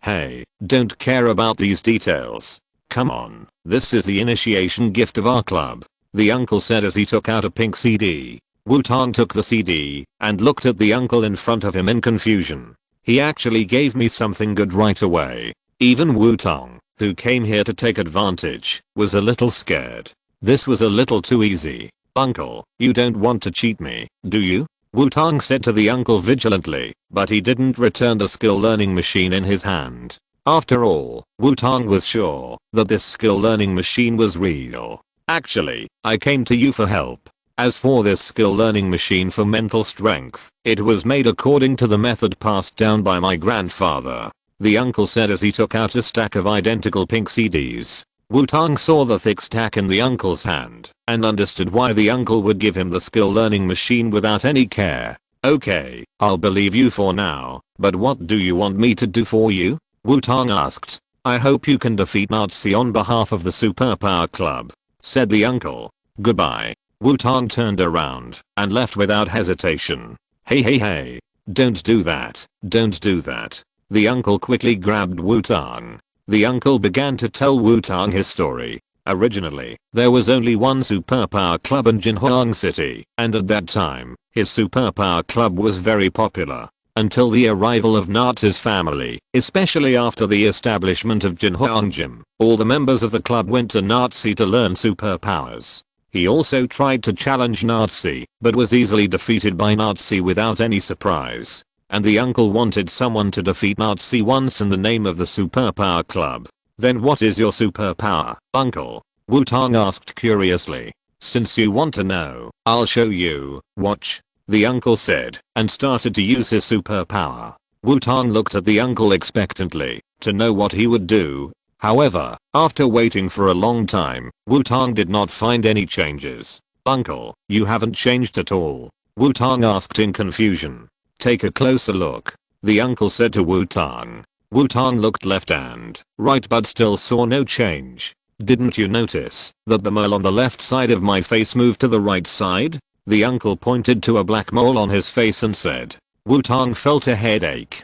Doesn't this uncle think that the members of his superpower club left on their own? What kind of superpower is it to move the mole on the left side to the right side? Forget it, I'll try my best for my strong mind. But please let me sleep first. Wutong said helplessly. The superpower uncle found a place for Wutong to rest. Wutong, who hadn't slept for a day and a night, fell asleep and didn't wake up until the evening.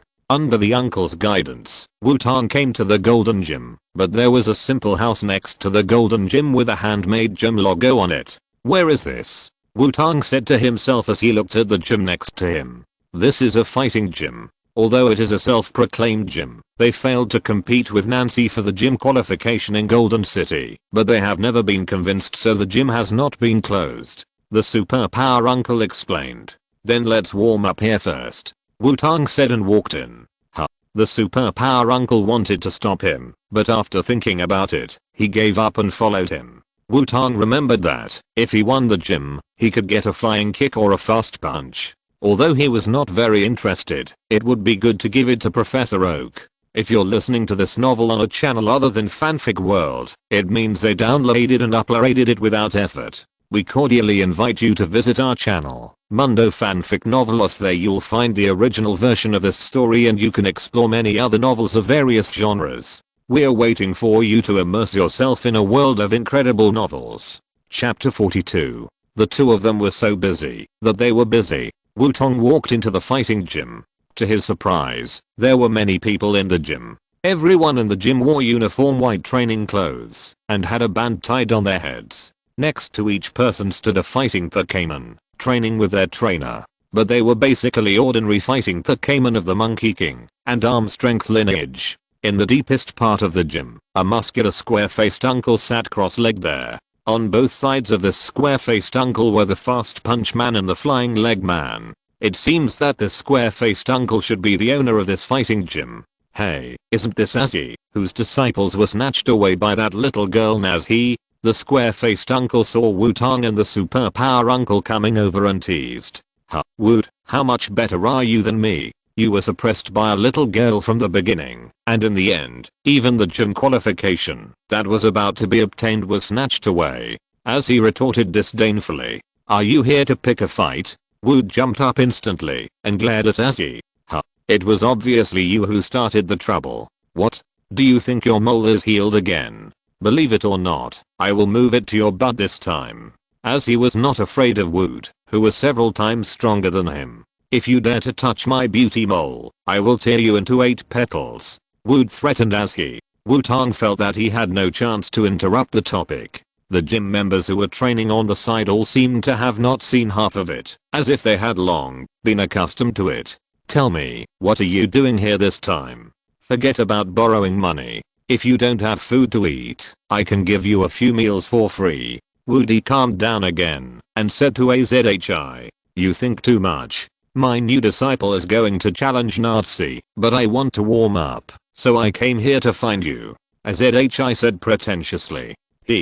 How can you trick new disciples into your broken place? Xinyan, come here. There is someone who wants to challenge the gym. Leave it to you. Woody took a look and didn't intend to take action himself, turned his head and shouted to a strong young man who was practicing kicking hard. Yes, master.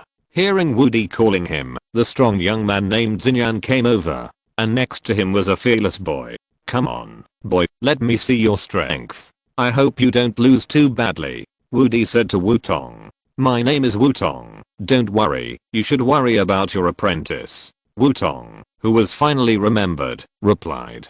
Go, fearless boy. Xinyan said to the fearless boy beside him. The fearless boy jumped twice on the spot to stretch his body and then walked to Xinyan and posed for Wutong to call out his Pokémon.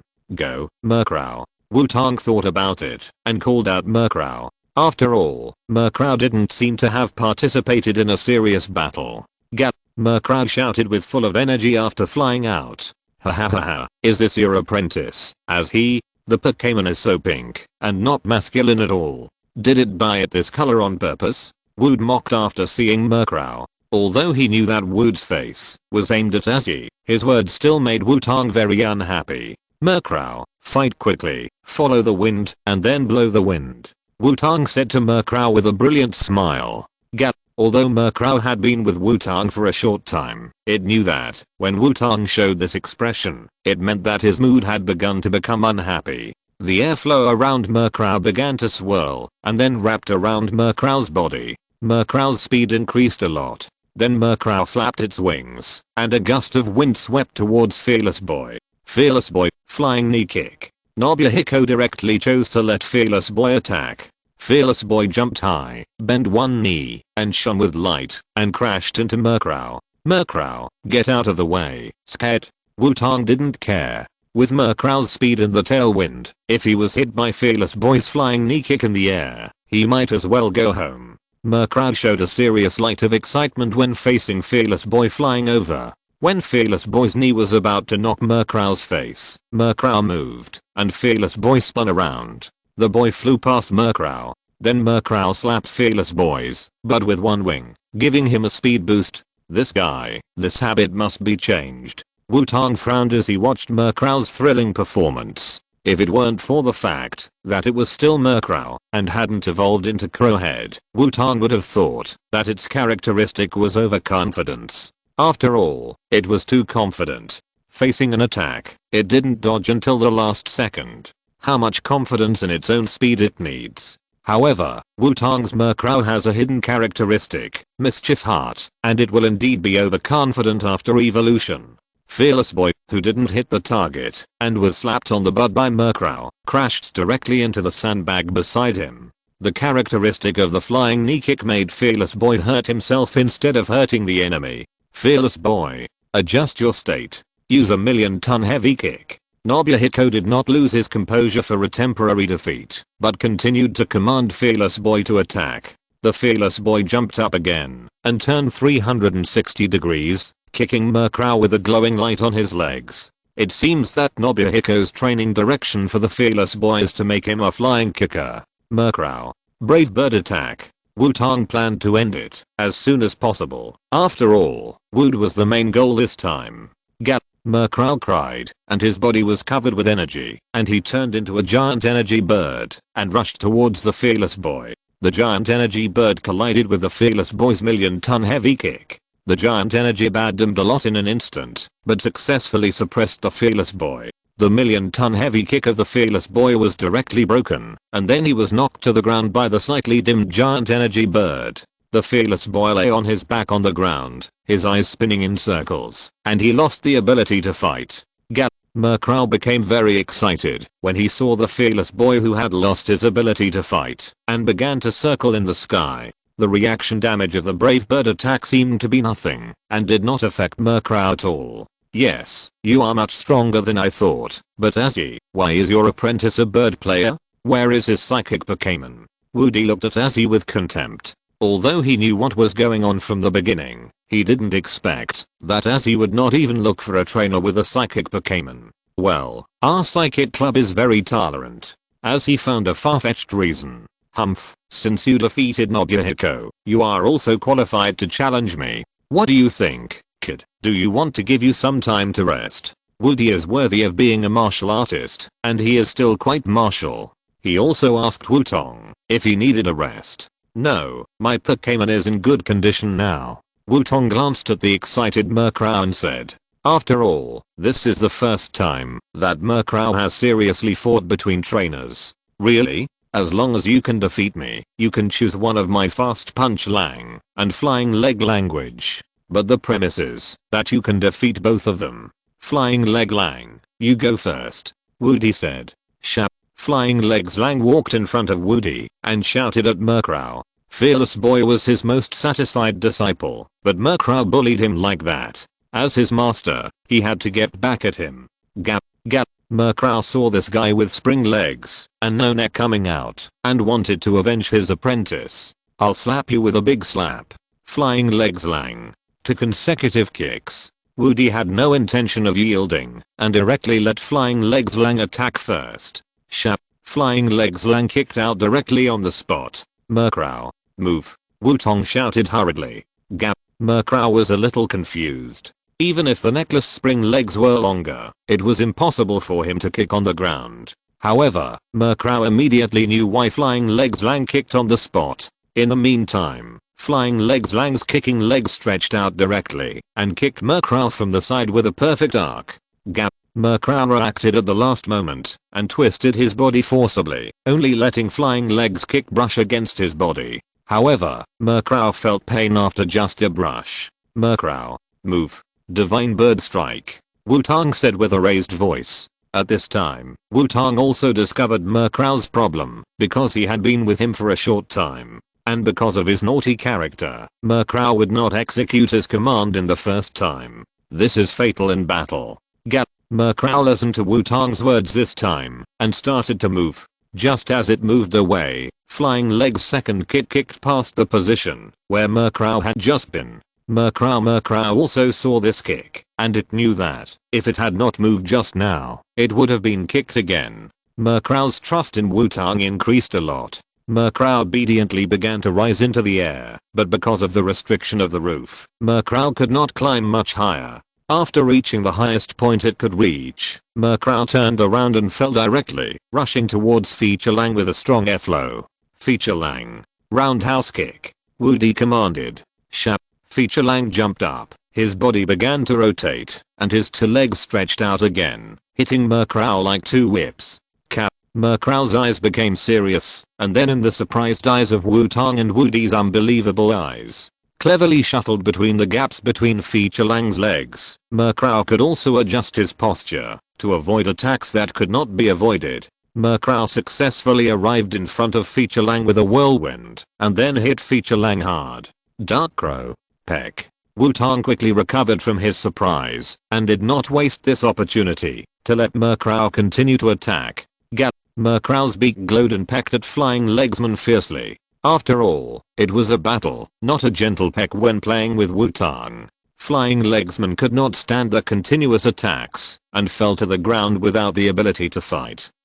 Seeing that he had successfully defeated Flying legsman again, Murkrow became more excited. However, this time it did not forget its trainer, landed on Wutong's shoulder, and then pecked Wutong's head twice to express its feelings. Murkrow, can you still fight? Wutong asked Murkrow. It seems that his guess about Murkrow's flash power is still not accurate enough. Wutong initially thought that Murkrow's flash power was far beyond the speed of ordinary Murkrow. However, the battle just now made him realize that Murkrow could actually control the direction and body posture at that speed, so there are many more operations that can be performed. The Murkrow cried out, indicating that he could continue to fight. However, Murkrow paused as soon as it flew up, and then fell down. Fortunately, Wutong was quick to catch Murkrow. The captured Murkrow cried out in pain twice. Sorry, I was careless. Murkrow, come back and rest. Wutong found that he was holding Murkrow's neck. And because he was anxious, he used a lot of strength. At this time, Murkrow was like a chicken that was caught and slaughtered. He apologized to Murkrow and Wutong took it back to the Pokeball. Boy, you are good, but my fast puncher will not lose. Go. Fast puncher. Woot took flying legs back to the Pokeball and said to Wutong, a bee. Fast puncher came out and punched the air twice. Dream Demon, come out and move around. Wutong said to his shadow. Dream Mengyeo floated out reluctantly. He didn't expect that Murkrow was not durable at all. He thought he could just slack off. Okay, stop complaining. After challenging the Golden Gym, you can be a good home Girl. Wutong said to Mengyeo. After all, he now has 3 Pokémon to fight besides Mengyeo, and the attributes of these 3 Pokémon are enough to deal with most situations. Boy, it seems that your identity is not ordinary. You actually have 2 shining Pokémon. Woody said when he saw Mengyeo's eyes. Dream Demon, Hypnosis. Wutong was not interested in chatting with Woody and directly let Mengyeo start attacking. The stinky boy actually sneaked up. Fast Fist. Move. Woody shouted hurriedly. A bee. After hearing this, Fast Fist immediately began to sway his body and began to move irregularly. Dream Demon, Black Eyes, Strange Light. Wutong continued to command. Dream. The Dream Demon shouted, and a pair of evil eyes appeared behind him and stared at Kui Kwanlang. After being stared at by these eyes, Kui Kwanlang felt that his swing became unsmooth. Then a colorful twisted light floated towards him. Obviously, the light ball was not flying fast, but Kui Kwanlang found that he could not avoid it. After being hit by the strange light, Kui Kwanlang fell into a state of confusion, shaking like a drunk. Hypnosis. Wutong continued to command calmly. Kui Kwanlang, recover quickly. Woody shouted anxiously. However, the confused Kui Kwanlang could not recover as soon as he said he would, and he was hit by hypnosis after all. After the hypnosis successfully hit, it was the performance time of the Dream Demon. Various skills were thrown randomly, and occasionally a hypnosis was added. Woody could only watch his Pokémon fall to the ground and lose its ability to fight. You have no moral integrity. You are playing dirty, disgusting, and bullying me, an old comrade in his 40s. Woody pointed at Wutong and said. Wutong also looked at Woody speechlessly. Is your real name Wubeogo? Chapter 43.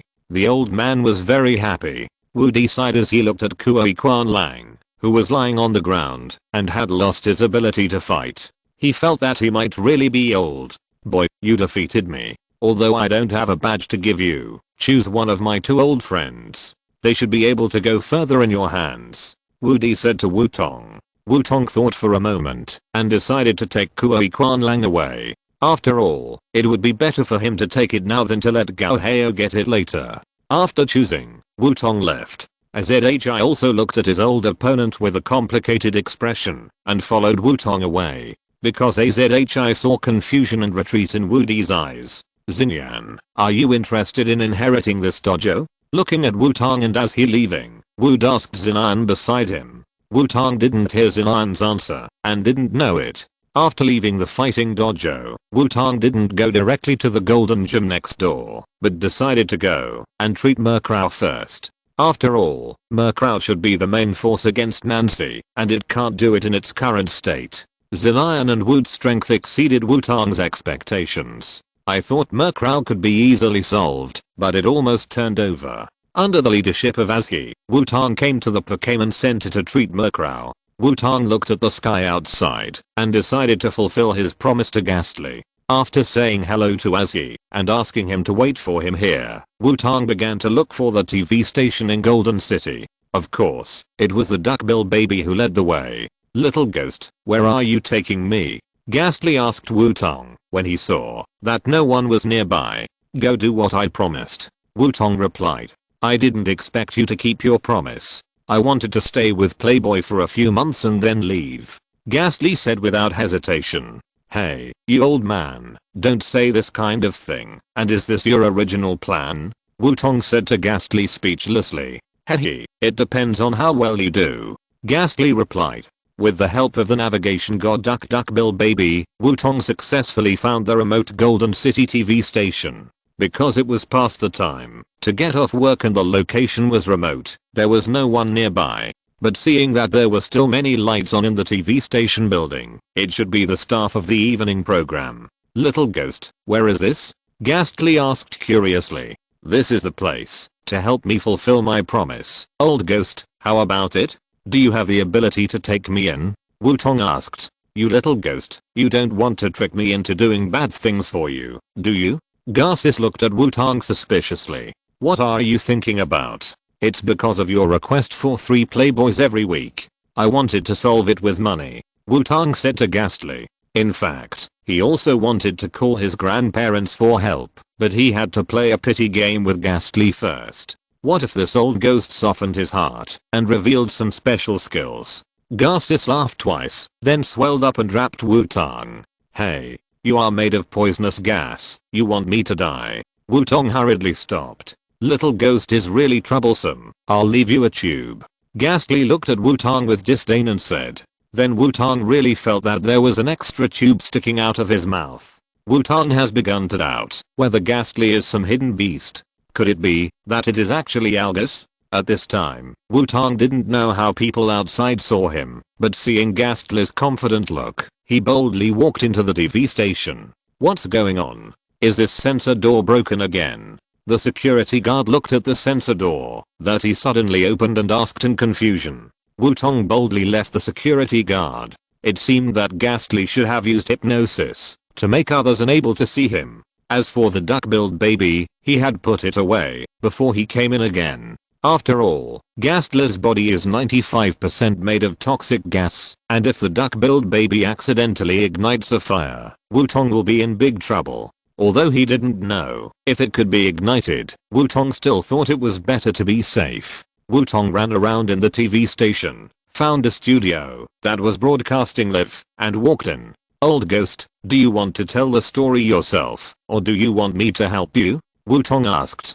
What are you talking about, little ghost? Although the people here are more than the ones I capture every year, there are more guys, but it is completely impossible to meet your promise. Gas said to Wutong. So, this is the power of technology. Do you see those machines? Those are cameras. Now it should be live broadcasting. As long as you find a way to tell the story in front of that person, at least tens of thousands of people will be able to hear this story. Wutong said conservatively. There is such a thing. Ghastly said in surprise. After all, although he has lived for a long time, he rarely goes to crowded places, so he doesn't know much about TV and other things. But before that, let the people here sleep first. After all, if they are awake, they may interrupt the live broadcast at any time. Please, Dream Demon. Wutong said to his shadow. Dream the Dream Demon responded and then sent out waves of hypnotic waves. Hey, I'll help too. Garcis screamed and started to hypnotize the people in the studio. Sure enough, there was no problem if he didn't give direct instructions. If the Pokémon took the initiative to help him, there would be no rejection reaction. After a while, everyone in the studio fell asleep. The TV audience who were watching this program were all confused. What happened? Why did everyone fall asleep in the middle of today's program? Then Ghastly, turn me into a girl. After all, there may be surveillance in this studio. It will be troublesome if I'm discovered, Wutong said.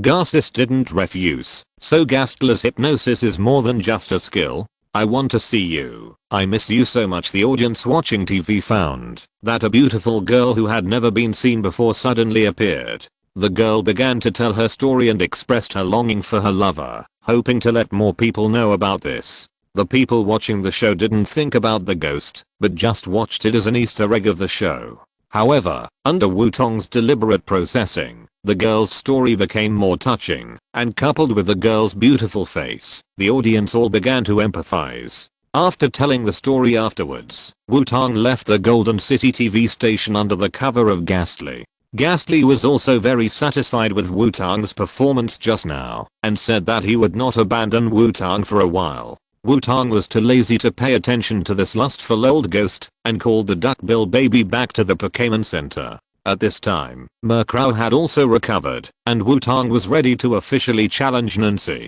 Back to the door of the Golden Gym, as he did not intend to go in with Wutong. It seems that this guy is still a little afraid of Nancy. Entering the Golden Gym, a man in a white coat and long burgundy hair stopped Wutong. "Hey, this is not the place you should come to, leave quickly," the man said to Wutong. "I'm here to challenge Nancy, please lead the way," Wutong said directly. "Are you sure you want to challenge Nancy?" The man confirmed again. "Of course, and I heard that many people are learning superpowers here at Nancy. I wonder if you have superpowers, uncle?" Wutong looked at the person in front of him with interest. "Hey, I'm only 26 years old.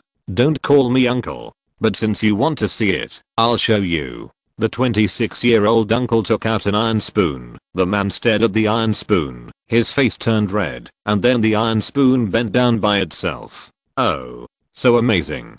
Wutong applauded without hesitation, clapping his hands. After all, after seeing the ability of the uncle in the superpower club to move the mole, he felt that this superpower of bending the spoon was already very powerful. "Okay, uncle, the entertainment program is over. You can take me to find Nazi," Wutong said. "You kid said not to call me uncle," the 26-year-old uncle retorted, but still took Wutong to the depths. "It's here." He came to the door of a hall, pushed open the door, and motioned Wutong to go in. The 26-year-old uncle ran away immediately. Looking at the temple-like venue in front of him, Wutong walked in. In the deepest part of the room, on a chair, a girl in red was holding a doll in her arms. "I'm here to challenge the Golden Gym. You are Nancy, right? Please have a Pokémon battle with me," Wutong shouted to Nancy. "It doesn't matter if I compete with you, but if you lose, are you willing to be my friend and play with me?" said the doll in Nancy's arms. "No problem," Wutong replied. "Then, let's start." After hearing Wutong's agreement, a cold voice came out, and Nancy stood up directly from the chair. Looking at Nancy's cold face, Wutong also swallowed a mouthful of saliva. Of course, he was not affected by Nancy's beauty, but was afraid that he would be a puppet here if he failed. "Come out, Cassie," Nancy said coldly. Nancy was holding a doll, and the doll was holding a Pokeball. The Pokeball flew up and landed on the field, and a Cassie appeared. "It's Cassie, Murkrow, I leave it to you," Wutong said. Murkrow flew out and shouted spiritedly, "Murkrow, we attack first. Tailwind, wind," Wutong commanded. In any case, adding buffs first will definitely be no problem. The airflow surrounded Murkrow. Murkrow's speed increased, and then its wings flapped, and a gust of wind swept towards Cassie, who was sitting on the ground. Nancy's eyes flashed red, and Cassie was connected to Nancy's superpowers. Her squinting eyes suddenly opened wide and emitted red light. Cassie used instant teleportation to directly avoid Murkrow's wind. "Darkrow, behind you, scare." Wutong had encountered this kind of thing before, so he gave the order directly. Darkrow made a face and turned his head to shout behind him. Cassie, who had moved to the back of Darkrow in an instant, wanted to scare Darkrow, but was frightened by Darkrow's fright. Unfortunately, the shrinking effect of fright was triggered. Cassie froze in place and did not take the next step. Darkrow, peck. Wutong would not waste a good opportunity and directly let Darkrow continue to attack. Seeing this, blue and white light emerged from Nancy's body, and the light of evolution also appeared on Cassie's body. The light dissipated, and Cassie evolved into Xiaoxia. Facing the peck of Darkrow, Xiaoxia blocked it with a spoon. TSK, it really feels like a cheating no matter when I look at it.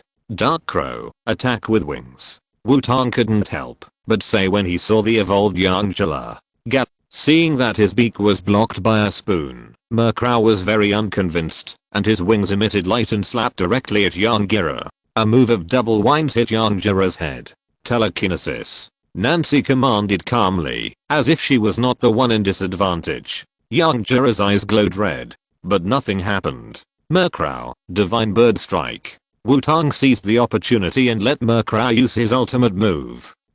Murkrow soared up and flew near the ceiling in an instant. Because the battlefield of the Golden Gym was like a temple, the ceiling was very high, and Murkrow had plenty of space to climb. Then Murkrow turned around and fell straight down with an orange-yellow light on his body and a whirlwind rushing towards Yangira.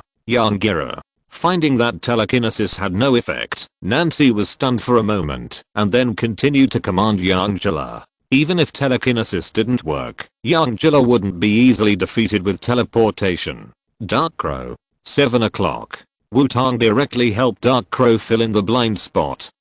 Yangira instantly disappeared in front of Dark Crow, and Dark Crow didn't stop. After hearing Wutong's words, Dark Crow made a big turn. Yangira. Nats's tone finally changed a little. However, Nats's Yangira obviously did not practice teleportation to perfection. It did not have the ability to seamlessly connect teleportation. And Murkrow turned unexpectedly fast. Although a lot of words were written, all this happened in just a moment.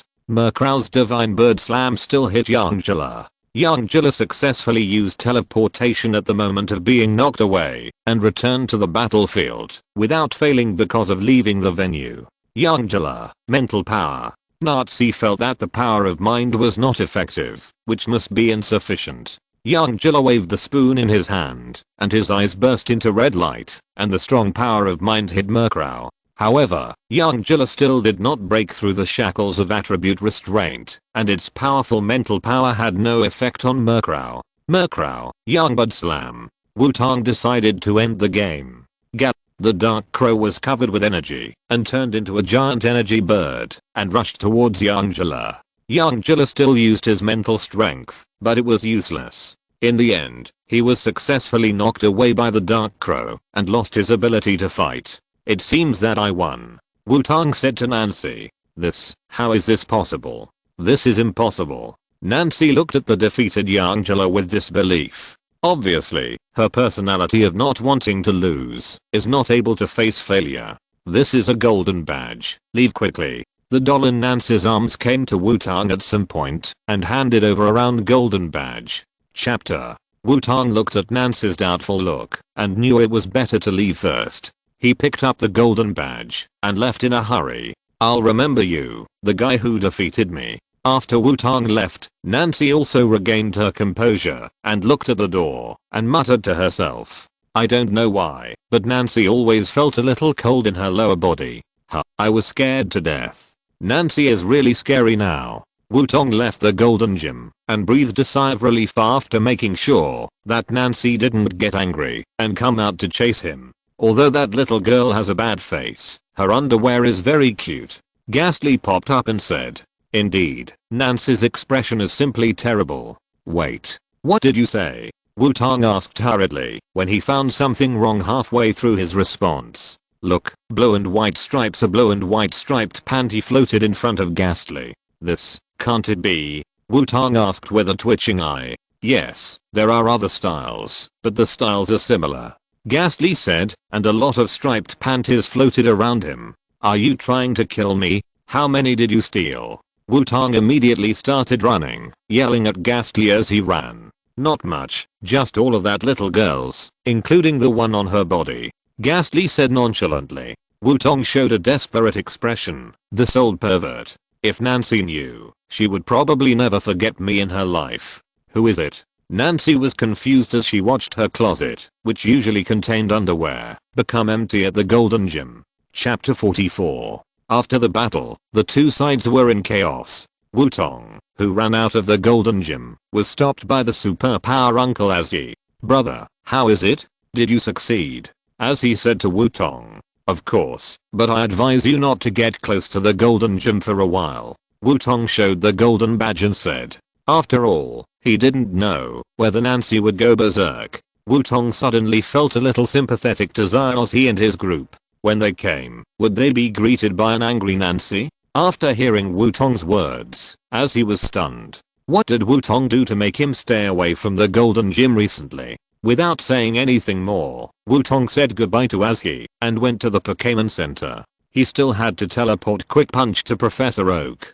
Came to the Pokémon Center and handed his Pokémon to Miss Joy for recovery. Wutong came to the video phone area on the side, found an empty video phone, and contacted Professor Oak. After a brief conversation with Professor Oak, Wutong teleported Quick Punch to Professor Oak.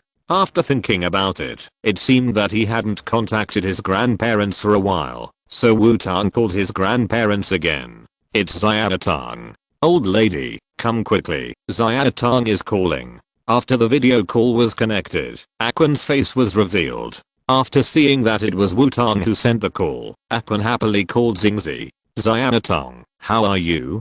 Are you tired of traveling outside? Did you eat on time? Did anyone bully you? Do you have enough money? Xingzi came over and began to ask Wutong about his situation. Listening to Grandma's mumbling, Wutong couldn't help but smile and began to answer Xingzi's questions one by one. I talked to my grandparents for a long time, telling them what happened during the trip and the story of the Maiden Gorge port. Of course, I would never tell them about buying Playboy and stealing panties from Ghastly. By the way, Xiaotong, you just contacted us. You are still in Golden City, right? An old friend of ours has been in trouble recently.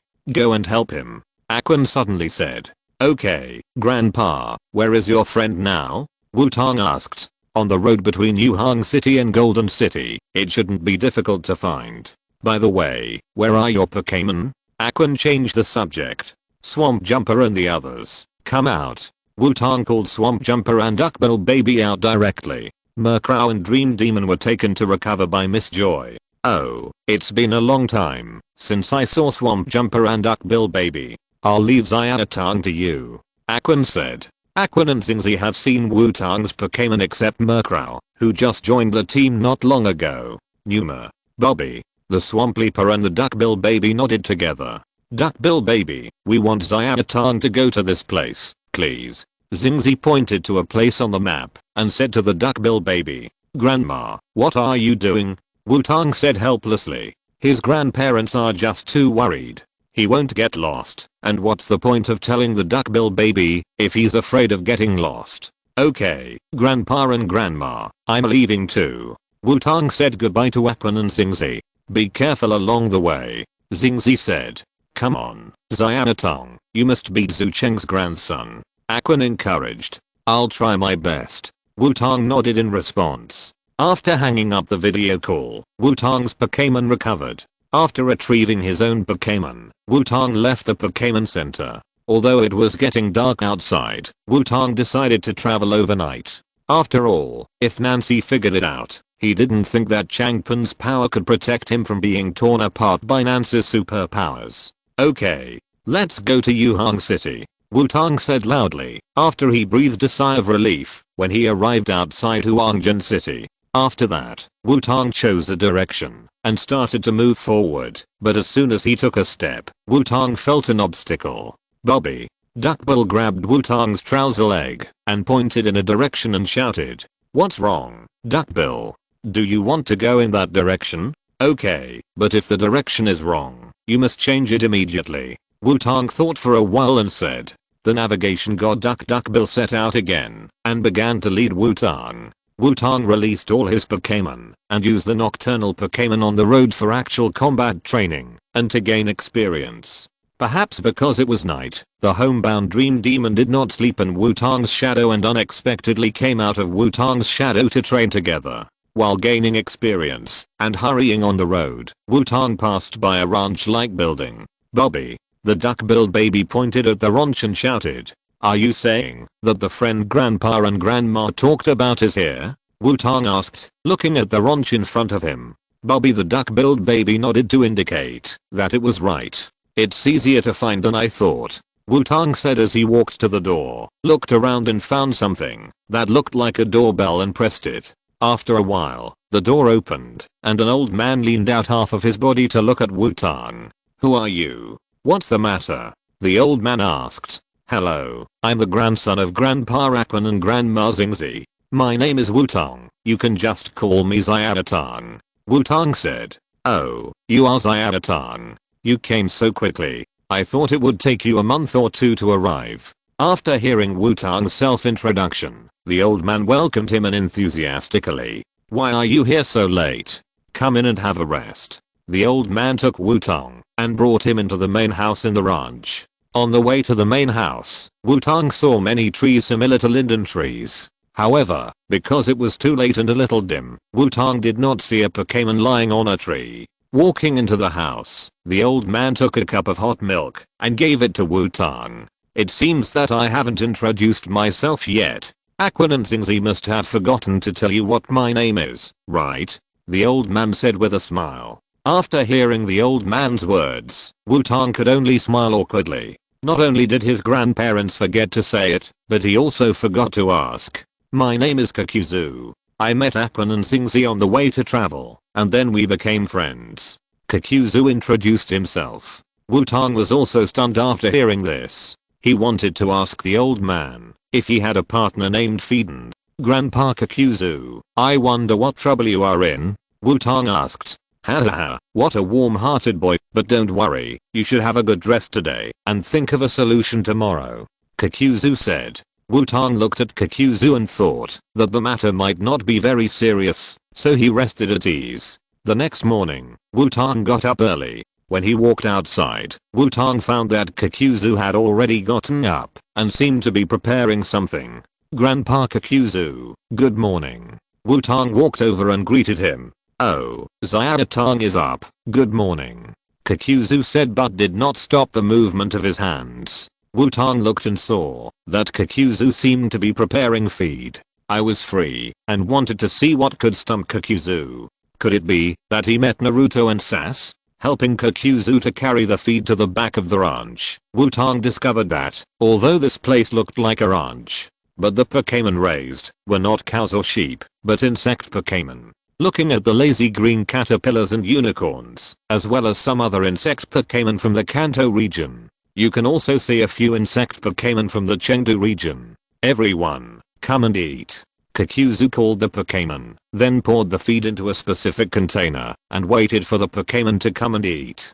Wutong was also a little curious, how could someone set up a ranch to raise insect Pokémon?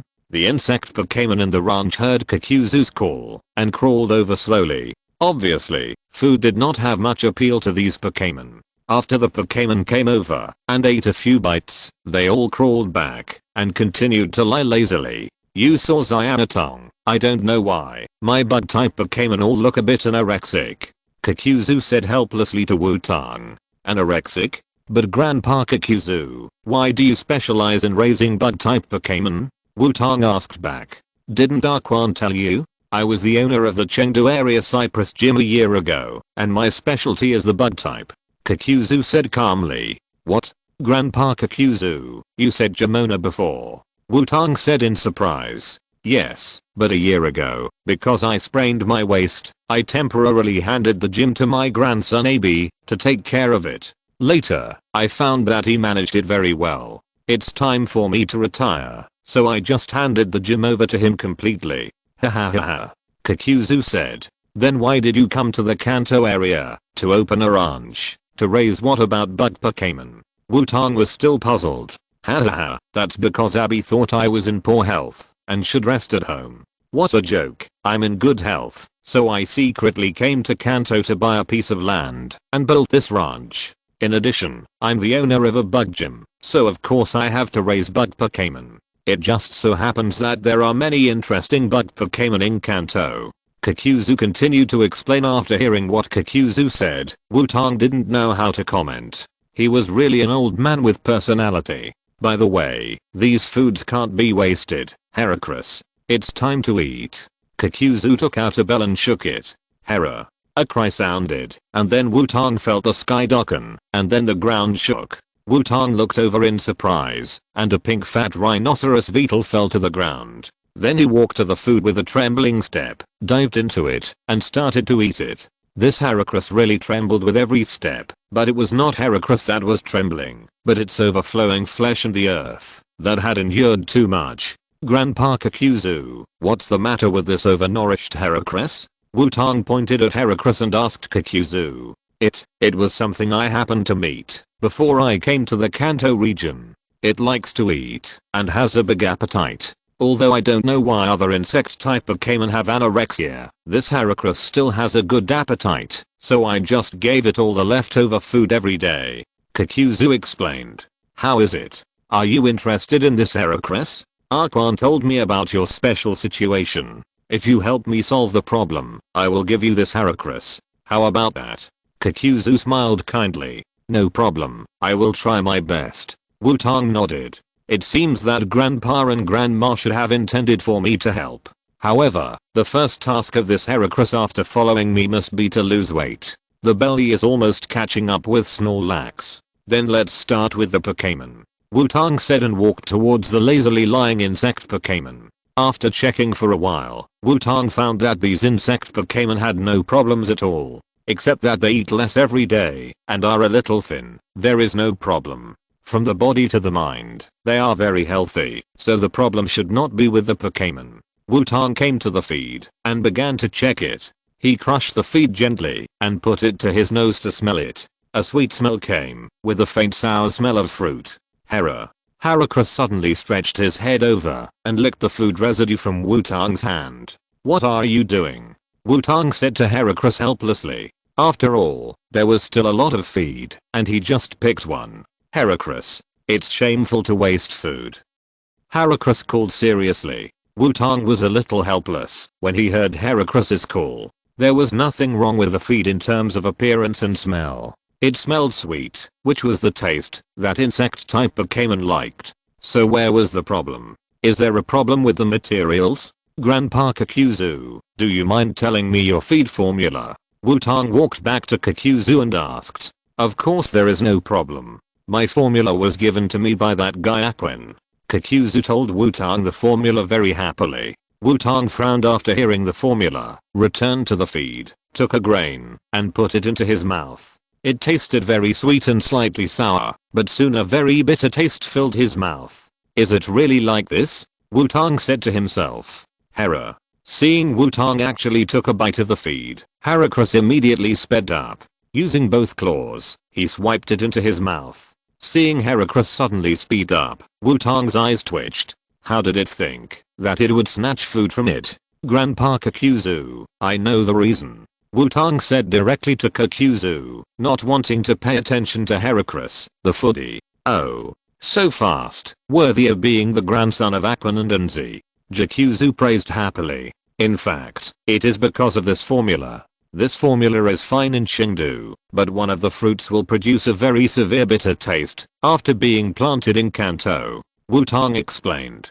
Although this kind of fruit is only used as a supplementary ingredient, it will cause this kind of Pokémon food to be severely bitter after eating, and the more you eat, the more bitter it will be. Wutong continued to explain. And bug-type Pokémon all like sweetness and hate bitterness, so the bug-type Pokémon here will only eat a little bit each time. Wutong concluded. So that's how it is. Hahaha. It seems that what Aquan said is right. Your knowledge is really rich. Kakuzu praised without hesitation. Grandpa Kakuzu is too kind. I will write you a new food formula, and you will be fine if you follow this formula in the future. Wutong responded with a smile. This is equivalent to the southern orange, being different from the northern orange. Although it is the same kind of fruit, the effect of the fruit is different because of the different places where it is planted.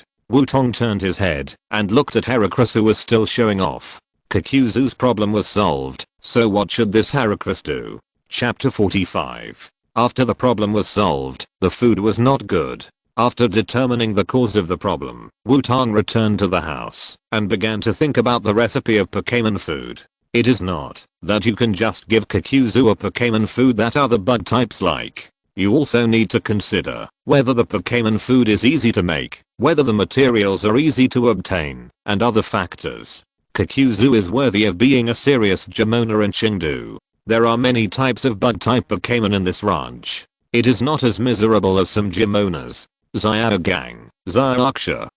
In addition to the very common green caterpillar, unicorn beetle, and hairball, there are Karas, scyther, ladybugs in Chengdu, orb silk spiders, and hazelnut balls. Oh, and there is also the big pink fat worm. It can be said that all the bug type Pokémon that can be encountered in the two regions of Kanto and Chengdu can be seen here. Wutong thought about it and decided to write a recipe for general Pokémon food for bug type Pokémon based on the tree fruit species in the Kanto region for Kakuzu. Kakuzu was also very happy after getting the new recipe and hoped that Wutong could stay for 2 more days. Wutong gladly accepted it. After all, he still had to make sure whether there was any problem with his recipe. After all, he was a friend of his grandparents, so he had to serve him well. Grandpa Kakuzu, can you really give me this Heracross? Wutong asked as he looked at Heracross lying on a tree outside and sucking nectar. Ha, of course. In fact, even if you didn't solve this problem, I would give you Heracross. After all, that guy Akon rarely asks me for anything. Kakuzu laughed and said, Grandpa, is that the case? Wutong was a little embarrassed, but it was really good to feel that someone cared about him. Oh, by the way, Xingzi also sent me a package and asked me to give it to you.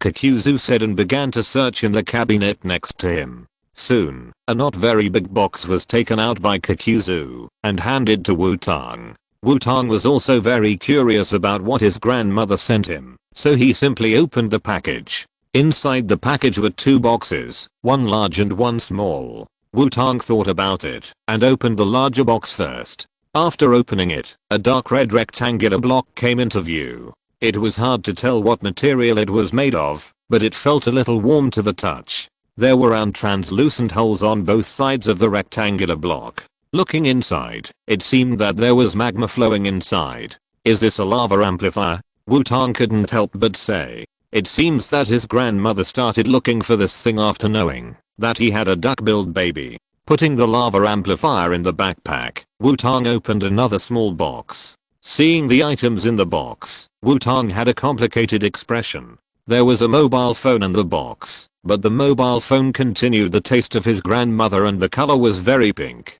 Wutong took out the pink mobile phone with gritted teeth. He pressed it, but there was no response. It was probably out of power. Taking out the charger under the box, Wutong charged the phone. However, just after connecting to the power supply, the phone suddenly began to tremble. 2 things like tentacles suddenly stretched out on both sides of the phone. Then the phone started automatically, and an electronic face appeared on the screen. The phone floated up by itself, and the front camera emitted a light to scan Wutong. What is this? Wutong was startled, but soon recognized what it was. Hello Wutong, I'm Rotom Mobile. Rotom Mobile waved to Wutong and said, hello. Wutong also responded. Rotom Mobile wanted to fly in front of Wutong, but the charger connected to it was not long enough and fell directly. Battery is low. Lotto Rotom's eyes turned into 2XS and fell down. Wutong was quick and grabbed Rotom. Then he connected it to the charger again. Hello, Wutong, I'm Rotom. The recharged Rotom said the same thing again. It's a double goal. Wutong thought helplessly. Seeing that Wutong didn't speak, Rotom shook his body in confusion and flew towards Wutong. Wutong had already predicted it and reached out to catch Rotom and recharged it. The recharged Rotom repeated the previous action again, and Wutong was also curious about how many times Rotom would repeat it. Xiaozhi, you should let it charge first. The corner on the side couldn't help but say, sorry, I'm just curious when the mobile Rotom will stop.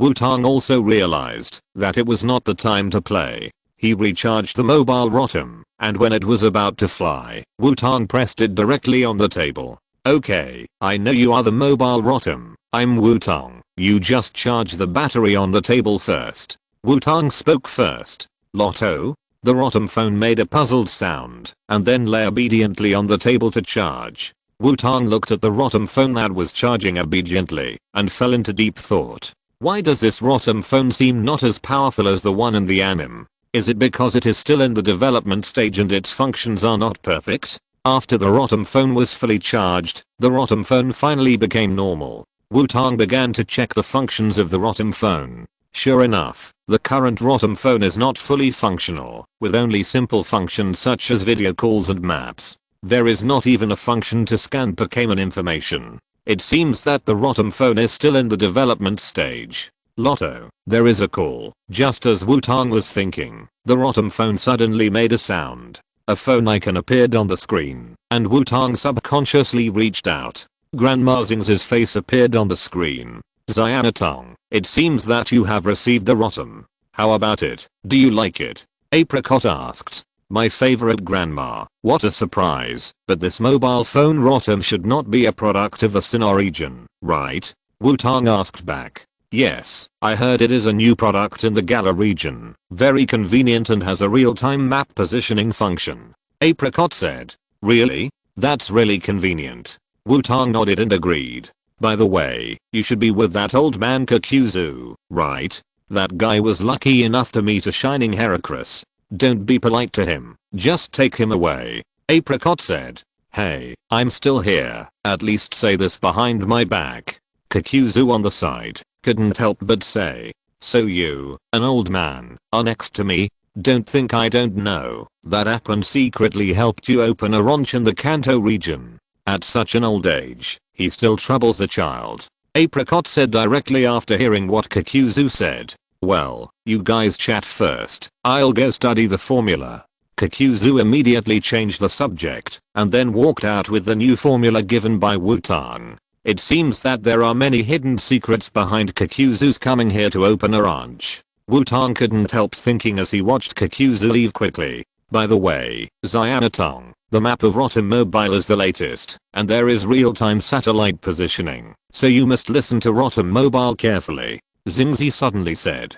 Grandma, is it the other way around? Shouldn't you let Rotom Mobile listen to me? Wutong said helplessly. Alas, it seems that Grandma has to tell you the truth of the matter. Xingzi thought about it and said with determination. Grandma, if you say that I'm not your grandson, I already know this. Grandpa has told me. It doesn't matter to me. You are my real grandparents. Wutong said when he saw Xingzi's serious look. It's not this matter. I have already taught Aquan a lesson. What I want to tell you is that you are actually a top-level road idiot. Xingzi said to Wutong seriously. How is it possible? I'm actually a road idiot. Wutong was shocked when he heard Xingzi's words. As for suspicion, Wutong had never thought about it because Xingzi had never lied to Wutong in the 10 years since she raised him, even if it was a joke. This is a very powerful thing. Xingzi really treats Wutong as her own grandson.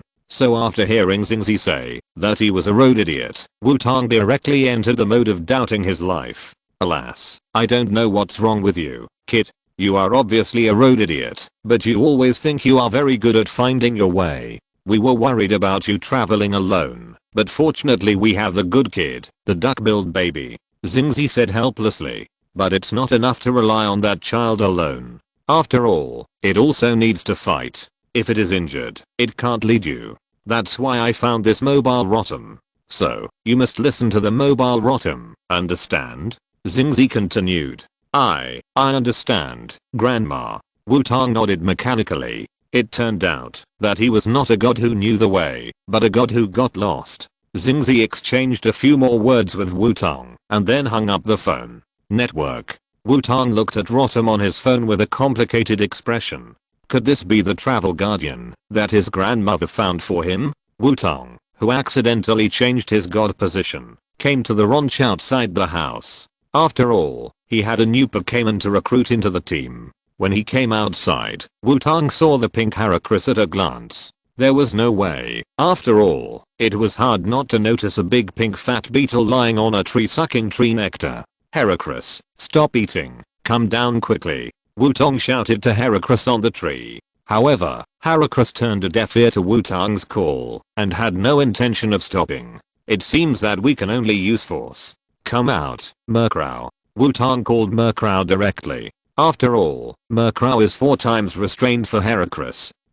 Murkrow came out and called, and then saw Heracross lying on the tree. Seeing this plump big beetle, Murkrow showed an interested look and circled around Heracross. Okay Murkrow, let it stop. Downwind, wind. Wutong commanded. Murkrow didn't continue to play after hearing the command, and flew back to Wutong, with airflow swelling around its body, and then its wings vibrated, and the storm rolled towards Heracross. However, the violent storm failed to shake Heracross, and Heracross still tried hard to hold the tree and suck the tree honey. Really persistent. Murkrow. Brave bird attack. Wutong couldn't help but say when he saw Heracross taking the damage and sucking the tree honey. Murkrow was covered with blue and white energy and turned into a giant energy bird and rushed towards Heracross. Boom. Heracross didn't dodge and was hit directly by Murkrow. Heracross flew out directly after receiving the head-on impact of Brave Bird attack. Heracross, who was knocked away, was also angry. He climbed up with difficulty and glared at Murkrow. Can it still move? It seems that fat has increased its defense. Wutong looked at Heracross and couldn't help saying. Heracross looked at Murkrow, and the horns on his head glowed, and the carapace on his back opened its wings and began to vibrate. Heracross flew up and hit Murkrow directly. Murkrow, Divine Bird Smash. Wutong would not let Murkrow go and directly let Murkrow open up again. Murkrow took off into the air, quickly climbed to a high altitude, and then turned around and fell down, and a whirlwind surrounded Murkrow. As the speed increased, yellow-white energy appeared on Murkrow's body. It seems that the previous Divine Bird Smash did not exert its maximum power because the falling distance was not enough. Facing the Murkrow that was hindering him from eating, Heracross had no intention of dodging at all and rushed directly to Murkrow. The Divine Bird Slam and the horn collided with each other, and the result was self-evident. Heracross was directly knocked to the ground. His eyes turned into the shape of mosquito coils, and his legs twitched from time to time. He's really stubborn, Wutong said as he looked at Heracross, who had lost his fighting power. But its size is a big problem. Rotom, do you have any good way to lose weight? Wutong said to the mobile phone Rotom floating beside him. After receiving the trainer's wish, Rotom started searching. Mobile Rotom returned. Then the screen of the mobile phone Rotom changed, and a weight loss teaching page appeared in front of Wutong. Rotom, are you sure that poppy jumps and skipping ropes are also useful for Heracross? Wutong looked at the page displayed by the mobile phone Rotom and asked. If the trainer is not satisfied, there are other options. Mobile Rotom said, and changed the page. Forget it, I'll figure it out myself. Wutong shook his head helplessly as he looked at the spinning bike, yoga, and even the abdominal muscle tear displayed by Rotom on his phone. Since this guy likes to eat, let's start with eating, Wutong said to himself as he looked at Heracross, who had not yet recovered. As soon as he said it, Wutong put Heracross into the Pokeball first. In order to show respect for Heracross's flesh, Wutong chose the heavy ball. Kakuzu told him in advance that Heracross had not been captured, or most of the Pokémon on the ranch had not been captured. After capturing Heracross, Wutong took out the cooking set from his backpack. The days of pain and happiness for Heracross are about to begin. Chapter 46. The pasture was full of people, and the pasture was full of people. In the ranch, Kakuzu sat on a wooden bench, holding a cup of tea in his hand, sipping it slowly. Xiaotong's method is really good, but isn't it a bit too cruel? Kakuzu said while sipping tea and watching Heracross running wildly in the ranch. Hehe, although I haven't been with this kid for a long time, I always think this kid is a bit black-bellied. Ghastly floated next to Kakuzu with a teacup floating in front of him. Really? It seems that you have experienced a lot. Kakuzu continued to sip the tea and said. Hehe, but this is also the fun of traveling. Ghastly also sipped the tea and replied. Really? By the way, why can you, Ghastly, talk? And where did Ghastly drink the tea? Won't it leak out? No, where did Ghastly come from? Kakuzu put down the teacup after taking another sip of tea and yelled at Ghastly, who was floating beside him. Really, what's wrong with young people nowadays? I have lived for 1,000 years after all. Don't you know how to respect the elderly and love the young? Ghastly shook his head and disappeared in front of Kakuzu. Xiaotong's Pokémon are really unique. Seeing the disappearing Ghastly, Kakuzu shook his head and continued to drink tea. I'm not the Pokémon of that little ghost, remember that. Ghastly appeared in front of Kakuzu and said. Puff. The sudden appearance of Ghastly scared Kakuzu, and all the tea he had just drunk in his mouth sprayed out, directly spraying Ghastly. Fortunately, Kakuzu did not have a heart disease or other diseases, and only sprayed the tea out. The frightened Kakuzu and the sprayed Ghastly stared at each other, and then Ghastly disappeared silently. Kakuzu picked up the teacup again, and continued to sip tea. Both the man and the Pokémon pretended that nothing had happened. Come on, Heracross. Keep running, you'll get it soon. Wutong ran behind Heracross, holding a horn in his hand, and cheering for Heracross. Beside Wutong, Swampert and Duckbill were also running together, and at the end, Murkrow was also running with difficulty in small steps. But Murkrow's face was not very good, and he looked depressed. At this time, a wooden stick was tied to the horn of Heracross, and a fishing line stretched out from the front of the wooden stick. A special ability block made by Wutong was tied to the fishing line, exuding a very strong sweet smell. The sweet smell has been tempting Heracross. Heracross wants to eat this energy cube very much, and even his eyes turn red because of congestion. However, the position of this stick is very clever. The energy cube is shaking in front of Heracross, but Heracross's two little paws can't touch the energy cube. Heracross can only worry and keep running forward. Wutong followed behind and couldn't help but sigh at the simplicity of Heracross. Whenever it hits the tree, the energy cube will fall down. Maybe this is the persistence of a foodie. Of course, in order to make Heracross obedient, Wutong did not do nothing. When Heracross lost consciousness, he showed his cooking skills and made a table of desserts. There is no way insect Pokémon prefer sweet food. Wutong successfully captured Heracross's heart with a table of desserts. Although Wutong made a table of desserts, the calories of these desserts were negligible under his control. Heracross, who had just been released, was full of anger, but it disappeared in front of the food. He became Wutong's Pokémon obediently. Therefore, Heracross could only carry out weight loss training with pain and happiness at this time. After staying at Kakuzu's ranch for 3 or 4 days, Wutong confirmed that there was no problem with his formula.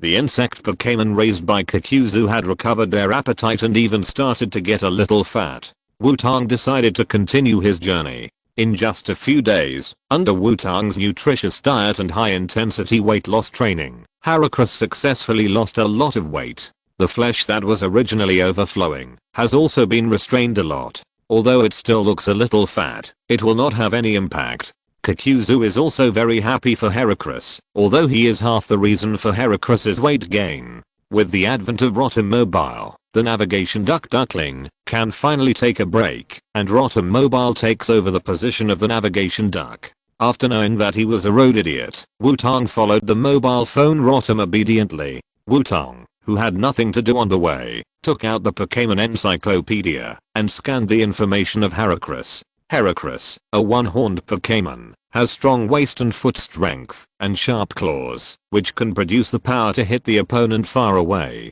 He is a strongman who can force his proud horn into the lower abdomen of the opponent and then lift and throw it out in one breath. Although it is usually very docile, if it is disturbed while sucking nectar, it will use its horn to drive it away. Skills mastered: push, seed machine gun, horn bump, stare, hold on, swallow return, double return, random attack, missile needle, tile break, rock critical attack. Looking at the skills mastered by Heracross, Wutong once thought that Heracross might have hidden his own Mega Evolution Stone. After all, half of the skills mastered by Heracross are skills with multiple attacks. The characteristic of Super Heracross is continuous attack, and the maximum number of attacks can be used each time. However, Wutong was just thinking about it. Super Evolution is still far away for him. Instead of thinking about Super Evolution, it is better to think about what the flash power of Heracross will be. Wutong followed the navigation of Rotom on his mobile phone while thinking.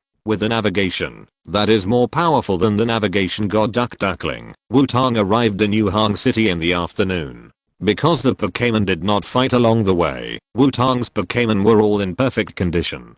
Wutong did not think much and went directly to the gym in Yuhang City. A building surrounded by green plants, like a queen flower, looks very abrupt in the entire Yuhang City with tall buildings. Wutong walked into the gym to challenge, but was told that the gym owner Ligia was not in the gym now. Wutong's enthusiasm was extinguished. After asking, Wutong learned that today was the day when Ligia went to Yuhang University to teach flower arrangement and perfume classes. Wutong thought about it, and since there was nothing to do, he might as well go to Yuhang University to look for Ligia. PS. First of all, about the color of the shiny Pokémon that everyone has been talking about. Because at the beginning, in order to prevent everyone from thinking that it was a random change, Ice Cube chose Pokémon according to the official shiny colors. At least the Pokémon in the entire Kanto region have been determined. For strength and fun, Ice Cube chose 6 macho pink Pokémon for Wutong. Because think about it, a boy released 6 pink Pokémon in a competition. Isn't it interesting? During the update, many readers also said that they didn't mind changing the color of the shiny Pokémon, so Ice Cube considered it and decided that different colors of shiny Pokémon would appear later, but the official colors would still be the main ones. After all, with the characteristics of the protagonist, it is not easy to encounter shiny Pokémon. If you can always encounter powerful Pokémon with different shiny colors, it is really a bit too much. Although it is a novel, Benkui also tries to write it in a logical way. After all, Benkui does not intend to write an invincible and cool novel. It is not Benkui's style to casually capture the legendary beasts and make the female characters fall in love with them with just a few words, because Benkui feels that it really makes the legendary beasts and characters lose their original flavor. The style of the legendary beasts is gone, and the personalities of various characters are also confused. After all, this is a fan work, not an original work, and it also has a certain framework. So when I met the giant Dragonite in the front, it was also the same, and it was also the Ghastly I met later. With Wutong's current strength, let alone capturing it, if he dares to have any crooked thoughts, the grass on his grave will probably be 30 meters high. Benkui does not want to write Wutong like Gao Heo, who is a one-ball Superman. The style of mythical beasts and those special powerful Pokémon still needs to be there, which may be Benkui's own obsession. Then there is the question about Benkui's other book Grey Trails of Elves. First of all, that book will not end badly, nor will it be abandoned. That book will not end badly, nor will it be abandoned. That book will not end badly, nor will it be abandoned. I will say it 3 times for important things. As for why I stopped updating for more than a month, it is because Benkui felt that there was something wrong with his mentality. Because Benkui himself is a newcomer, writing books is half to make a living and half to satisfy his childhood wishes. So that book is also Benkui's first book, and he wrote 200,000 words before publishing it on Tomato. The result of publishing 200,000 words a day is to avoid the recommendation algorithm mechanism of Tomato. Simply put, Tomato doesn't know who to recommend this book to. This led to the success of that book. The performance can no longer be described as bleak, it is completely dead. The daily income is only 3 or 4 yuan, plus the minimum of 600 yuan for full attendance every month, and the monthly income after tax is less than 700 yuan. To be honest, it is too difficult. Originally, Benkui thought that gold would always shine, but Benkui still underestimated the power of the recommendation mechanism. Books without recommendations are really ignored, even if Benkui recommends his own books in the square every day. In addition, his parents were sick at home, and he was also sick, so Benkui's mentality was really broken for a while. This led to the book being more and more out of the way of what Benkui wanted to write, and even began to water the number of words every day for the monthly minimum. So Benkui simply stopped updating and prepared to adjust his mentality and start again. So Benkui gave up the minimum last month. Although 600 may not be a lot, it is still very important for Benkui's current situation. Benkui was really distressed in those days. The reason for opening this book is to adjust my mentality. At the same time, I was originally planning to open a book with a completely anime worldview, but it was just a little earlier. So you can see that this book is a more relaxed and joyful style. So I hope everyone will give Benkui some more time. I will start updating again after Benkui adjusts his mentality. At that time, the 2 books will be updated together. Thank you everyone. So I will stop here. Chapter 47. The old man was very happy, but he was not happy. Wutong was strolling around Juhang University. On the wall showing outstanding graduates, Wutong also saw a photo of the young Professor Oak. Along with the photo of Professor Oak were several of his friends, including Kanto and Sinnoh. Sure enough, are the friends of geniuses also geniuses? And one of the girls with a rebellious look, beige medium-length hair, and a strong aura attracted Wutong's attention. This should be the young Kikuko, right? Although she looks very stern, she is also a beauty, Wutong said to himself. Hehe, but she looks a little malnourished, not quite to my taste. Ghastly suddenly appeared beside Wutong and said. Wutong looked at Ghastly in silence. If Kikuko knew what you said about her, you, or 1,000-year-old Ghastly, would probably be exorcised. You should know that Kikuko is the king of ghosts, and few people have more say than her in dealing with Ghastly. Aren't you afraid of being caught and studied by others for being so open and above board? Wutong said to Ghastly. Hehe, don't worry, little ghost, I came out because there are not many people around. Ghastly said indifferently. Forget it, as long as you are happy. Wutong saw that Ghastly didn't care at all, and there was nothing he could do. After walking around again, Wutong continued to look for Legia. It was almost evening now, and Legia should be finishing. Get out of class soon. Teacher Legia, your flower arrangement class is so good. I'm really looking forward to the perfume class next week. Yes, why does Teacher Legia only come to teach once a week? It would be great if I could hear Teacher Legia's class every day. Rika, wearing a light yellow kimono, was surrounded by a group of little girls. It seems that Legia's class is also very popular in Yuhang University. Wutong stood in the distance and watched without rashly going up to talk, because Wutong felt that it would be very troublesome to challenge now, so Wutong decided to wait until Legia was alone before going. Legia responded to the little girls who surrounded her with a warm smile on her face. After chatting for a while, these little girls said goodbye to Legia and left. Wutong followed her, but before she took 2 steps, Legia met another man who looked like a university teacher. Wutong looked at it and still went up. After all, he couldn't keep following her, otherwise he would be a pervert. Hello, Ms. Legia, can I take up some of your time? Wutong walked up and said, Mr. Legia, you have a guest, so I'll leave first. The male teacher said, and was about to leave. Mr. Xiaodao, wait a minute. TSK, did you run away? What a pity. Legia snorted when she saw Xiaodao leaving quickly. Wutong looked at Legia in surprise. After all, Legia was a female character in the Yamato Nadeshiko mode, but now she saw such a side of her. Could it be that Legia was pursuing the male teacher named Xiaodao, and he became a light bulb? Sorry, I lost my composure. What's the matter? Legia turned around and showed a warm smile, not angry because of Wutong's obstruction. I'm Wutong from Tokiwa City. I hope to challenge Yuhang Gym. The staff of the gym said that you came to Yuhang University for class today, so I came to try my luck to see if I can find Ms. Legia. Wutong explained. So that's how it is. Let's go together. Legia nodded. It was obvious that she was a little used to this situation.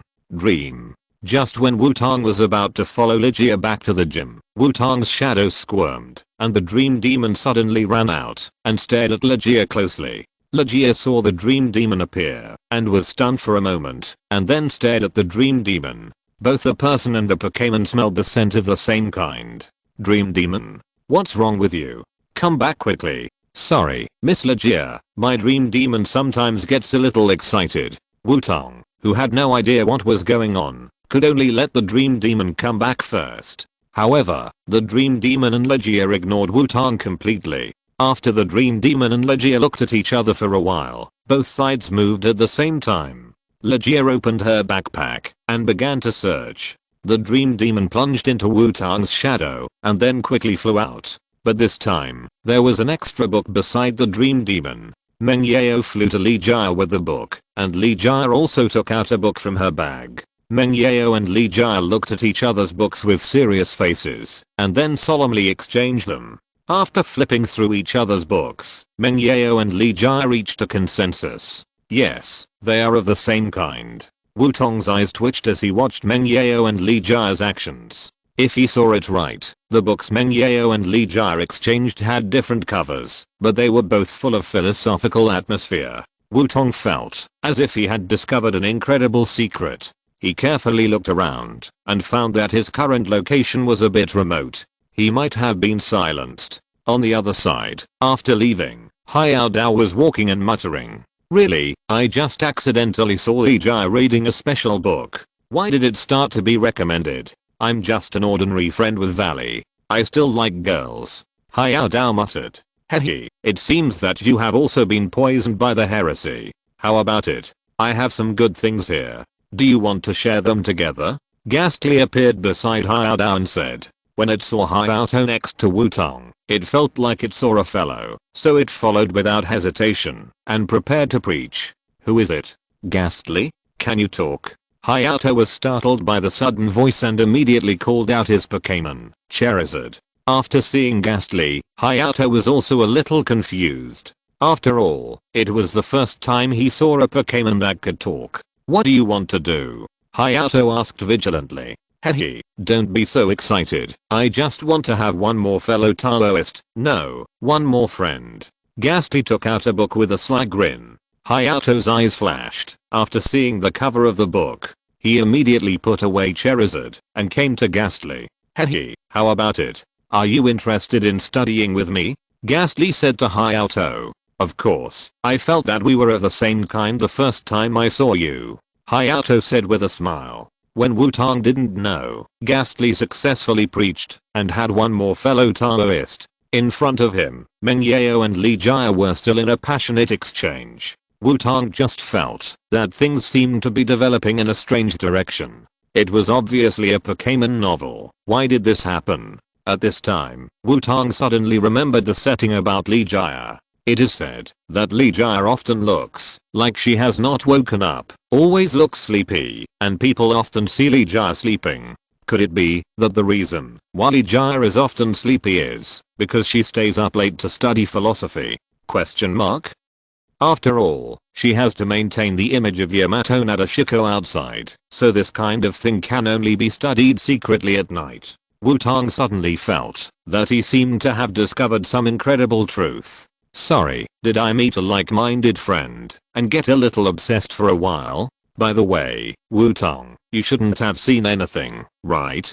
Perhaps she remembered that there was still a living person like Wutong, Li Jia said with a warm face. No, I seemed to have fallen asleep just now, and I didn't see anything." Wutong shook his head immediately. Although Li Jia in front of him smiled warmly, Wutong felt that if he said he saw it, he might not see the sun tomorrow. "In that case, I will take you to challenge the gym." Li Jia nodded with satisfaction. Wutong breathed a sigh of relief and followed.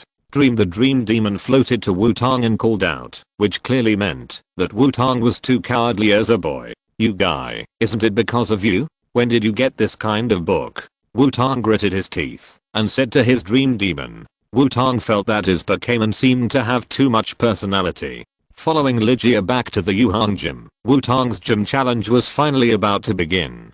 The rules of the Jade Rainbow Gym are 3v3. The gym owner cannot change Pokémon. The one whose Pokémon loses all combat capabilities first will lose. "Is that okay?" Li Jia said, standing at the side of the battlefield. "No problem." Wutong agreed readily. "Okay, both sides have no problem. Then, Wutong from Tokiwa City will fight against Li Jia, the gym owner of the Jade Rainbow Gym. The game begins." The referee shouted from nowhere. "Go, Vine Monster." Li Jia sent out her first Pokémon. "Come out, Heracross." Wutong decided to try out Heracross's strength first. Wutong's gym battle at the Jade Rainbow Gym has begun. Chapter 48. The two of them were so busy that they had to wait for the next few days. The shining Heracross? Vine Monster, Whip. Li Jia only showed a little curiosity and then ordered the Vine Monster to attack. Manga. The Vine Monster shook its body and two vines flew out and entangled Heracross. "Heracross, Missile Needle." Wutong commanded. Heracross raised his claws, and the white energy needle shot out to block the vine. "Good luck, the missile needle is so large," Wutong said to himself as he looked at the missile needle released by Heracross. The missile needle in the game is a random attack of 2 to 5 times, but in reality it will definitely not come in waves. Of course, missile needles in reality are also random, but what is random is the scale of the attack. If you are unlucky, only a few scattered energy needles may appear, and if you are lucky, it will be a rain of pear blossoms. And Heracross seems to have good luck. For convenience, Heracross successfully got almost 4 missile needles randomly. Vine Monster, swing the Vine Whip. Seeing that the vine weaving of the Vine Monster was blocked by a large number of energy needles, Li Jia commanded. Manga. The two vine whips stretched out by the Vine Monster began to swing irregularly, knocking down all the energy needles. Heracross, another missile needle. Wutong planned to continue testing. Could it be that Heracross's flash power is a skill with multiple attacks that always randomly gets a higher number of times? Heracross used the missile needle again, and dense energy needles shot at the vine monster. It was still a relatively large scale. Wutong felt that he was almost half sure, but this kind of flash power seemed to be of little use. After all, the characteristic of Super Heracross was to fix the maximum number of attacks. Vine monster, use the vine whip to disperse it, and then use paralysis powder. Lygia shouted. Manga. The vine monster stirred the vine whip again, and then a stream of red powder flew out along the vine whip. Heracross, fly up. Swallow return. Wutong shouted immediately when he saw the flying red powder. Heracross opened his carapace, and his wings vibrated at high speed, and white light covered Heracross's body. Heracross took off directly, and flew behind the vine monster at a very fast speed. Heracross did not hesitate, and directly hit the vine monster, and then quickly turned back, to attack for the second time. Vine monster. Hold on. Paralysis powder. Lygia shouted. After the vine monster took 2 consecutive attacks from the swallow, it still climbed up firmly. The body of the vine monster shook, and released red powder smoke in all directions. The red powder smoke directly covered the figure of the vine monster. Heracross, keep flying. Missile needle sweep. Wutong shouted.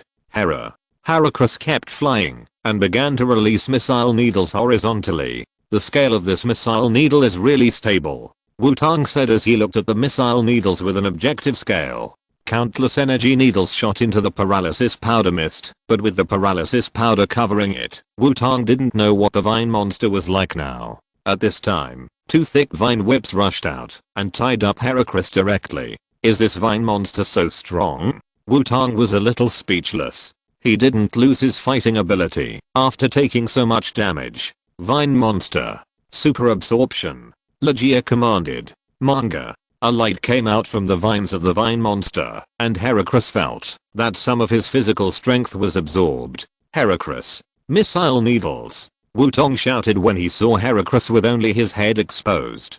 Heracross roared, and light shone from under the vines wrapped around him. After the light reached its limit, the vines wrapped around Heracross exploded directly, and countless energy needles flew out and exploded in all directions. Damn. Swampert, hold on. Wutong quickly called out Swampert to block in front of him. Numa? Swampert, who had just been called out, looked puzzled, and then after seeing the missile needle that was about to hit his face, he quickly crossed his claws and wrapped the Swampert with a translucent green energy shield. What's going on? How could so many missile needles be released at once? Wutong poked his head out from behind Swampert, looking at the panting Heracross and the vine monster that was stabbed like a hedgehog on the field and said, "Come back, vine monster, stinky flower, I'll leave it to you." Lygia calmly took back the vine monster and then released another Pokémon of his own. Hanna, a Pokémon that drooled and looked like Xiaogang, was released. Heracross, swallow return. Wutong decided to attack first after seeing Smelly Flower. Heracross flashed with white light and rushed directly to Smelly Flower. Smelly Flower, sweet fragrance. Lygia commanded. Hanna, the flower on the top of Smelly Flower shook, and a pink breath spread out. Not good. Wutong felt bad after hearing Lygia's words. Sure enough, Heracross was attracted by the sweet breath as soon as he came into contact with the fragrance, and stopped swallow return directly. Heracross's eyes turned into the shape of a heart, and his body swayed and flew towards Smelly Flower. It's over. This trick is invincible against Heracross, a foodie. Wutong said helplessly, covering his face. It's not that he didn't want to resist. The problem is that now Heracross has just joined the team, and it's impossible for something to happen. He yelled, and then the bond between humans and Pokémon appeared, and Heracross suddenly woke up. And Wutong didn't have time to train Heracross, so he could only watch Heracross fly towards Vampire without any defense. Vampire, paralysis powder, poison powder. Lygia was obviously used to dealing with this situation. She didn't let Vampire attack, but let Vampire start to release powder. Hanna, the flower on Vampire's head shook again, and orange, yellow and purple powder flew out, mixed with the sweet fragrance. Heracross took a big breath of Vampire's sweet breath. Heracross sucked in the paralysis powder and poison powder together. Then Wutong saw Heracross change from pink to purple, and then he lay on the ground with his feet twitching. Hey, come back, Heracross. Wutong put away Heracross helplessly. There was no way. Stinky Flower was the natural enemy of the current Heracross. Go, Duckbill baby. Wutong called out his Duckbill baby without hesitation. Are you the young master of a big family? Legia asked when she saw Wutong calling out another shiny Pokémon. Hey, Luck. My situation is special. Wutong said. Really? Everyone has their own secrets, so let's continue our fight. Legia looked at Wutong seriously and said. Yes, everyone has their own secrets. Wutong quickly agreed. Legia's words were definitely meant to be meaningful. Duckbill baby. Spray flames. Wutong took the lead in attacking. Bobby. Duckbill baby sprayed a column of fire at Stinky Flower. Stinky Flower, dissolving liquid. Legia commanded. Hannah Stinky Flower sprayed a sticky purple to meet the spray flames. The jet flame and the dissolving liquid collided with each other, and the dissolving liquid was directly burned and emitted a burst of foul smell. Sure enough, there are ways to deal with fire Pokémon, but it's not enough. Duckbill. Jet flame. Wutong said. Bobby. Duckbill sprayed a column of fire at Smelly Flower again. It's useless. Smelly Flower, dissolving liquid. Legia planned to continue using dissolving liquid to resist the jet flame. However, facing the flying dissolving liquid, the jet flame turned a corner and bypassed the dissolving liquid. What? Smelly Flower, get out of the way. Legia shouted hurriedly. Hannah Smelly Flower, unlike its appearance, was unexpectedly agile and dodged the jet flame. Unfortunately, Duckbill's strength is still insufficient, and it cannot completely control the flame freely, so it can only turn once. Duckbill, charged with the flame wheel. Wutong directly planned to let Duckbill get close. Bobby. Duckbill rolled forward, and flames instantly ignited on his body. The Duckbill baby turned into a flaming wheel, and rolled towards the Stinky Flower. Stinky Flower, parasitic seeds, photosynthesis. Legia decided to pull to the end. The Stinky Flower scattered a few seeds around itself. Then it began to absorb the sunlight. The Yuhangjin was obviously specially designed. The ceiling above the King of Flowers was all made of glass with good light transmittance. The sunlight fell down without any hindrance and was absorbed by the Stinky Flower. Fortunately, it was already evening and the sunlight was very weak, so the photosynthesis effect of the Stinky Flower was not so good. The Duckbill baby rushed to the Stinky Flower with a burning flame. The parasitic seeds around the Stinky Flower burst instantly, hindering the Duckbill baby's progress. Duckbill baby. Spray smoke. Seeing that the Duckbill baby's progress was blocked, Wutong directly changed his tactics. Bobby. The Duckbill baby sprayed smoke from his mouth. A stream of hot smoke came out and rolled towards Skank. Skank. Poison powder. Paralysis powder. Hypnotic powder. Legia did not let Skank dodge and directly let Skank release 3 kinds of powder on the spot. Hannah Skank resisted the smoke and released 3 kinds of powders: orange, purple, and green. The 3-color powder directly enveloped the Duckbill baby. Duckbill baby. Flame wheel. Wutong shouted hurriedly. The Duckbill baby ignited a flame to block the erosion of the 3 kinds of powder. And Skank could not stand it anymore and turned into a mosquito repellent eye and fell to the ground. Come back, Skank. Go, Tyrannosaurus. Legia called out her last Pokémon. It was not the imagined stupid flower, but the evolved Tyrannosaurus of Skank. I always feel like I'm being targeted, Wutong said to himself. After all, in the anime, when Legia fought against Xiaozhi, she was not as ruthless as she is now. Although the skills used by Legia are not well known, they are disgusting. It can be said that they have brought the pulling of grass type Pokémon to the fullest. Wutong wanted to let Meng Yao come on the field to discuss tactics with Legia. Legia exchanged Pokémon, and the Duck-billed baby also retreated to Wutong. Although there was a blockage by the flame wheel, some of the 3 powders still stained the Duck-billed baby. At this time, the Duck-billed baby felt a little tired, and there was a little numbness on his body, plus the dizziness and nausea seemed to be symptoms of poisoning. Duck-billed baby, how is it? Can you still fight? Wutong asked the Duck-billed baby. After all, it was just a gym battle, so there was no need to force the duck-billed baby to fight. Bobby, the duck-billed baby shouted, indicating that he was still okay. Duck-billed baby, let's attack first. Go up with the flame wheel. Wutong shouted. After all, Wutong didn't think that the Tyrannosaurus might not know what the stinky flower could do. So the best way at present is to get close first and then fight in close combat. Anyway, the attack and special attack racial values of the duck-billed baby are similar, and it is a perfect double blade output hand. Chrysanthemum, dodge, sweet fragrance. Lygia was determined not to confront Wutong head on, and continued to let the queen flower contain him. After hearing the command, the queen flower turned her body and dodged the flame wheel that hit her, and then the stamens on her head sprayed a burst of pink breath. Of course, the duck-billed baby is not a foodie, so he will not fall for this sweet breath, but after asking about this breath, the duck-billed baby felt that his body became a little sluggish. Coupled with the influence of hypnotic powder, poison powder and paralysis powder, the duck-billed baby felt that it was becoming more and more difficult to move. Chrysanthemum, jet flame. Although the duck-billed baby's flame wheel was dodged, it also successfully shortened the distance. Wutong didn't believe that at this distance, the queen flower could dodge the jet flame that could turn. Bobby, the duck-billed baby forced himself to be energetic and shot out a pillar of fire. Royal Queen, petal dance. Lygia knew there was no way to dodge at this distance, so she let Royal Queen attack directly. Royal Queen's body rotated, and countless petals fluttered, forming a tornado of petals to block the jet flames.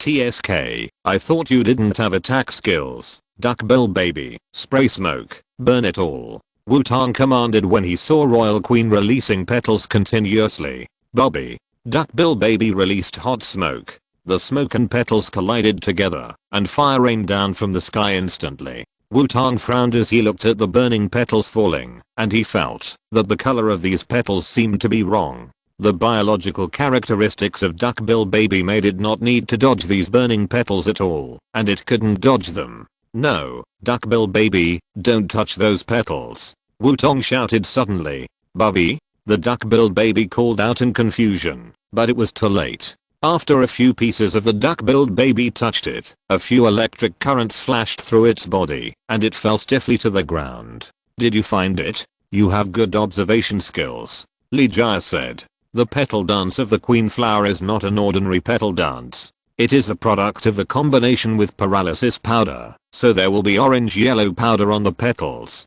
This is also the reason why Wutong feels that the color of the petals is not right. Damn, you are so dirty when playing tactics. Duck-billed baby, go back, Wutong said uncomfortably. At this time, he also felt the feelings of others when fighting his dream demon. Just when he wanted to take back the duck-billed baby, he found that the situation of the duck-billed baby had changed. Bobby. At this time, the duck-billed baby's heart was burning. He had never fought such a frustrating fight since he was a child. Although the duck-billed baby was a sensible child, it was more terrible when a sensible child got angry. The big fluctuation in mood made Ben attracted by the duck-billed baby. The fire energy that was quietly around it began to stir. When the duck-billed baby's anger reached its peak, the blazing flames burned on the duck-billed baby, which could be said to be a real rage. Then a dazzling white light came out of the flames. As the white light faded, a Pokémon with flames on its head, like hair, and a fire symbol on its abdomen, seemed to be on fire all over its body.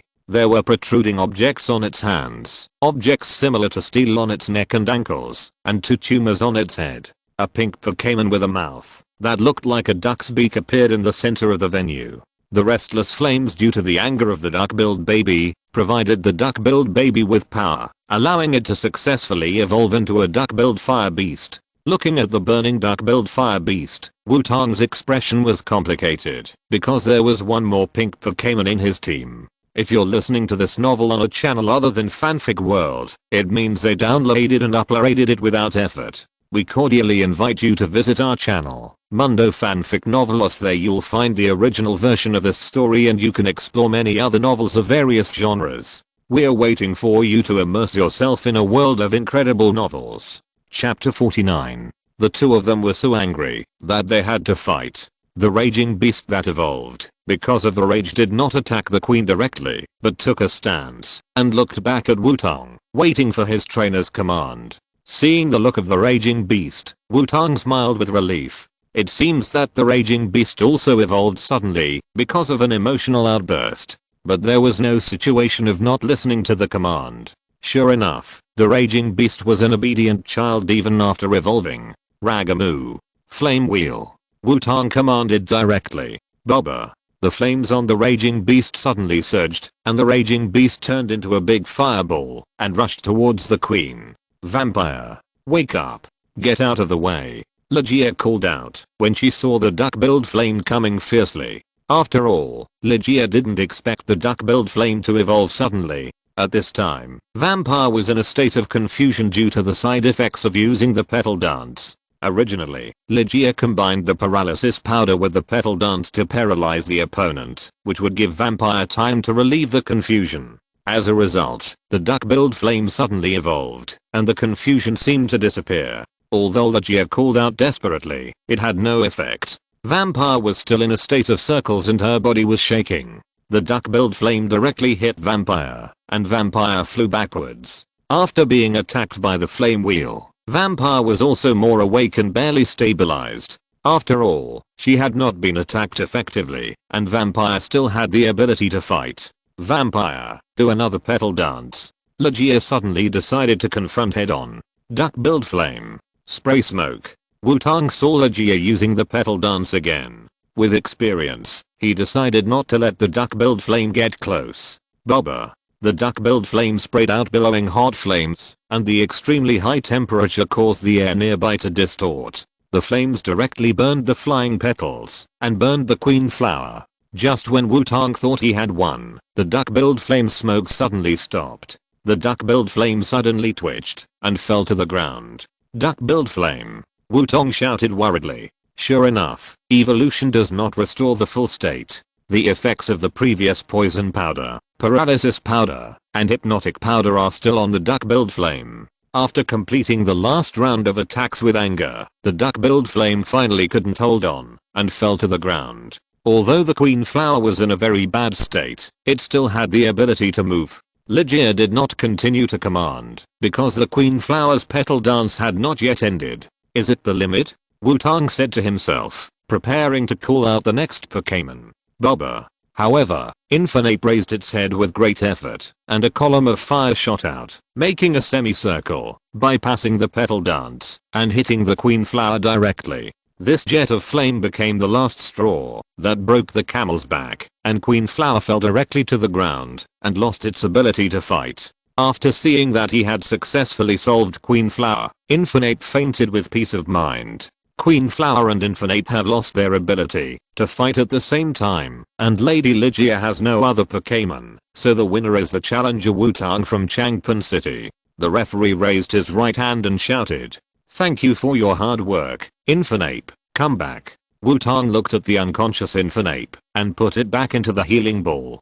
Congratulations, Wutong, this is a colorful badge representing the Yuhang Gym. Legia walked in front of Wutong and took out a badge that looked like a flower with 8 petals of different colors. Thank you. Wutong was polite and put away the colored badge. Then I'll take my leave. Wutong wanted to leave as soon as possible after getting the badge. After all, he was afraid that Legia would kill her because he knew her secret. However, just as he was about to turn around and leave, Wutong suddenly felt a little hot around his waist. Wutong touched it and immediately retracted his hand. He was burned by the Pokeball. Although Wutong didn't know what was going on, he immediately untied the belt carrying the Pokeball. He found that the healing ball containing the platypus didn't look right. Wutong touched it tentatively and it was really hot. What's wrong, Wutong? Legia asked when she saw Wutong's strange behavior. I don't know what happened. My Pokeball suddenly became hot. Wutong also answered strangely. Became hot? Legia was also very confused. What's going on? Swampert, use the water gun to cool it down. The Swampert that helped Wutong resist the attack just now was not taken back into the Pokeball. Numa Swampert spit out a stream of water and rushed to the healing ball. It stirred up bursts of steam. Under the continuous cooling of Swampert, Wutong was finally able to touch the healing ball normally. Duckbill, come out. Wutong quickly released the duckbill. After all, there was a problem with the Pokeball, so most of the time it was probably affected by the Pokémon in the Pokeball. The released duckbill is still in a coma, but the flames on its body are still burning. Why does it feel like the problem of duckbill self-ignition has become more serious? Wutong couldn't help saying as he looked at the duckbill, which was burning alone. Although I don't know what happened, I think it's better to put out the fire first. Legia said on the side. Okay, Swampleap, be careful, the platypus is injured now. Wutong warned. Numa Swampleap nodded, and then sent out a very small stream of water, slowly extinguishing the flames on the platypus. Wutong also found the right time to use the power of Changpan to heal the platypus. Bubba, the platypus, whose condition had recovered a little, woke up. Seeing Swampleap who was watering him, and Wutong who was helping him heal him, the platypus sat up directly. You're awake, platypus, don't move, you are burning with flames now, Wutong said. Bubba? Question mark? Incarnator looked at the blazing flames on his body and immediately panicked. After all, it was because it would always spontaneously combust that it was ostracized and disliked by other Pokémon and trainers. It finally managed to control it with the help of Wutong, and now it suddenly burned more vigorously than before. Incarnator was really worried that Wutong would abandon it. Calm down, Incarnator. I won't abandon you. Remember what I told you? Wutong comforted Incarnate. Although Wutong was treating Incarnate, he did not dare to use the power of Evergreen with all his strength. After all, the side effects of the power of Evergreen would make him fall asleep. Wutong, who was not yet proficient in the power of Evergreen, was afraid that, after he fell asleep, Incarnate would become more panicked and cause trouble again. After hearing Wutong's words, Incarnate slowly became calm. Yes, its current trainer was different from the previous one. Even if he had burned a lot of things, he would always comfort himself, help him put out the fire, and deal with the aftermath, and make a lot of delicious food to eat with him every day. How could such a trainer abandon himself? Incarnate slowly calmed down, and as Incarnate became calm, the flames on his body became much smaller. But there was still a layer of flame burning steadily on Incarnate. Even if Swamp had put it out, it would still burn again. Numa? Question mark? Swampfish also had a fighting spirit.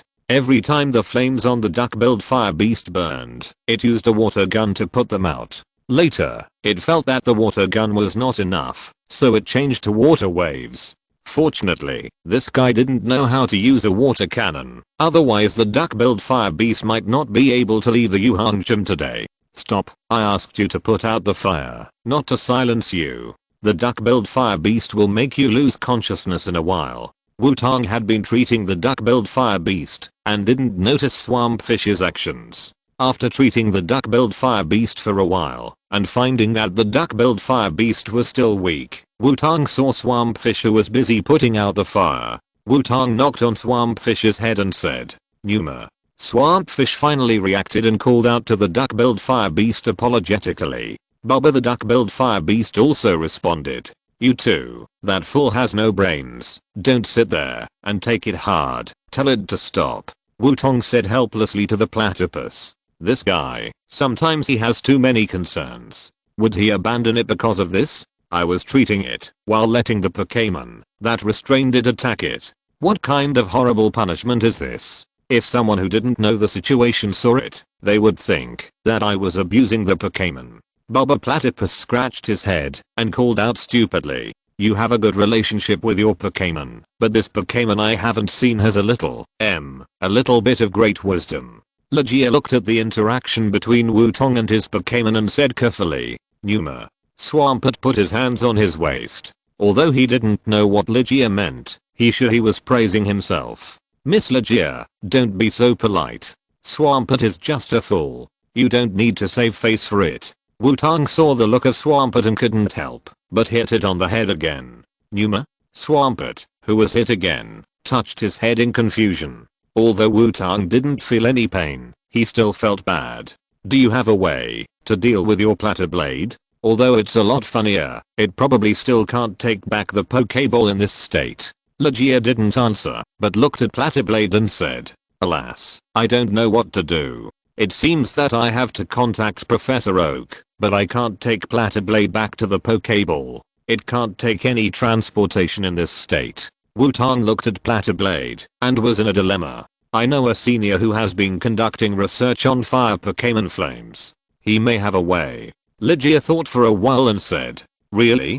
Please, Ms. Legia, please take me to see that senior." Wutong said immediately. "After all, even if we set off to Pallet Town right now, it will take 1 or 2 months. After all, the current state of the platypus is impossible to take transportation and can only walk." "No problem, follow me," Legia said and began to lead the way. On the other side, Ghastly was having a cordial and friendly exchange with Xiaodao. "Hehe, as expected, I didn't misjudge you. Your collection is also very good," Ghastly said as he looked at the books with different covers in front of him. "It's just a personal hobby. Your taste is also very good," Xiaodao replied.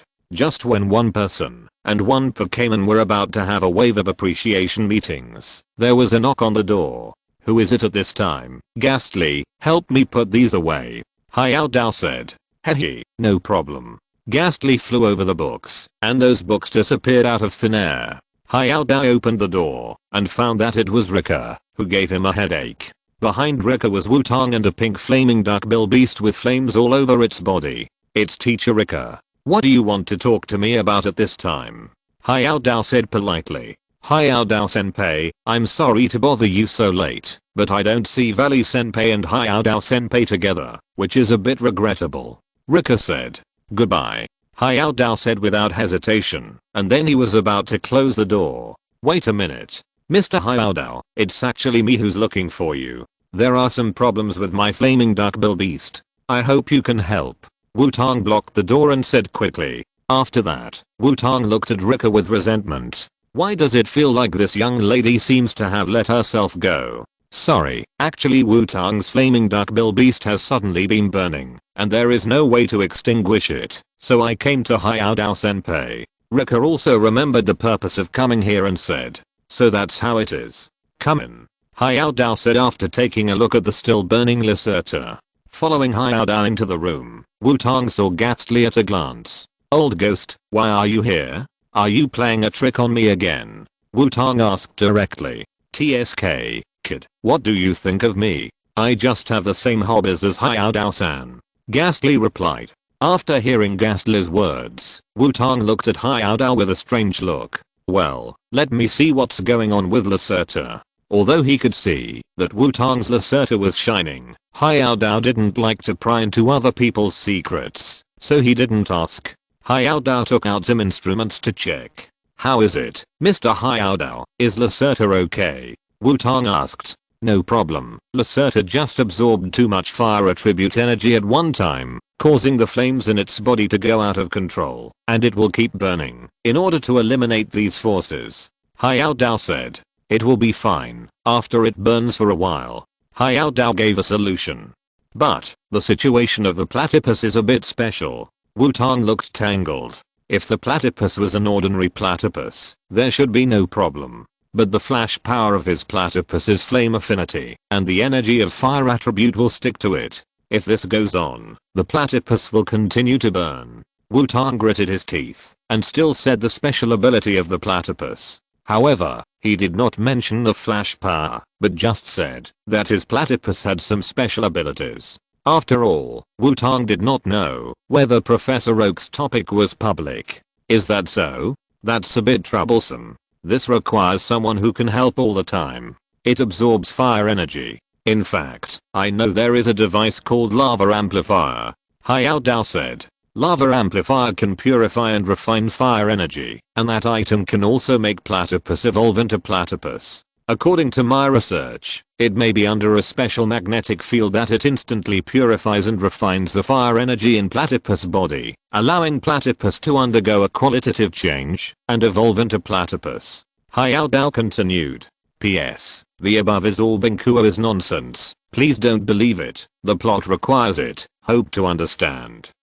But that thing is not available in the Kanto and Johto regions, so Xiaodao lowered his head and tried to think of other solutions. Really, Mr. Xiaodao, can the lava amplifier solve the problem of platypus? Wutong asked curiously. Yes, this is lava amplifier. Xiaodao couldn't help shouting when he saw Wutong suddenly took out a red rectangle. Platypus, take this with you. Wutong handed the lava amplifier to Incarnate and said, Bubba? Incarnate took the lava amplifier, and it felt that this thing was very important to it.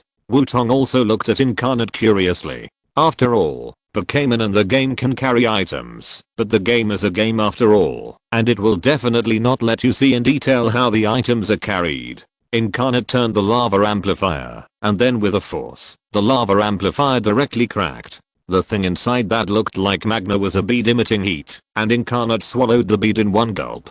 Then the shell of the lava amplifier was buckled on the steel-like objects on his arms, one on the left, and one on the right. Wutong was surprised. After all, it was the first time he saw Pokémon carrying items with his own eyes.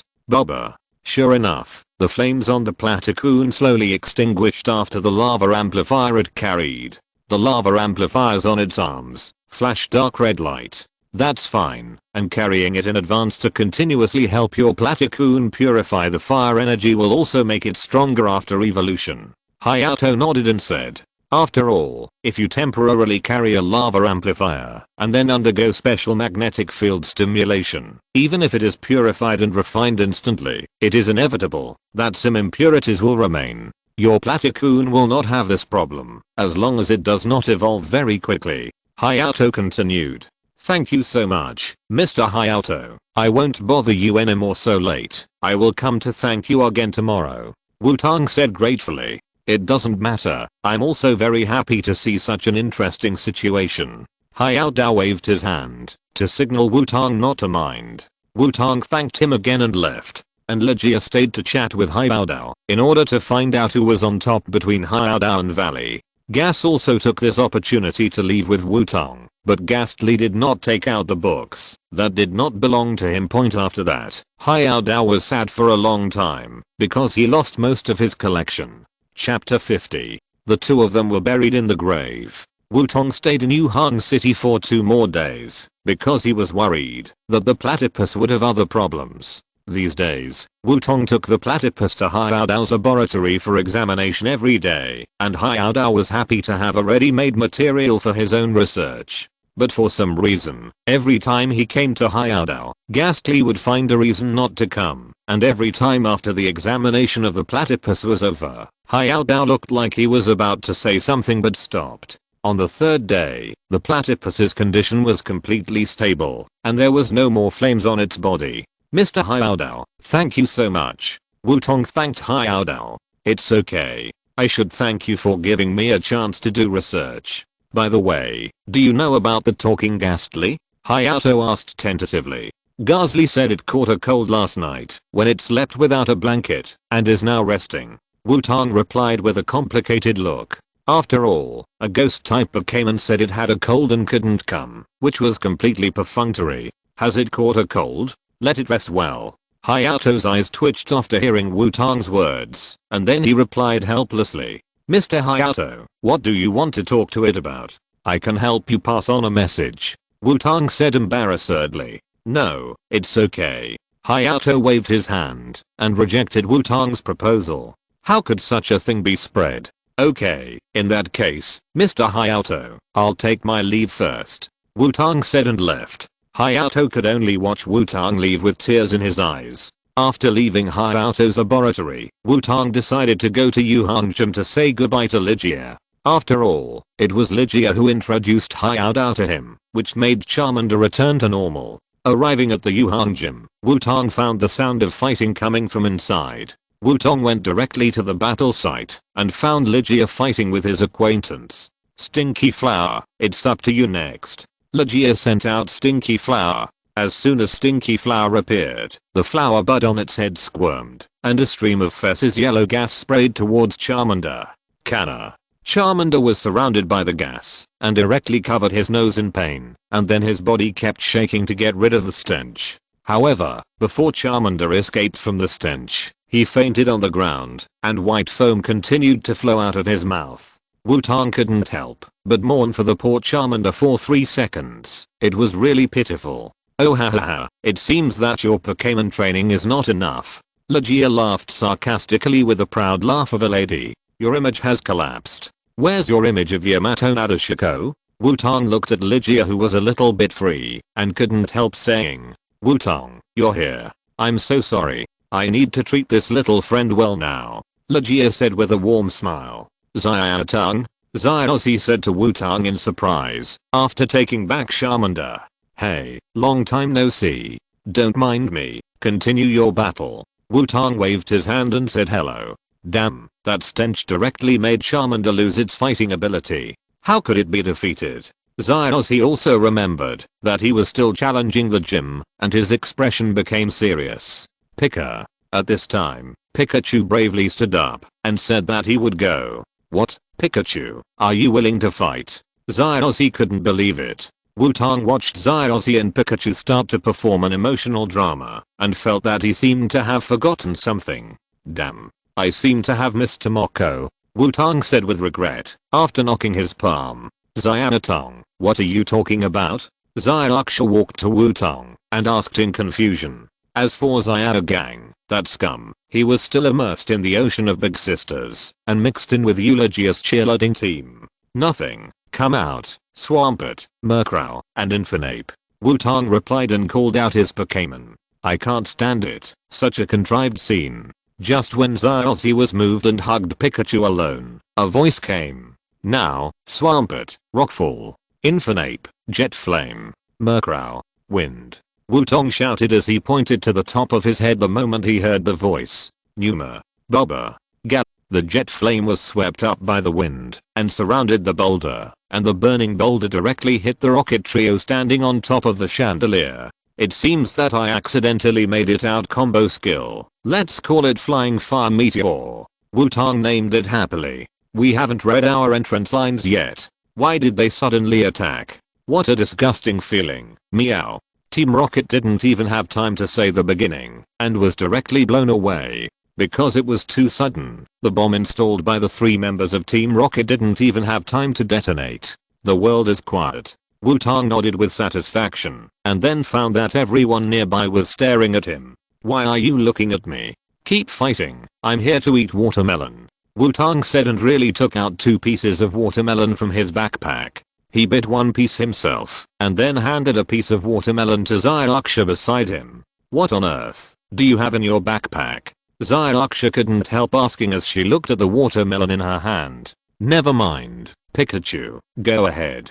Xiaoxi also showed his innocence, ignoring the rocket team that was blown away, and continued to fight with Legia. HMPH, it's not that easy. Let Smelly Flower go. Legia waved her hand and said. Smelly Flower lowered its head again, and a poop yellow gas rushed towards Pikachu. Pika Pika. Pikachu did not panic in the face of the stench, and took out 2 paper rolls from somewhere with his 2 little paws, and inserted them into his nose. Yes, Pikachu, as long as you can't smell it, you won't be afraid of the stench.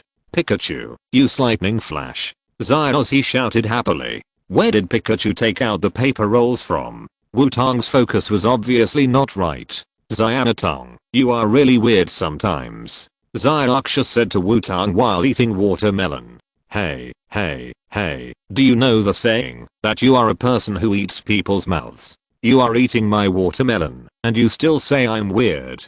Wutong said helplessly. After Pikachu solved the problem of odor, he performed superbly and directly completed a 3 in a row, defeating Legia's 3 Pokémon.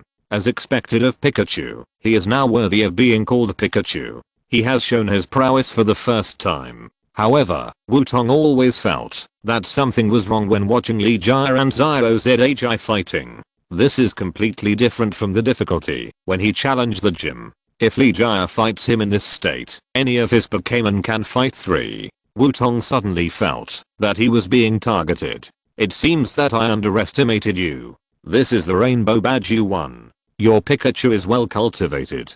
Legia walked up to Xiaozhi and said, I got the rainbow badge. Xiaozhi took the badge and said happily, Pikachu also ran to Xiaozhi and celebrated with Xiaozhi. Pikachu, you stink. Xiao said I've just picked up Pikachu and his face suddenly became distorted. Pikachu took off the paper roll that blocked his nose with a puzzled look, and then his face became as distorted as Xiaoxi's. What a funny couple. Wutong couldn't help but say as he looked at Xiaoxi and Pikachu. After saying goodbye to Ligia, Wutong and Xiaoxi left the Yuhang gym together. On the way, both sides also talked about what they had encountered recently. Your duckbill baby evolved. But, Xiaotong, don't you have 6 Pokémon yet? I already have 6 Pokémon, which is much more. Xiaoxi said proudly after hearing about Wutong's recent situation. Really? But you don't seem to have made any progress. But Pikachu is getting cuter and cuter. Wutong deliberately hit him. Pikachu responded. Damn it, Xiaotong. Come and fight Pokémon with me. After hearing what Wutong said, Xiaoxi immediately became eager to fight and challenged Wutong. No problem, but not now. Your Pokémon needs to recover. I have nothing to do, so let's travel together for a while. Wutong did not refuse. After all, it was quite fun to abuse the protagonist. Xiaogang. Level 1 alert activated. Xiaoxia said to Xiaogang seriously after hearing the conversation between Wutong and Xiaoxi. Understood. I will definitely not let these two guys lead the way this time. Xiaogang narrowed his eyes and his face became serious. Wait, how did Xiaogang narrow his eyes? Hey, I heard everything you two said. Don't worry, I already know that I'm a road idiot. Wutong said helplessly. Xiaogang, hurry up, go find Miss Joy. After hearing what Wutong said, Xiaoxia hurriedly shouted to Xiaogang. Too scary. What's the phone number of Miss Joy in Yuhang City? Xiaogang immediately started looking around for a public phone. Wutong looked at the two people with twitching eyes. Wait, Xiaogang, how did you get Miss Joy's phone number? No, how many Miss Joy's phone numbers do you have? Hey, you two should be more normal. Although I'm a directionally challenged person, I have a magic weapon with me now. Rotom, come out. Wutong said as he took out the Rotom mobile phone. Rotom? Wutong, do you need a navigation system? If you have nothing to do, please don't take out the Rotom casually. It is not good for children to play with mobile phones all the time. Rotom floated up from Wutong's hand and said, what is this? X2 Xiaoxia and Xiaogang asked curiously. Is it a Pokémon?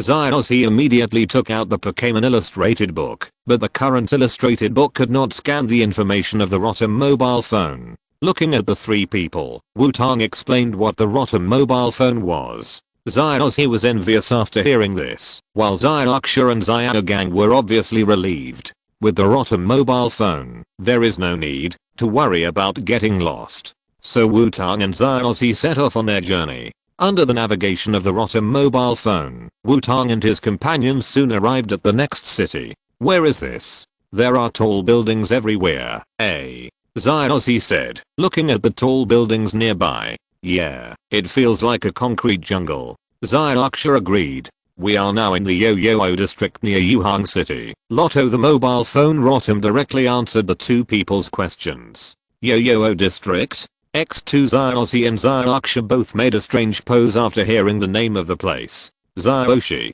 Before Wutong could complain, an anxious voice came. Xiaoxi, where have you been? You made your mother so anxious. An aunt ran over and hugged Xiaoxi. Nice to meet you. My name is Xiaoxi. Xiaoxi, who was suddenly hugged, said, Auntie, you must have recognized the wrong person. We just came here today. Wutong said. Sorry. You really look like Xiaoxi. Auntie also realized that she had picked up the wrong person and apologized quickly. What happened? Xiaoxia asked enthusiastically. Auntie sighed and took a few people to an indoor square. There were many photos of children on the nearby walls. Actually, my child is missing.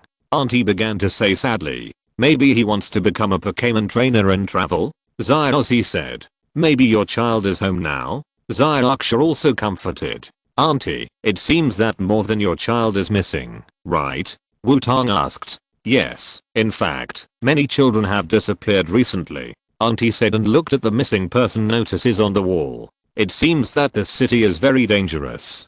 Xiaoxi also looked at the missing person notices and said. It seems that I have to be more careful. After all, I'm so cute. Xiaoxia said confidently. Hehe, it's just a yellow-haired girl. A voice suddenly appeared beside Xiaoxia. What did you say, ghost? Xiaoxia looked over angrily and then saw Ghastly's big face, which scared Xiaoxia to scream. Garcis, don't scare people all the time. Wutong said to Ghastly, but there was nothing he could do. After all, Ghastly was not his Pokémon. Xiaotong, is this your Pokémon?